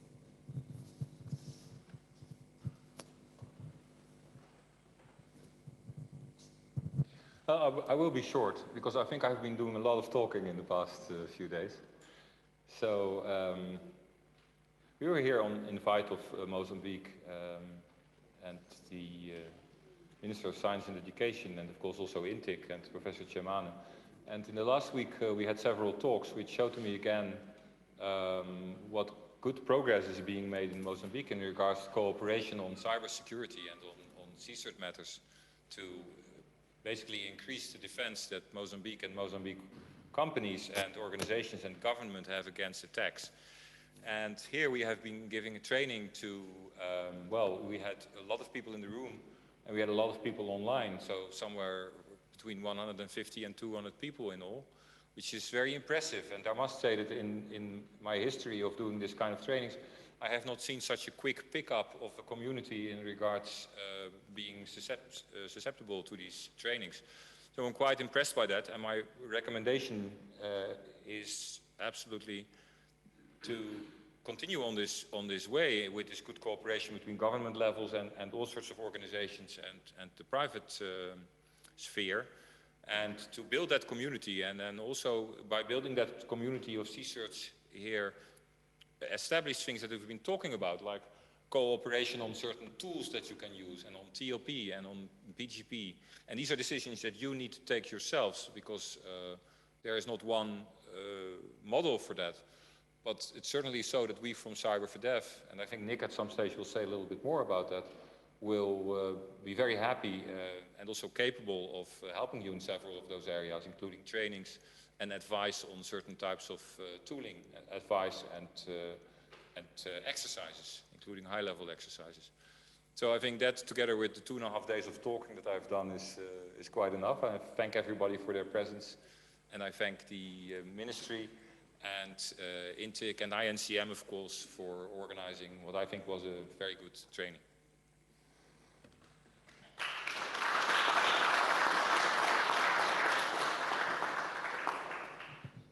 Muito obrigada, Sr. Dom. Esperamos que volte a próxima vez com mais tempo para poder conhecer as nossas praias, não é? O nosso lindo Moçambique. Penso que o engenheiro Guivala vai traduzir o nosso tradutor. Eles vão sair direto daqui para o aeroporto. É uma pena porque não puderam conhecer quase nada daquilo que é o nosso Moçambique. Mas vamos aguardar para as próximas ocasiões que venham com mais tempo. E pronto, muito obrigada. Engenheiro Guivala, para fazer chegar o recado.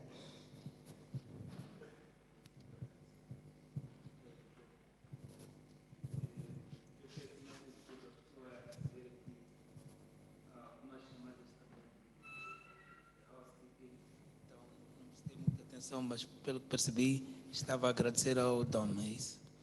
Sim, estava a agradecer e pedir para que próxima vez venham com mais tempo para poderem conhecer o nosso belo Moçambique. She wants to thank you for coming, and she's requesting that next time you come, you allow for a little bit more time so that you can get to know a bit more of Mozambique. Muito obrigada. E para dar continuidade, gostaria de convidar o Sr. Hans Nicolas para a sua intervenção, por favor.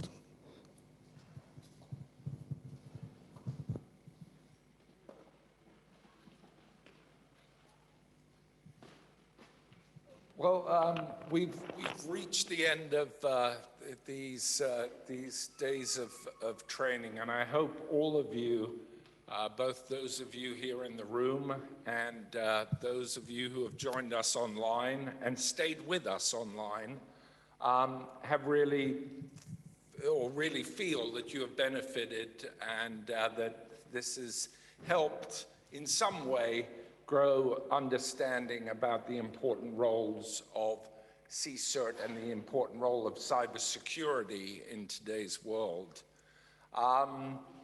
As Don has already mentioned, Cyber4Dev, our initiative, wants to and intends to continue to provide support, cooperation, and collaboration with yourselves over the coming months and into next year. So we look forward to building on these days that we've had together and continuing our cooperation, looking at other aspects, and developing further knowledge and understanding of the important role that CSIRTs and the cybersecurity community play.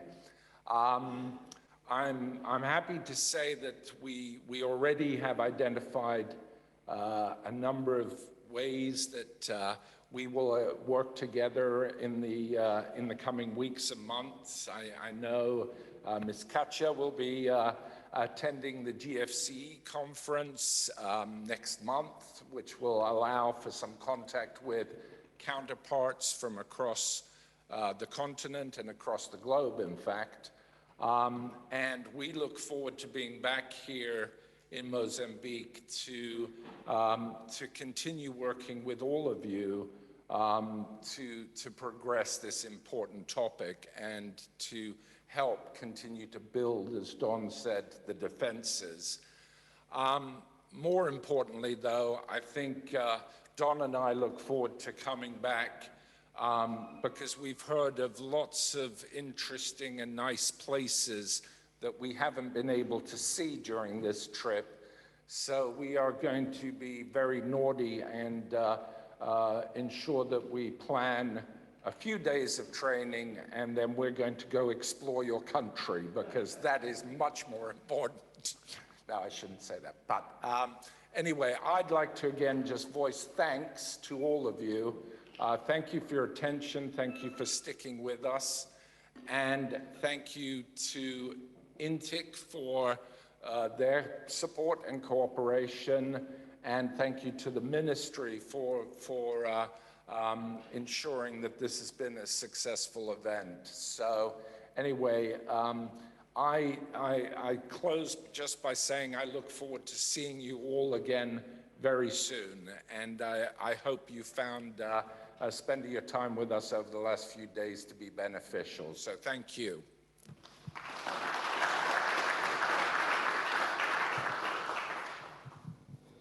Muito obrigada. Não sei, engenheiro Guivala deve estar a olhar para mim, tipo, ela deve traduzir isto, mas não, o tradutor hoje é o senhor, não é? Não sei se há necessidade ou todos percebemos. Sim, pedem que traduza em poucas palavras o que o senhor Hans falou. Obrigada. Muito obrigado. Eu vou sumarizar. As duas intervenções andaram no mesmo sentido, que é de agradecer a participação de todos nós aqui na sala, mas também estão a participar remotamente. Eles manifestaram uma surpresa agradável pelo nível de aderência que esta formação teve, mais uma vez aqui na sala, assim como remotamente. E que a CyberFODEV vai continuar a trabalhar com Moçambique e já foram identificadas uma série de ações que a CyberFODEV vai cooperar com Moçambique e que eles estão ansiosos para cá voltarem em próximas ocasiões e têm a expectativa de encontrarem a mesma aderência. Acolheram também com agrado o convite que foi feito pela nossa mestre de cerimônias, no sentido de das próximas vezes que vierem, eventualmente conseguirem um tempo para poderem conhecer um pouco mais daquilo que é Moçambique. E por isso eles agradecem bastante, estão cientes de que estas atividades que nós estamos a realizar vão ajudar a melhorar o ambiente de cibersegurança em Moçambique, não só através das formações, mas outras iniciativas que poderão ser eventualmente financiadas pelo CyberFODEV. Muito obrigado, engenheiro Guivala. E queria mais uma vez pedir uma salva de palmas aos nossos consultores. Muito obrigada. aos nossos participantes virtuais, foram fiéis esses 3 dias, não é? Não se cansaram, tivemos algumas falhas, mas prometemos melhorar as próximas vezes. Uma salva de palmas para eles. Muito obrigada. Para terminar, uma salva de palmas para nós, não é? Que estivemos aqui nesses 3 intensos dias. E é o nosso grande tradutor, dizer que ele é do INTIC, sabem, não é? Muito obrigada. Vamos dar continuidade, pedir neste momento, não é, o nosso diretor, engenheiro Eugenio Jeremias, para a sua prestação. Obrigada.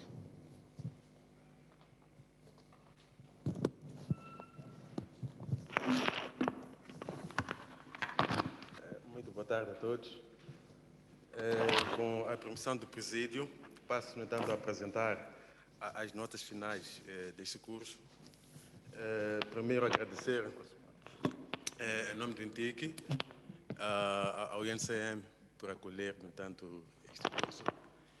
E agradecer à SAPFODEV por facilitar também este curso.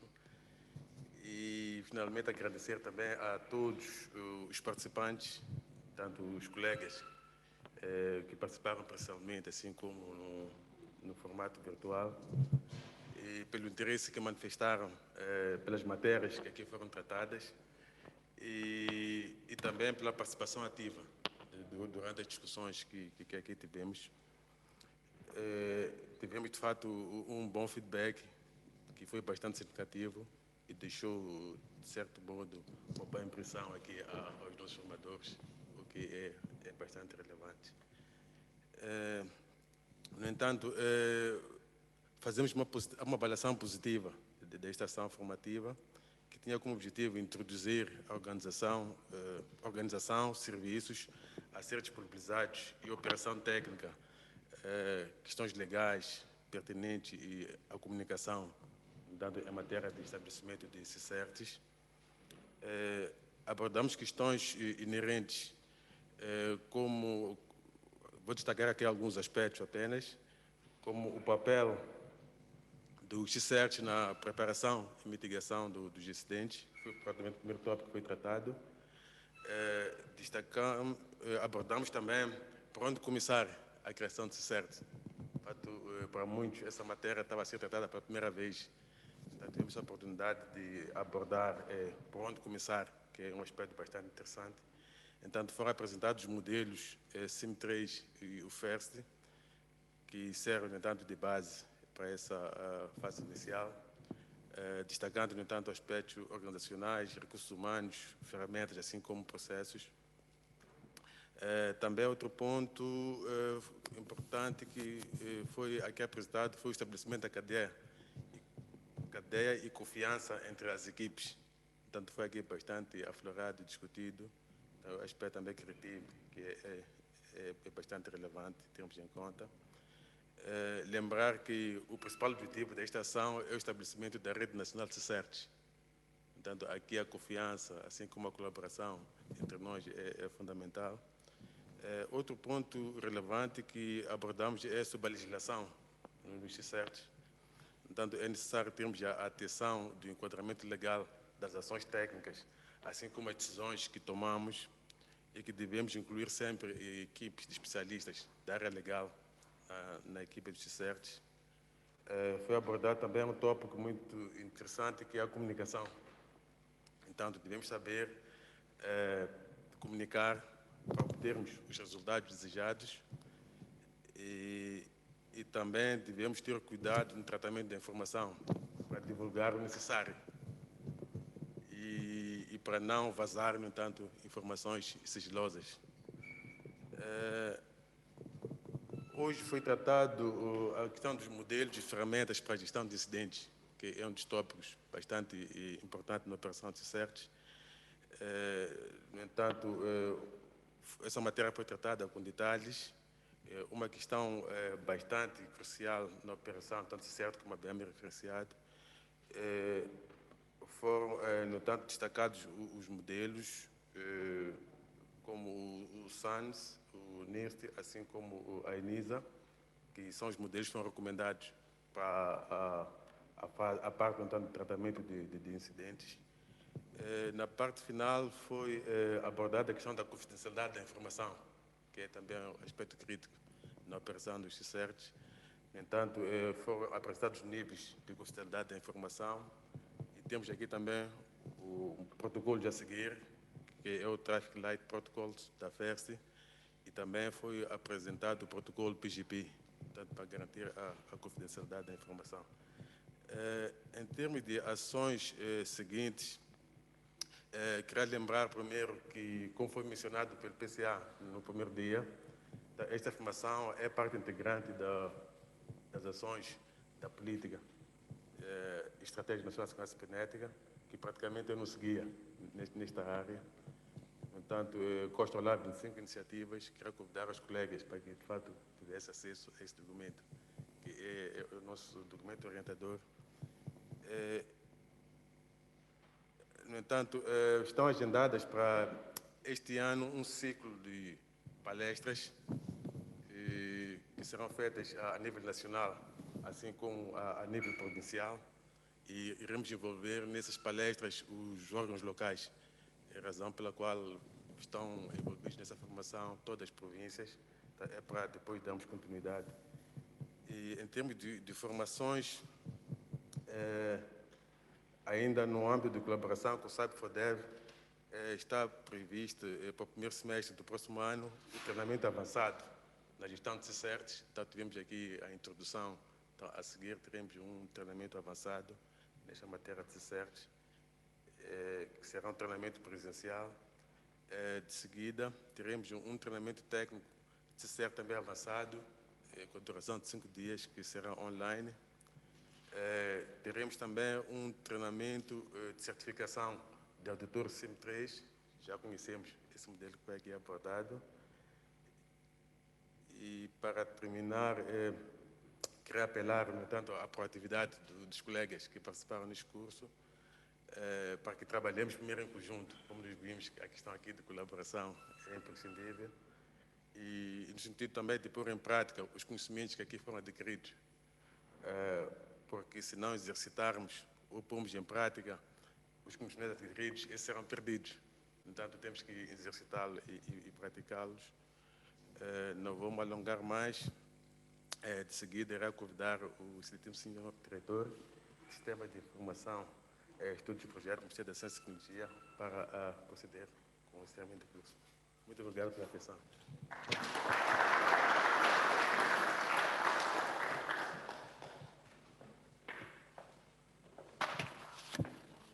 Muito obrigado, Diretor Jeremias. Muito boa tarde a todos.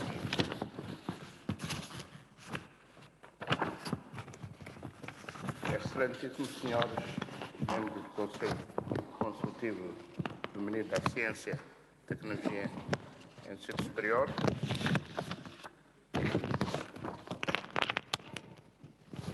muito obrigado. Excelentíssimos senhores diretores do INTIC, IP, excelentíssimos senhores facilitadores desta formação, caros formandos, distintos convidados, minhas senhoras, meus senhores. Em nome da Sua Excelência Ministro da Ciência, Tecnologia e Ensino Superior de Moçambique, a quem tenho a honra de representar nessa cerimônia, saúdo a todos presentes e aos que nos acompanham através de um formato virtual. Transmitimos igualmente os cumprimentos da Sua Excelência Professor Dr. Daniel Nivagara, Ministro da Ciência, Tecnologia e Ensino Superior. Envolvidos 3 dias de capacitação, partilha de experiências, boas práticas e reflexões, chegamos ao fim do presente curso sobre fundamentos de CSIRTs, evento subordinado ao tema Moçambique como nação com espaço cibernético seguro e resiliente. Constitui nossa expectativa institucional que este curso sobre fundamentos de CSIRTs tenha alcançado os objetivos traçados e os resultados esperados, o que explica o grau de relevância da necessidade da compreensão profunda dos profissionais das tecnologias de informação e comunicação e de outros setores afins de segurança cibernética e dos seus desafios no ecossistema global das tecnologias digitais do espaço cibernético. Por esta razão, gostaríamos de renovar as nossas felicitações aos co-organizadores e patrocinadores desse curso e transmitir o nosso apreço a todos os participantes nesta sala e aos que nos acompanham no formato virtual a partir das capitais provinciais do nosso país e aos professores e facilitadores dos temas abordados nesta primeira edição do curso de Fundamentos de CSIRTs em Moçambique. Distintos convidados, minhas senhoras, meus senhores. A organização da presente formação, baseada no curso Trânsito 1 de TF-CSIRT no nosso país, evento que se pretende seja contínuo e permanente, será referência em toda a estratégia e mecanismos dos esforços nacionais visados à transformação digital.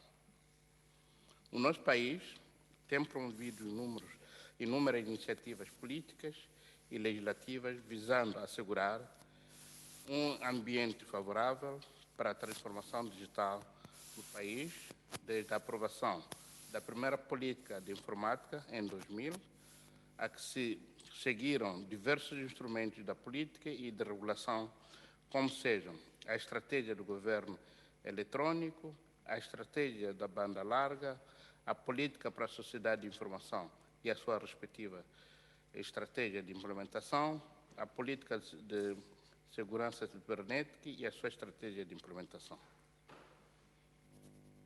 Na área legal, os marcos da transformação digital foram, entre outros, a Lei de Transação Eletrônica, a Lei de Telecomunicações, complementadas por vários dispositivos regulamentares, dos quais se destacam o Regulamento de Gestão do Domínio MZ e a Convenção da União Africana sobre Segurança Cibernética e Proteção de Dados. Caros participantes, como fizemos referência na cerimônia de abertura desse curso, que teve a honra de ser dirigida por Sua Excelência, Ministro da Ciência, Tecnologia e Ensino Superior, o nosso governo não está alheio às dinâmicas da digitalização, estando permanentemente em concertação com os seus parceiros internos e externos para a salvaguarda dos diferentes interesses em torno do uso seguro das tecnologias de informação e comunicação. Foi neste contexto que o nosso país realizou, nos dias 11 e 12 de agosto corrente, o workshop e palestra de Sistema de Educação Digital de Moçambique, que juntou, para além de profissionais de tecnologia de informação e comunicação, setor público, instituições acadêmicas e científicas, setor privado e sociedade civil, para a partilha de ideias visando harmonizar e garantir o desenvolvimento sustentável das infraestruturas, serviços, custos, conteúdos e segurança no ambiente cibernético, concentrando as assinaturas digitais, concretamente as assinaturas digitais. Como resultado desta intervenção, foram capacitados cerca de 150 técnicos nacionais em matéria de certificação digital e partilhada a informação sobre o Sistema Nacional de Certificação Digital, de Moçambique, com vários atores, com destaque para as áreas acadêmica e científica, que vai garantir a confidencialidade, integridade, disponibilidade e não repúdio de informação.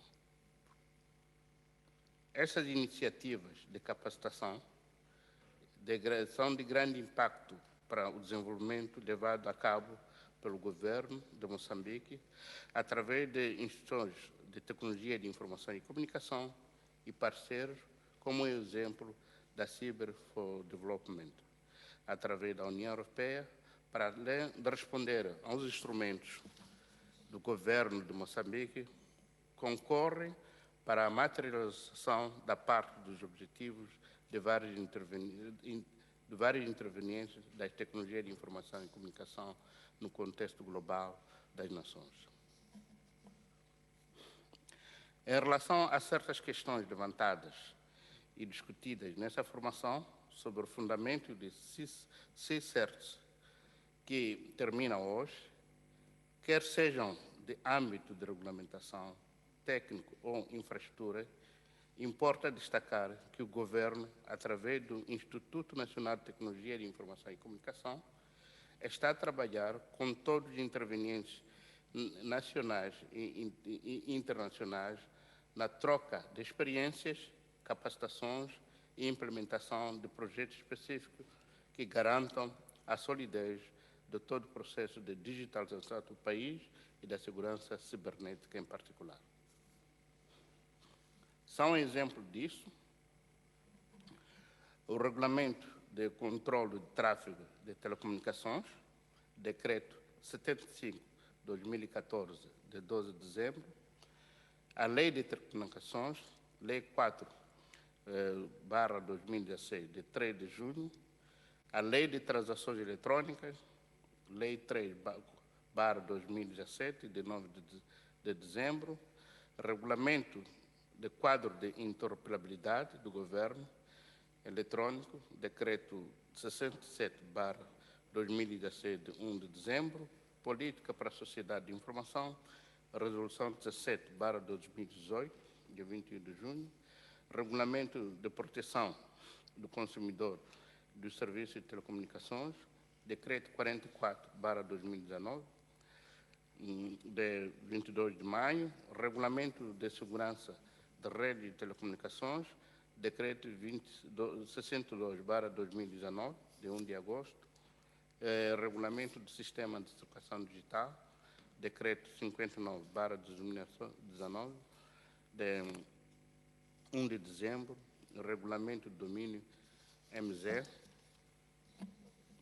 Decreto 82/2020, de 10 de setembro, recentemente aprovada pelo Governo através da Resolução 69/2021 do Conselho de Ministros, aprovou também a Política Nacional de Segurança Cibernética e estratégia da sua implementação.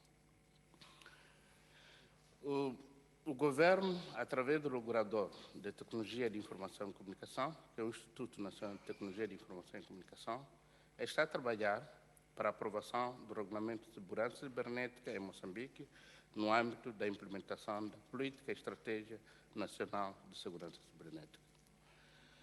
Excelências, distintos convidados, tendo plena consciência que os resultados alcançados com esta formação, que contou com cerca de 200 técnicos de instituições públicas e que se juntam a cerca de 150 participantes, alcançados na outra formação mencionada nesta comunicação, o país caminha rapidamente para alcançar os objetivos planificados pelo governo de Moçambique. Não terminamos a nossa comunicação sem endereçar felicitações e agradecimentos especiais a nossos parceiros co-organizadores,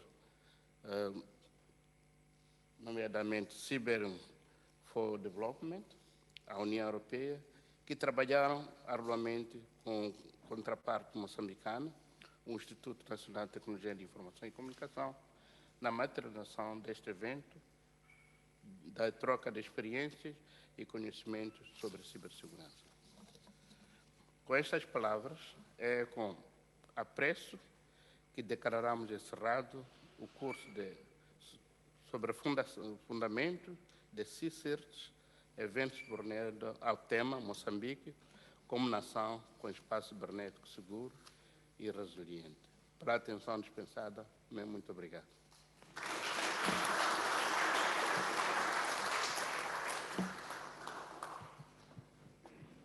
Muito obrigada, senhor diretor.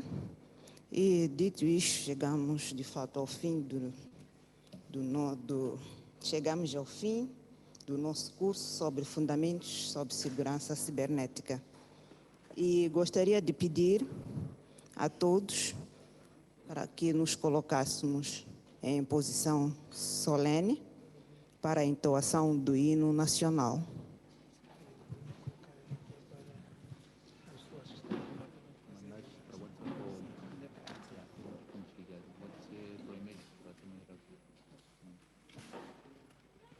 Na memória de África e do mundo, pátria bela nos ousaram lutar.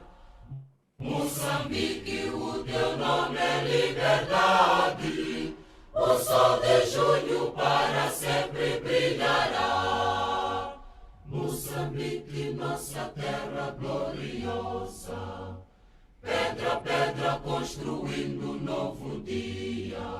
Milhões de braços, uma só força. Ó pátria amada, vamos vencer. Moçambique, nossa terra gloriosa, pedra a pedra construindo um novo dia. Milhões de braços, uma só força. Ó pátria amada, vamos vencer. Povo unido do Rovuma ao Maputo, colhe os frutos do combate pela paz. Cresce o sonho ondulando na bandeira e vai lavrando na certeza do amanhã. Moçambique, nossa terra gloriosa, pedra a pedra construindo um novo dia. Milhões de braços, uma só força. Ó pátria amada, vamos vencer. Moçambique, nossa terra gloriosa, pedra a pedra construindo um novo dia. Milhões de braços, uma só força. Ó pátria amada, vamos vencer. Flores brotando do chão do teu suor, pelos montes, pelos rios, pelo mar. Nós juramos por ti, ó Moçambique, nenhum tirano nos irá escravizar. Moçambique, nossa terra gloriosa, pedra a pedra construindo um novo dia. Milhões de braços, uma só força. Ó pátria amada, vamos vencer. Moçambique, nossa terra gloriosa, pedra a pedra construindo um novo dia. Milhões de braços, uma só força. Ó pátria amada, vamos vencer.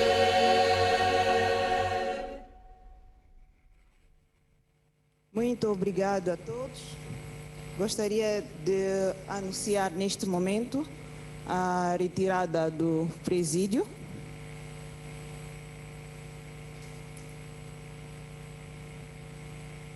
E retirar que temos já servido o coquetel do fim do nosso curso. Boa sorte e até a próxima. Obrigada.